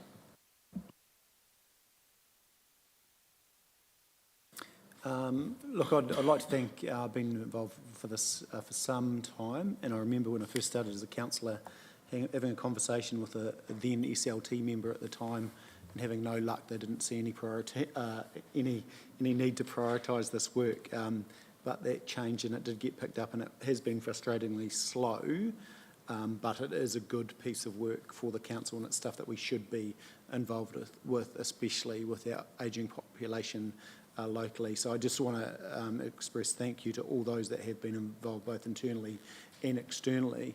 I would also like to add that these things need to be working documents that we actually give some consideration to when we're making infrastructure decisions, when we're making day-to-day decisions. They have to be at the forefront of our mind, and I think sometimes in the front of our agendas we actually should be reminding ourselves some of these things that we do and what we should be considering our decisions based on. But just like to express my thank you to all those involved, and I'm happy to move it as well. Thanks. Thank you. I would just like to echo what Mayor Bowen's been talking about. I've been passionate about age-friendly community for some time, and I couldn't get any traction with our previous mayor, but welcome Mayor Bowen's supportive towards getting this up and running. And myself and a past employer, Michelle, spend a lot of time with consultation throughout the district, rurally and urban, and it's great to get this over the line. It is a living document. One that our community can be proud of and to keep working towards, to ensure that we respect our elders and to make sure that they live in a livable and accessible community. So thank you. Hey, look at us. This is such a good field meeting. Loving it. So I've heard Mayor Nigel has moved it and seconded by Sally. So we will receive and adopt the Timaru District Age-Friendly Strategy for 22-25. Apologies, I just wanted to make mention of one person, and that was Robin Baldwin, who I think we should be making mention of in town, and she was the one that really drove it from a community lens. So just note her involvement in senior sits and then aged concern over the many, many years. Awesome. So all those in favour, please say aye.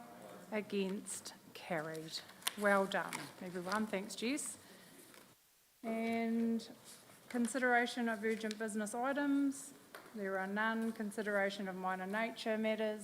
None. So I will close the meeting at 1:40.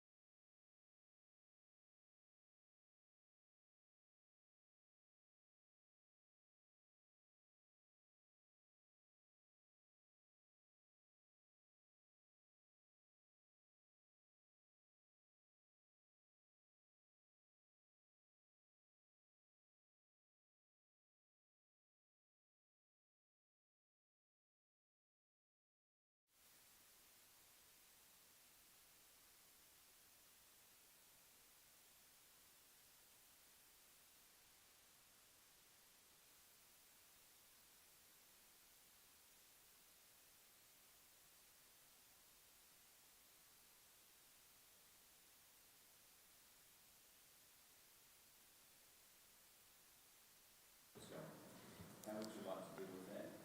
Just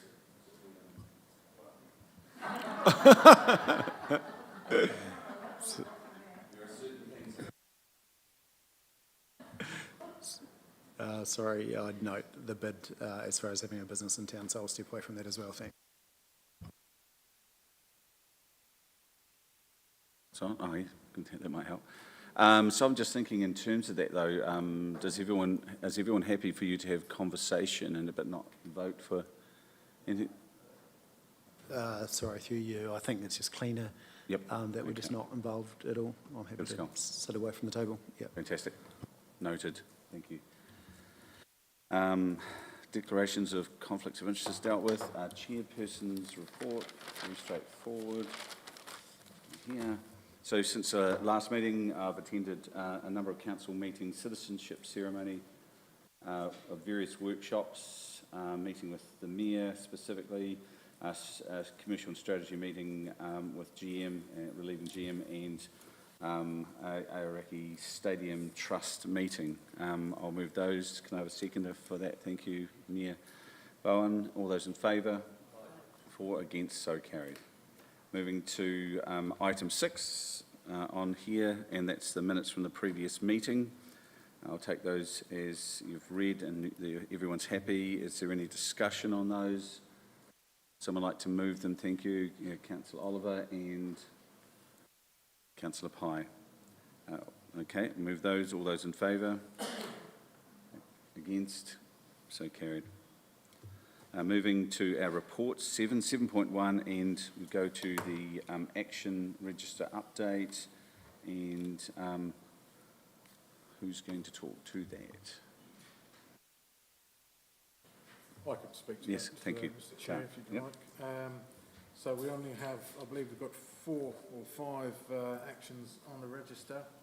The first of which is the adding policy prioritisation schedule to the hub.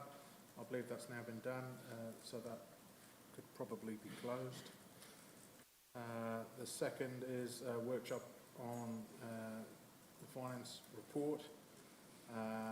Council has requested that workshop and frequently asked questions on the finance report for further education. I believe that's been done.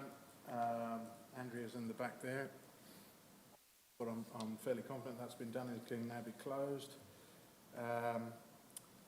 Third on the list is the addition of net interest and net debt effect to our reporting. That has been done and that matter can be closed, I believe. And the final one on here is the scoping for a project delivery team.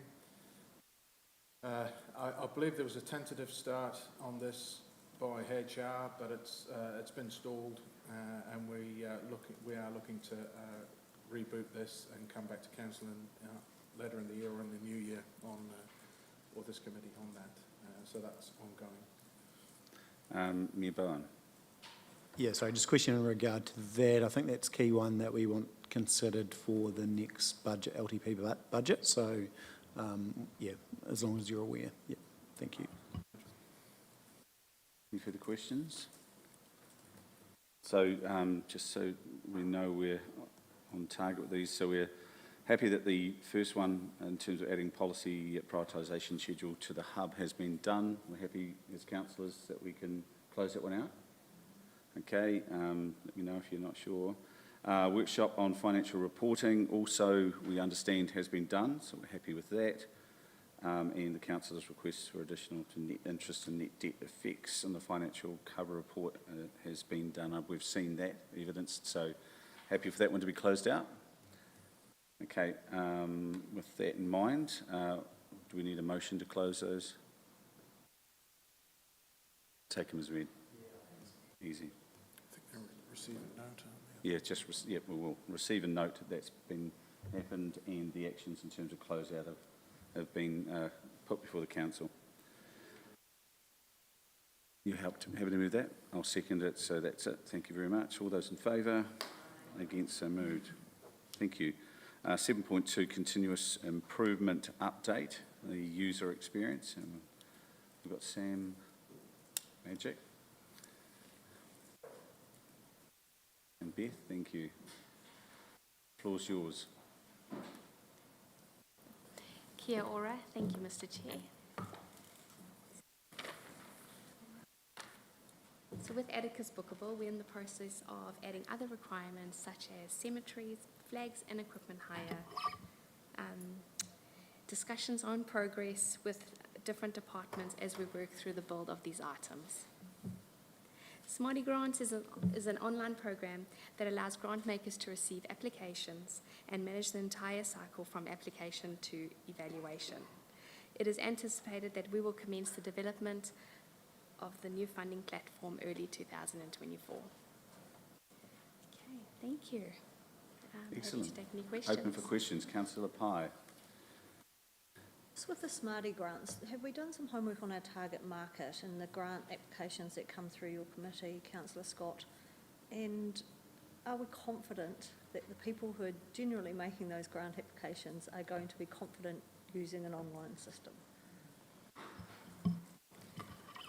In terms of like market scoping, we haven't done any of that specifically, but we're pretty conscious of who we are getting applications from. I have personally used Smarty Grants as a platform previously in the not-for-profit sector, and it's really widely used across councils, funders, philanthropic bodies, and it's a very easy to use platform. I can compare it to other platforms that I've used, and I can definitely say that from a user experience perspective, it's a really easy to use platform. Most of our users who are submitting applications are doing it through the internet anyway. This is just a much easier way to lodge your applications, but also track previous applications. It saves any of the applications that you may have had in the past but not submitted.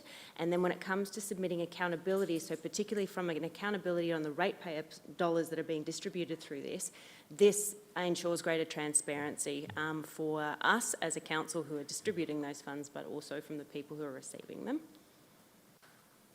Yes, and I would also support that. I mean, in my 12 months of looking at donations and loans that are coming through, these are all organisations that would have used this platform before. Good. Mayor Bowen. Thank you. And we do have examples of AD Halley, which is a different platform, but we're using that at the moment for some other trusts, and it's got a lot of use.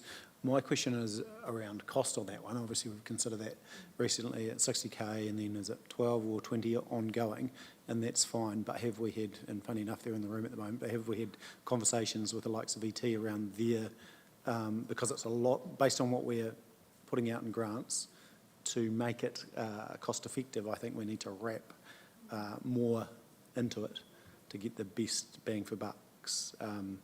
So have we had a conversation with VT, and is there anyone outside of the organisation that might benefit from utilising that resource that we might be able to provide for them as well, such as trusts, Ariki Foundation? Yeah. So I had conversations through you, Mr. Chair. I had conversations with Aoraki Foundation probably about a year ago around this platform as well, and they were quite supportive in considering potentially using that platform themselves. I haven't spoken to Venture Timaru from memory. However, it is certainly a platform that a range of different funders can actually piggyback onto. As I've mentioned before, it's pretty widely used, and so I would imagine that once this is rolled out, it'd be for other funders to share that platform. Councillor Paddington. My one's on public place trading, and I see there's a report coming to us. Will that also include the costs, how many people can be in one site, and how long they can trade for? Is that all part of that report? Through you, Mr. Chair. Yes, we are, as we're working through with our working group with the public place trading, we are going to be putting all those details in a report and submit it. We're just gathering more information so that, yeah.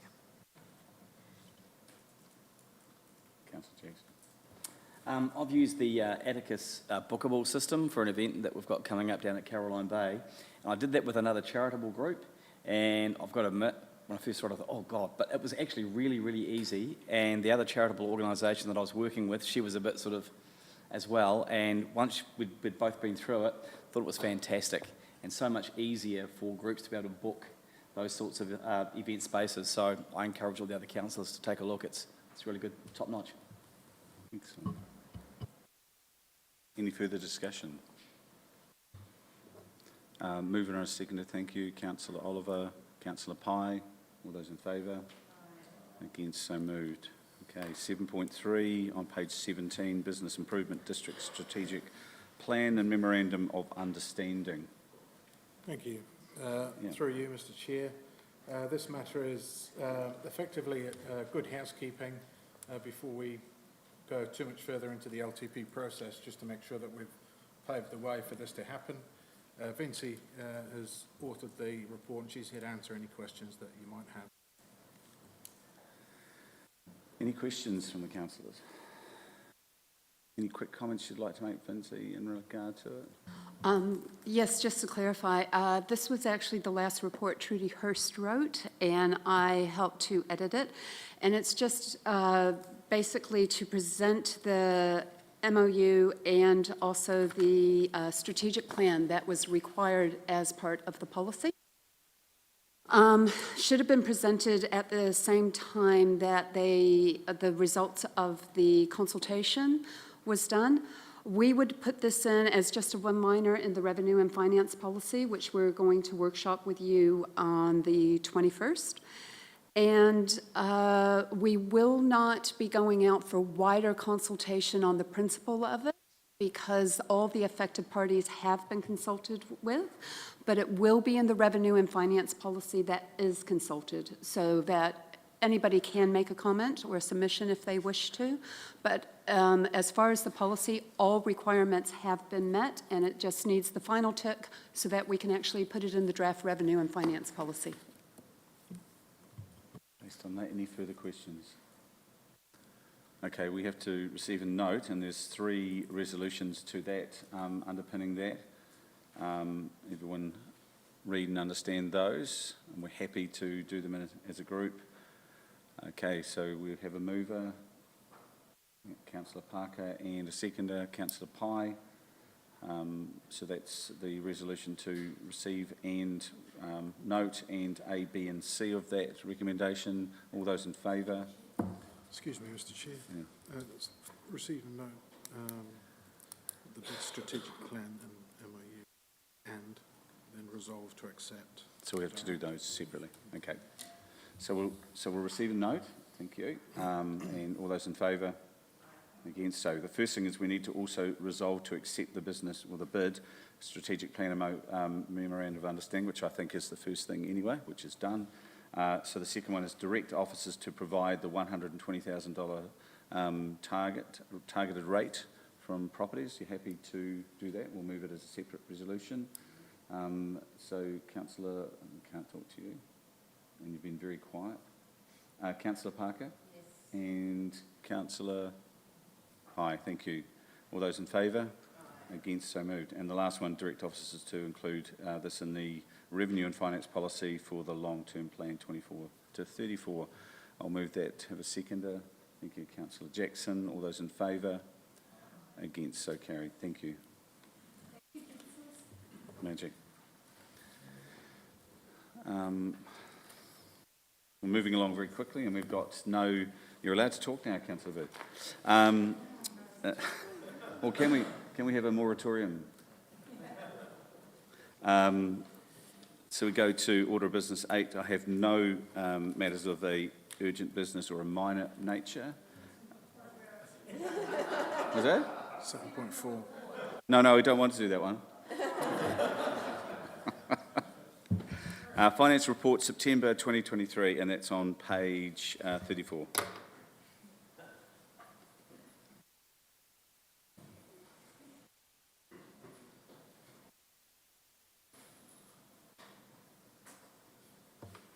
Thank you.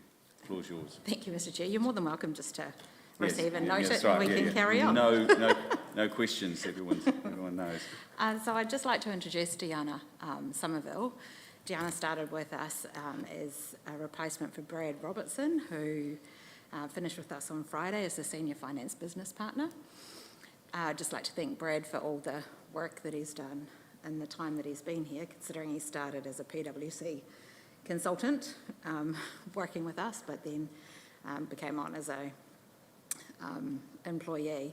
Brad will be continuing with us 1 day a week, purely focused on the long-term plan. Felt it was important to actually keep that continuity going while we work through that massive challenge ahead that we have. So I'd just like to introduce Deanna. So she will be working with us with the long-term plan, as well as continuing business as usual. September 2023 has resulted in a deficit. A lot of that is to do with timing of when revenue is received, considering currently the expenditure is running below budget. Capital expenditure at this point is running above budget, but not significantly. I have seen October results and we are moving into a surplus for October. So once again, there is timing around different things that are happening. So if there's any questions? Questions, councillors? Yes, Mayor Bowen. Two things. I do like table 6 as far as the way it's explained the debt cap, which I think is really good because it's a question that we go to all the time, you know, in our capacity for our GFA funding, etc. My question is around reporting. Are you comfortable, and this probably stems back to the loss in the previous year, are you confident that the information that we're going to be asking questions of is coming through in the reporting now? Because I know we've done a lot of discussion over the last 3 months, and there's been some, you know, significant changes, which is really good. But is there, I mean, you know, the questions we ask now, Andrew, are you pretty confident that, you know, it's going to be sitting in here as far as just having that accurate numbers so we know ahead of time, or, you know, basically within a month or so of the result that we know which direction we're heading? Yeah, so it doesn't come and catch us. So with finishing the annual report for last financial year, we're now in a position to actually move things forward. And so it now gives us a better opportunity to spend more time actually focusing on what's going on, timeliness of reporting and things like that. So this table here hasn't actually changed because we're actually using essentially the budgeted revenue.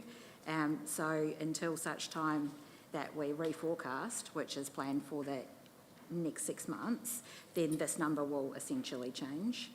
So it's whether or not this table, you know, we want it every time a report comes up, or whether or not it's essentially once we do a reforecast that we then essentially bring it back and then outline where the changes have been.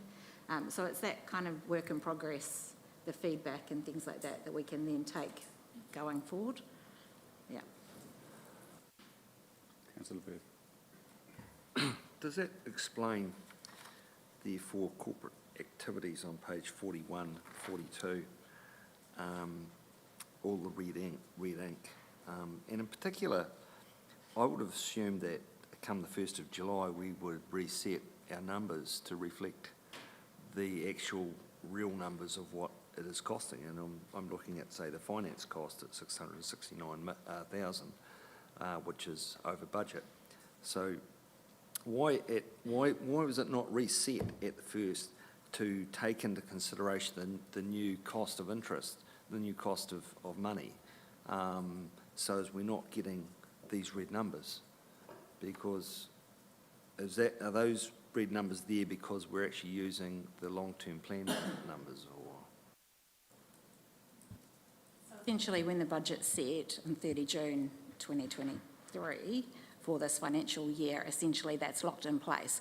So when we go to do a reforecast at the end of December, after we've had 6 months worth of data, then we'll look to essentially adjust that going forward. But interest rates have not, and we would know what our interest profile is, so surely we can work that out, and plus take into consideration what the actual interest rates are, and put them in as of the 1st of July, because they haven't changed much. I guess the thing is once it's locked in place, then that's the budget. So essentially, you would only bring that stuff in once a reforecast is done. To actually do a reforecast is quite a bit of work, and then as obviously with the annual report being focused for the last 3 months, then this will get looked at over the next couple of months to then be brought in from 1 January. So that budget is locked in the 1st of July 23? Yes, it is. Yeah. Yeah. Well, whatever that budget was, it's going to be out around about $2.4 million. And like as I say, we knew, you would have known what the profile was, what our cost of money profile was. So, and also interest rates have actually stabilised, and that was back then. So I'm just surprised that we've got all this red ink. That's all. Sorry, through you, Mr. Chair, does balance with the finance revenue on the previous page.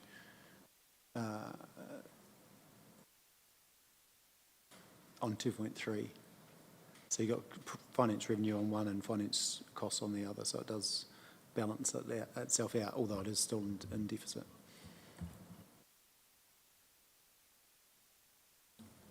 I guess it's still, it's just a number on a spreadsheet that you update a percentage and a number, and it would extrapolate those numbers through, and therefore that number there, we should actually know within probably 20 or 30,000 what it's going to be as of the 1st of July. Okay, so it's an accounting procedure. Is that out of the ordinary with what we do? We've got a set budget and we're resetting at the end of this financial year, and the rest of the council is happy with that. Is a procedure that we've always done. Is there another report we want that has an incremental view on that? We're just going to be heading for another massive blowout. At the end of the day, it's we need to be sure that we're actually rating the ratepayers the correct amount to cover the operational costs of our council. That's part of the local government law, which we need to abide by, and certainly that should have been within Kiwi as of the come the new budget. We've already set the rates. We can't retrospectively go, can we have a bit more? If I may, Mr Chair, I tend to agree with Councillor Booth in that it looks like we just didn't get our budget right. And so if we didn't get our budget right, we need to make sure we're budgeting more accurately in future. And I know what it's like to do a budget, and I'm not throwing stones here. It's just, it is what it is. Yeah. And we're in unprecedented times in terms of crystal ball gazing around a lot of stuff. So, it makes it hard. It's always difficult to budget, but to Councillor Booth's point, I think what he's saying is interest rates have not changed that much since then. Fair enough. I have another question, Yes, if I may. indeed, Councillor Pye. On page 50, with the fees and charges on the waste minimisation, this was an issue all through last year where we had a lot of red ink last year. This year we're 3 months into it, maybe 4, and we're 500,000 out again. Did we not get the budget right, or is this a serious concern because this will translate out to a $2 million deficit if we carry on at this rate, or is there some timing issues in there?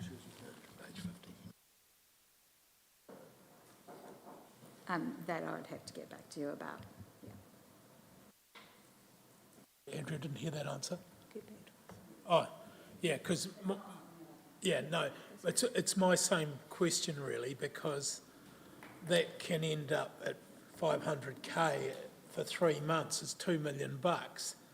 So, did we get it wrong, or we're going to improve? Because that's a hell of a hole that we've got to find savings in other areas. And this is my point this morning. We weren't hard enough on this to start with and got answers, and we ended up in a hole. So to Michelle's point, we need to know, and if that is the case, we need to make savings somewhere else, surely, to cover that loss. So, and to that point, actually, because we did have this discussion at the last budget that we do, and we don't normally out of cycle, but we can actually change the fees. And something such as waste, I think we should be considering more often. So if we are, currently $500,000 down, then actually we need to do some pretty quick analysis. Is this an ongoing problem, and adjust the fees and charges sooner than later? So maybe that's an action item that needs to come out of that so this doesn't become, to your point, a $2 million hole come balance day next year. Fair enough. Councillor Pye. Sorry, I forgot to actually say at the start of that I'm really impressed with the changes that you've made to the reports, and second time in a row that I've had about one question rather than 10, so well done. Fantastic. Any further discussion? Okay, thank you. We will receive a note that financial report for September 2023. Someone like to move that? I'd like to note that but can we have an action point? Maybe as a note to a second recommendation in regard to that waste, because it has been challenging for some years now, and what would the action be? It's not necessarily a report. We can't wait until next year, so we need to know now if there is a hole. Okay, so specifically an action point in relation to that to be dealt with in terms of understanding what's happening behind that amount? What's happening behind that closed door? Yes. No, an action point for, it's probably, Andrea, it's for finance and infrastructure to have a really close look at, but we need to know that tomorrow. Sorry, not asking for too much at all, but you I think you've obviously, thank you. I can put it in the motion anyway, so, receive a note with an action point around understanding specifics in relation to waste minimisation and the overspend or the budget deficit. So with that extra added in there, Councillor Booth would like to move that. Thank you. And a seconder. Say something. Oh, I was trying to stop you from saying it. I really think that we need to review that waste management contract, and this has all occurred since the change, and ever since we started with the new operator and the new contract, it's continually been an issue and over. So I want to know, I'd like to see that reviewed and have a look at see what's changed, because that's what's driving this. Okay, so let's understand where we're at, because as part of that understanding, that's going to develop exactly what you're saying. Once we get that, we can understand then, do we need to do a full review based on it? Are you happy with that? Okay, awesome. Through you, Mr. Chair. Yes. It is a complex picture that probably Andrew's better placed to answer than I am, but if we are receiving lower tonnage than we budgeted for, there's a silver lining to that, in that we're extending the life of the landfill itself, and that has a corresponding amount of money attached to it as well. So it's not quite as clear cut as it's presented here, that we're just losing $500,000 on fees. We're actually gaining money in other respects, in that we're extending the life of the landfill. So it is a complicated picture, but we're happy to look at it and come back. Yeah, we need to know the full picture, including carbon credit reduction and all that sort of thing. But point well made. Someone like to move that? Mayor Bowen, thank you. And Councillor Pye. All those in favour? Against? So moved. Thank you, ladies. Very good report. Thank you.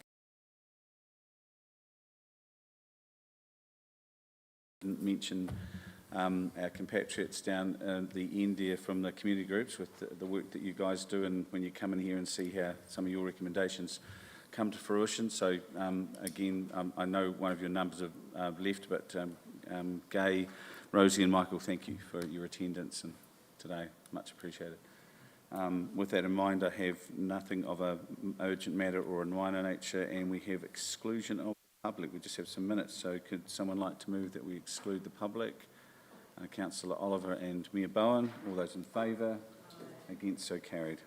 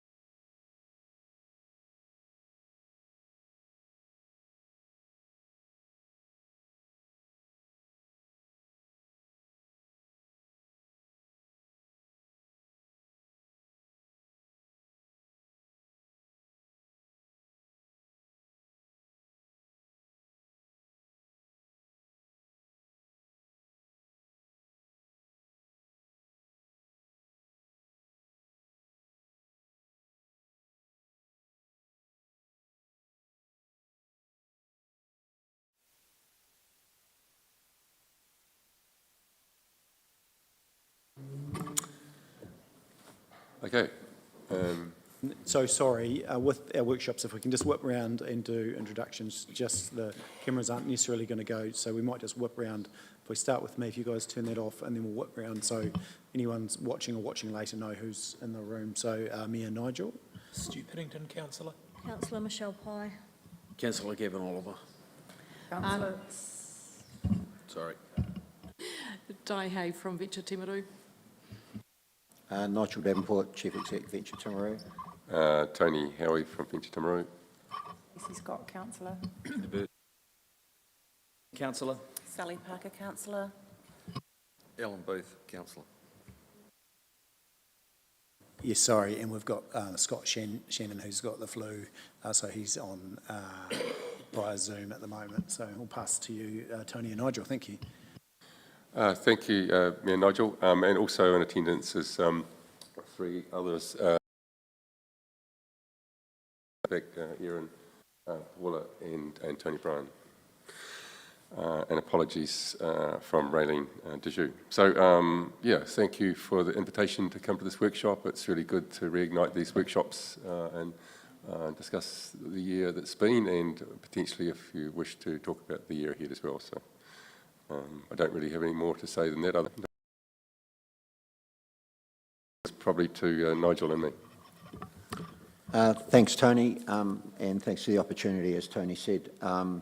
So, yeah, the two documents that were attached to your meeting pack were our quarterly report through to the end of June, which is the end of our financial year 23, as well as our audited accounts. And just a small correction to the audited accounts, just around some of the numbering of the notes have been picked up post the auditor signing them off for us as well. So we'll correct those. Just a brief presentation here. It's only a few slides. We again appreciate it's been a very long day, and it still needs to be a long day, I think, for you all moving forward. And obviously our reports and the presentation here it can't and never will sort of encompass all the work that we do. And we certainly appreciate the opportunity to talk to the Mayor, the elected members, part of the SLT with the CE as well, just to provide that further contents and answer queries during the course of the year. So we thank those councillors. Some of you do that on a semi-regular basis, and our door is always open to the rest of you as well to have a catch-up over a coffee and talk through any specific issues or any specific work streams. So just very quickly, the district overview, the 2022-23 year, which is what we hear about. Yes, we've got a strong foundation. Some of you were here last week when Brad Olsen from Infometrics reaffirmed this. We have one of the most diversified economies or territorial authority economies in the country. We've had some great momentum post-COVID. We've got a really engaged industry sector, that diversity, but it also means that we're big enough and small enough we can connect a lot quicker. And we've had a steady economic performance over that period. Other districts and regions are effectively playing a wee bit of catch-up now, which is seen in some of the figures. So the headwinds to business confidence and decision-making really over the 2022-23 year really hit us all in the pocket, to be quite honest. The inflationary pressures, cost of living, rising interest rates, etc.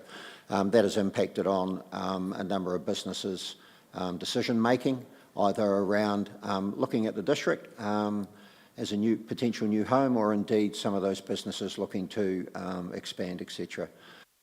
Looming election at the time, tight labour market returning to pre-COVID levels, and the key big one that we spend a lot of our sandpit in is actually those enablers of economic performance and community connectivity around workforce, energy, infrastructure and housing topography.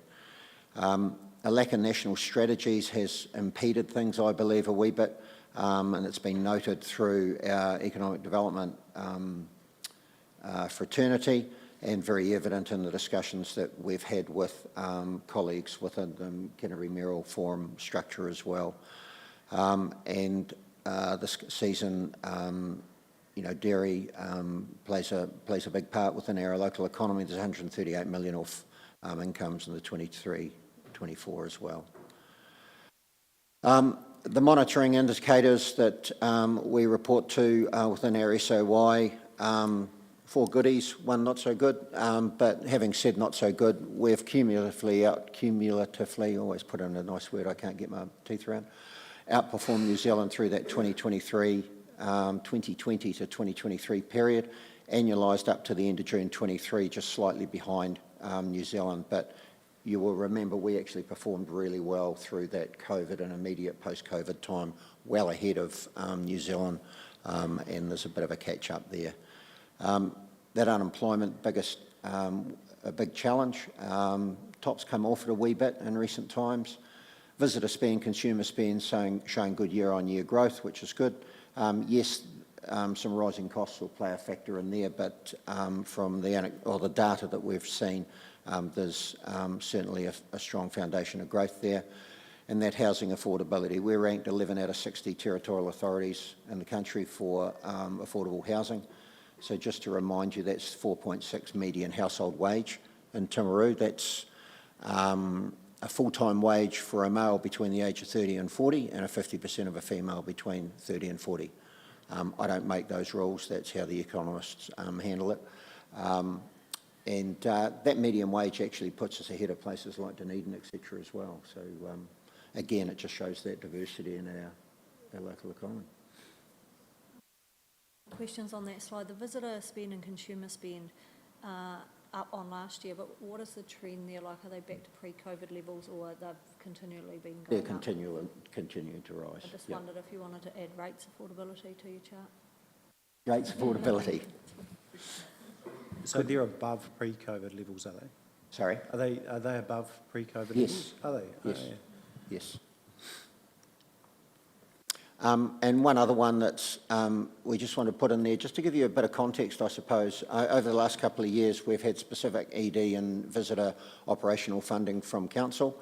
And through that period, with that additional central government funding that we've been able to secure through the likes of the Regional Apprenticeship Initiative, the My Next Move Youth Transition, the funding received through central government for visitor, the economic impact of those 4 new income streams over that period has been close to 19 million to the district. So it just gives you a wee bit of context, I suppose, with a wee bit of, and that obviously is just a very raw calculation against those.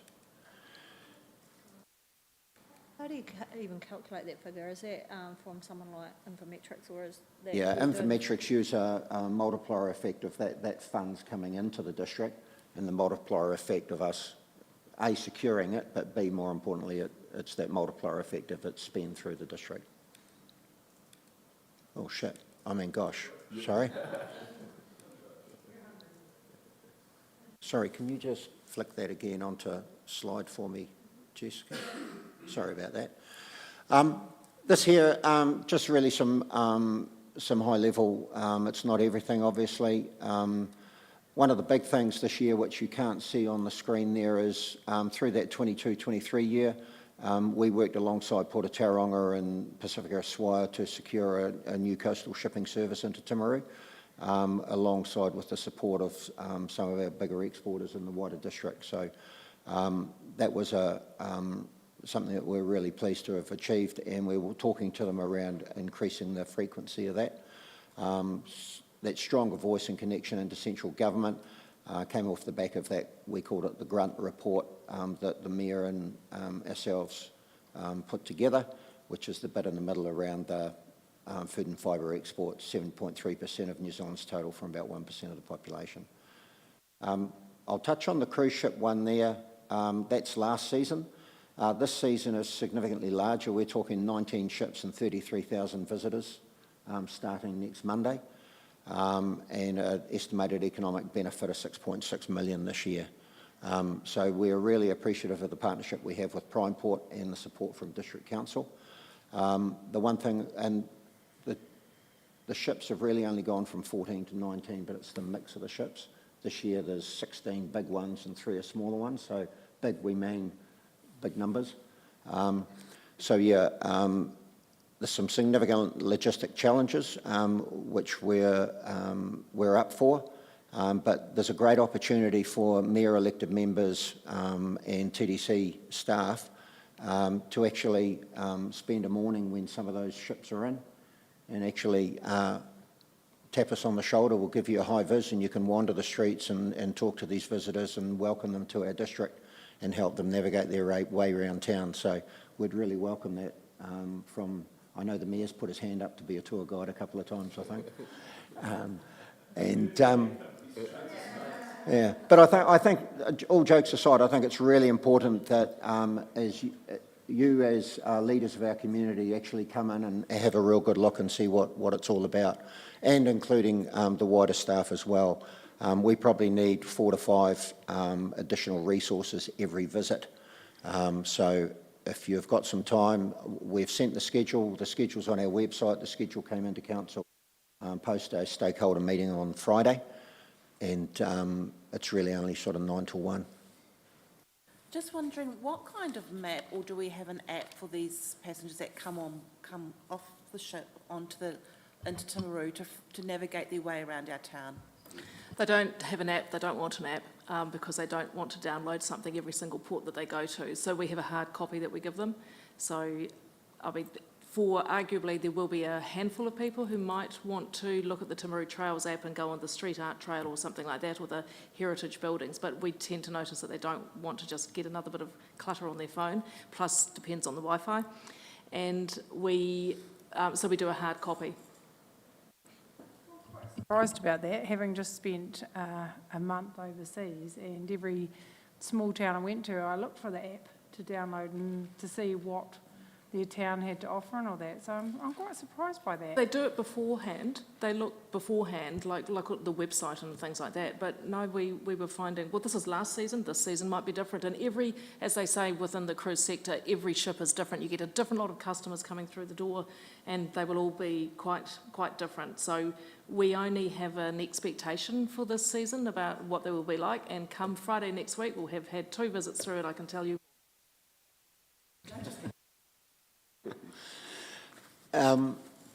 And just a couple of other things on there. Obviously, we've been sitting alongside ECA and Alpine Energy and the wider stakeholders around our energy transition accelerator, so that front-end piece around decarbonisation, that's only one part of it.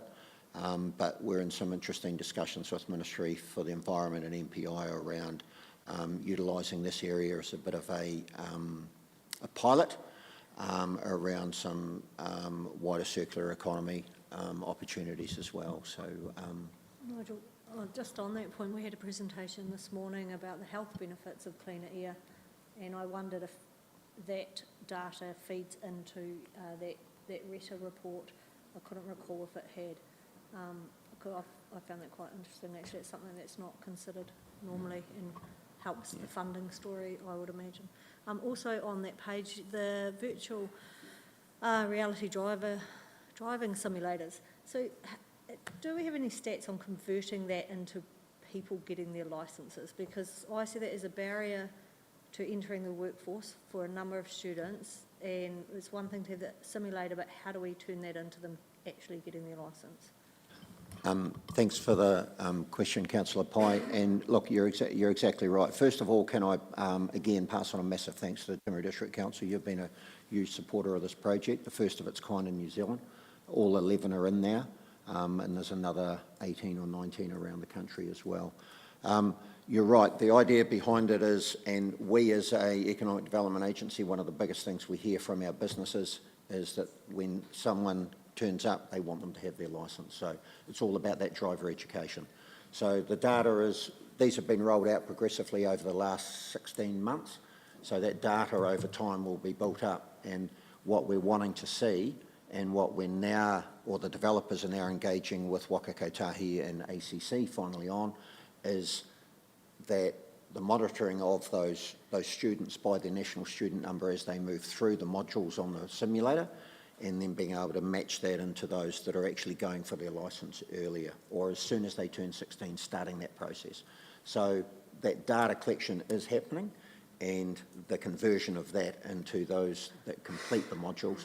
We firmly believe with the developers that it will get to the stage where it might not just be our virtual reality driving simulator, but others, is that new drivers, either those turning 16 or new to driving, will have to have completed X number of hours on simulators as part of their move into.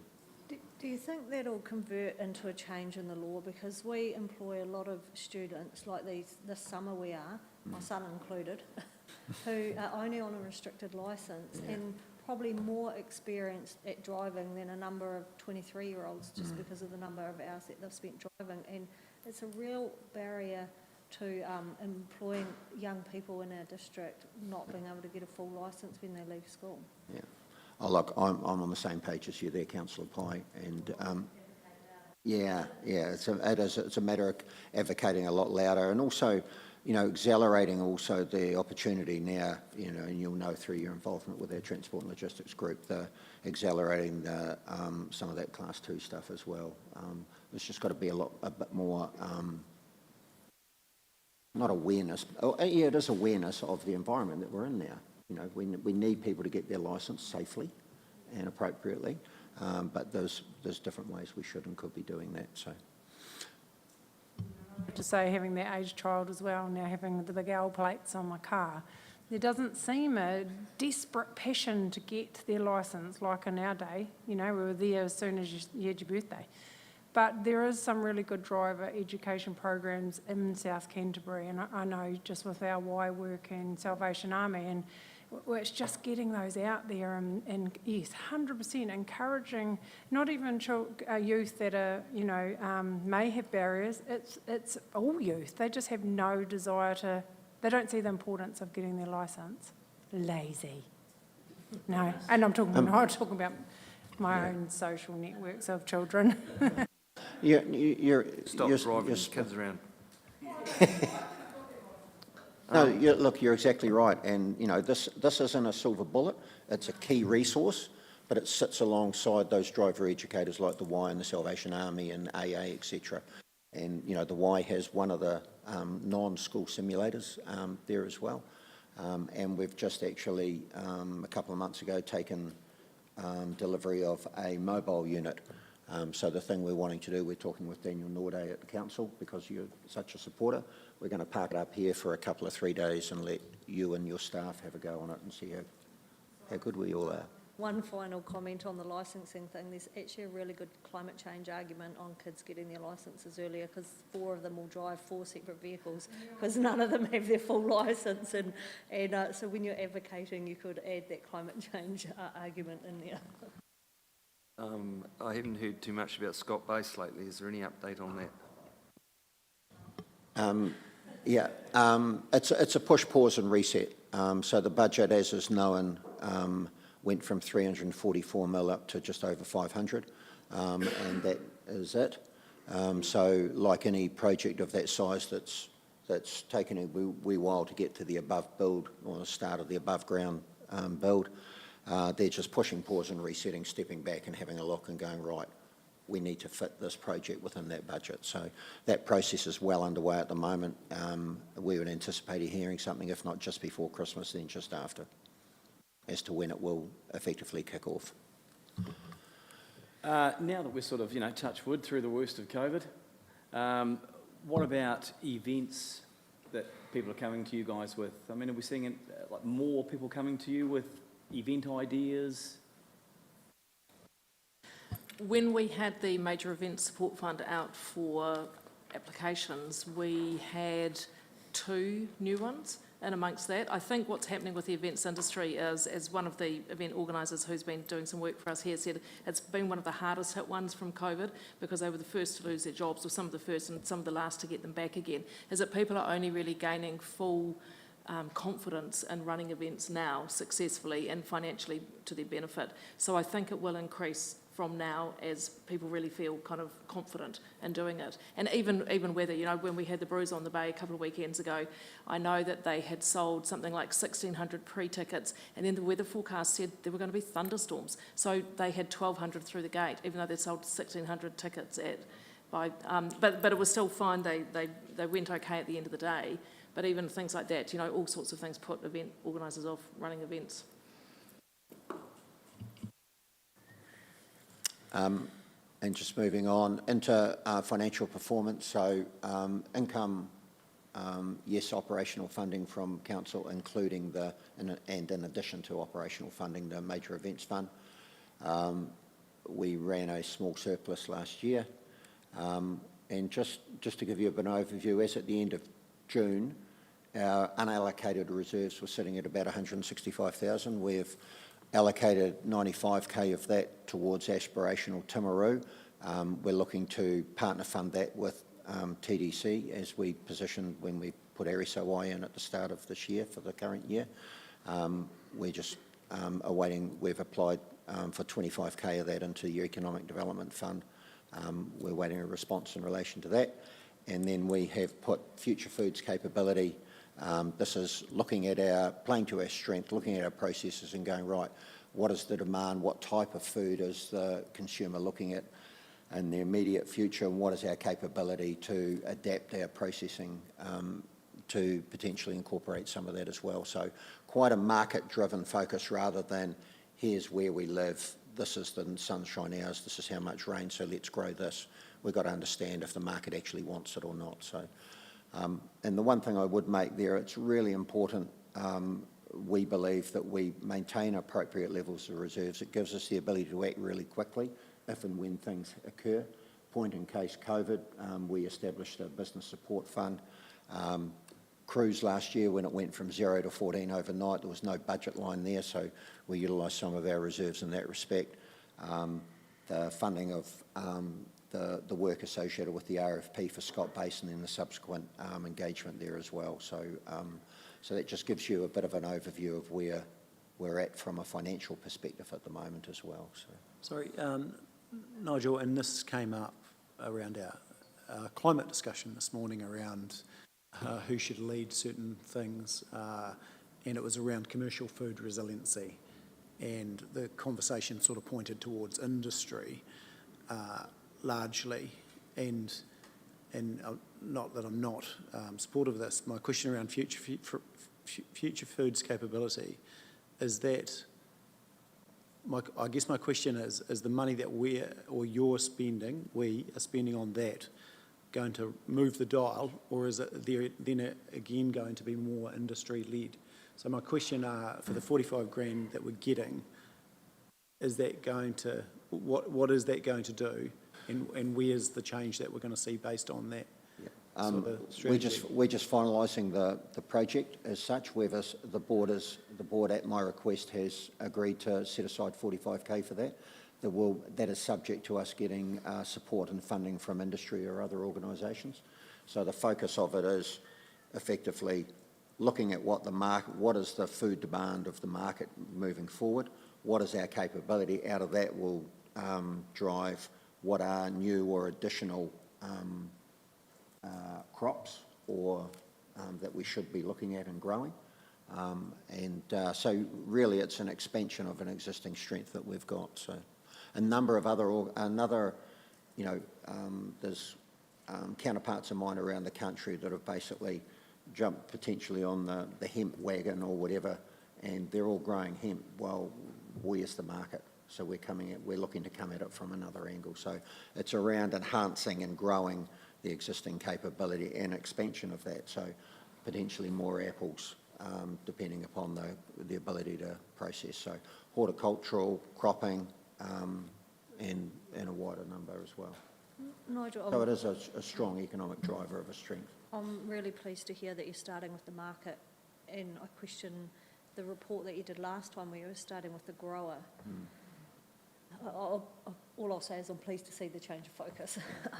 So pleased that you're starting with the market. The other thing I would encourage is, over the last couple of days I've been reading our reports, so quickly jump online, and there are a lot of reports out there already, and so I wouldn't want to be going out and recreating the wheel. And so, for example, almonds. So Hawke's Bay District Council, Central Hawke's Bay or somewhere up there, has already commissioned a report on the cost of producing almonds. So I'd hate to think that you're going to go and produce a report that's kind of already out there in the market, and I hope that you look at what's already there before, and what industry have done before we rush off and spend 45,000. Really valid point. I'm all up for stealing and borrowing where we can and not reinventing the wheel. In the context of the report we're talking about here. Yeah, so... Michelle, just to add to that, when we delivered a workshop, which was quite a while ago now, and it was, oh, were you there? Oh, yeah, and it was definitely an exploratory type of workshop of how do we move this, and that market dynamics was driven from that workshop too. So from the growers that were in the room, so I think that has been our shift, is that we listen to our food producers and they said we need to look at that market dynamic. So that is the shift, by listening. Yeah. It was a bit of a light bulb moment, to be quite honest. Yeah, because every change we've had on farm, and we've had land use change in my time, has been driven by the market. Yeah, so we should always be starting with the market. And I hate to say it, Nigel, but I'm worried that you said it's a light bulb moment because it's been obvious for years. No, I meant it in the context of sometimes you couldn't see the forest. Sometimes you can't see the forest for the trees, and actually stepping back and then going, well, actually, that's all well and good, but it actually is this. I also think it's it's good to look at the diversity of our economy as well. It is very heavily focused on dairy in South Canterbury, and our positioning within the South Island and the strength of our manufacturers, our food processors in this area is one of our strengths of our district. So I think we should play to those strengths a little bit and see what diversity we can have in that space.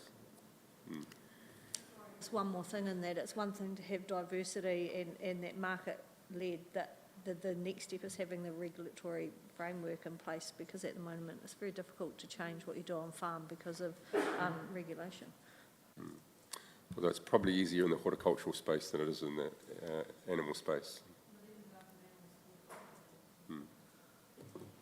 And just in closing, and we're open for all questions, obviously, but the year ahead, we spoke to this in our SOI workshop with you a couple of months back, or 3 or 4 months back. This Timaru district towards 2050 is a big piece of work that we firmly believe needs to happen. We're very keen to get that underway. We'll continue to advocate for the diversity of our housing stock, and really thrilled to be championing the private sector partnership piece of work through the CBD, which is progressing really well, and we've been in constant engagement with your officers in that regard. And look, realistically, from an economic perspective, those 4 big planks around infrastructure, energy, housing, I was going to put water up there as well, it's certainly in there, and workforce. They really are the focuses around enhancing that. We're working closely now with Alpine Energy and other key stakeholders around what that future energy strategy looks like, and it needs to align regionally and nationally as well. Attraction and retention, and then some of the ones across the bottom there that we've touched on already, innovation, productivity, those sorts of things, where we can actually swing the dial. So that is us. Subject to answering any more questions, I just want to pass on behalf of Di and I and the wider VT team, a massive thanks to TDC for your ongoing support and guidance. And I know we don't necessarily agree on everything all of the time, but that's actually a really good thing, to be quite honest. And I also want to take the opportunity to pass on my personal thanks to Bede. I know he's finishing up in a month's time. Oh, it's not quite a month, he says it's so many hours, he probably knows the exact number. But also thanks for your guidance and support, and all the best in your future endeavours. And yes, that's us. Thank you. So, is there anything that you'd like to do, Nigel, that if budget wasn't an issue, that you would be doing in the economic development space? And also, what would your biggest critiques of the organisation be if you were to look at, outside looking in? Yeah, I think one of the biggest critiques of our organisation is that economic development, especially, and I'll talk mainly to that, but economic development over the last sort of 5 to 8 years has followed the central government, the cascading down of the wellbeing pillars, and it's all about people. The hardest thing that we've got is everything we do is all about the people, and the hardest thing is actually saying no. We have limited resources, we have limited time, and our ability to get across everything isn't there, to be quite honest. So one of the hardest challenges, and I wrote it on here, is actually saying no and making sure that what we're doing is making the boat go as fast as it can. And by the boat going, that's our wider community. I think we've been fortunate over the last couple of years, especially through the visitor side of things, to receive that additional funding from central government post-COVID, which has enabled us to really ramp up and solidify some of those wider promotional resources that is holding us in pretty good stead. The work that Di and the team have done in that space has been really good, phenomenal, really, to be quite honest. The collaboration we have with our near neighbours is better than it's probably ever been. If money wasn't an issue, well, yeah, look. Conference centre. Yeah, I think we've got every piece of the jigsaw on our table. The biggest part is just making sure that they're all joined up and they're face up. You know, we need more people. We need the infrastructure and the housing and the opportunities. We've got the opportunities, but that wider community. You know, the commitment that council's making in relation to the Theatre Royal, those sorts of facilities. I was going to say, not Fraser, Aorangi Stadium, those sorts of things. You know, they're things that are actually support. We've got great health, we've got great education. So, you know, as much as I use the word enablers up there, you know, that's what a council is. You guys are an enabler. And, you know, the work that you're looking at doing in relation to CBD, you know, looking at, you know, how can we make things happen, not we can't do it because, is hugely important as well. So that doesn't really answer the question in terms of the extra money, but it does come down to, I think the other thing I would say too is it's not growth for growth's sake either. We've got to be smart with this. You know, it's not all about, you know, more businesses, more people. It's actually about our communities and what actually makes sense for us. Put it a slightly different, what would be a core FTE that you would have to support core economic development function that you don't have now? At the moment, we've got the equivalent, there's 8 staff, but that's the equivalent of about 6.2 FTEs. Based on a bit of a back of the cigarette packet calculation I did about 6 months ago, looking at our colleagues around the country in terms of the, you know, it was sort of a rough, you know, FTE per population, per project, that sort of thing. You know, if money wasn't an object, you know, somewhere in that 10 to 12 FTE split relatively evenly across the economic development and tourism side of things would work really well. For argument's sake, you know, we've got a burgeoning cruise sector. Admittedly, it's only for a short period of time, but it's a pretty full-on period of time, and it takes up to 4 of our staff out of the office every day that those cruise ships are in here. So, again, we're still second year into that, so we've got to do a bit of massaging around that, and it may well be that moving forward that we have a specific, you know, cruise sector person. The other thing that you could have within that section too is be a little bit like Christchurch NZ and Taitaki Auckland and have like an events attraction person within that and part of that. So you're actually making bids to get people to town because that's what lots of the places want on to span the weekend period where they might be busy during the week with corporate visitors, but to have more people coming in over the weekends. Like this weekend is going to be massive because we've got 4 in Rotary in town and they've got the Geraldine Festival as well. So to be extending that area would be amazing, and we simply just don't have the resourcing to do it. We're struggling at the moment, particularly because of the impact of the cruise at the moment. The other one, actually, just thinking on that in the ED, would be a data-specific person, a specific person around data. The majority of our colleagues around the country, big, small and otherwise, have a specific data. Quite a specific person too. Yeah, look, and I think that's something this organisation probably misses as well. So in that regard, yeah, that's interesting.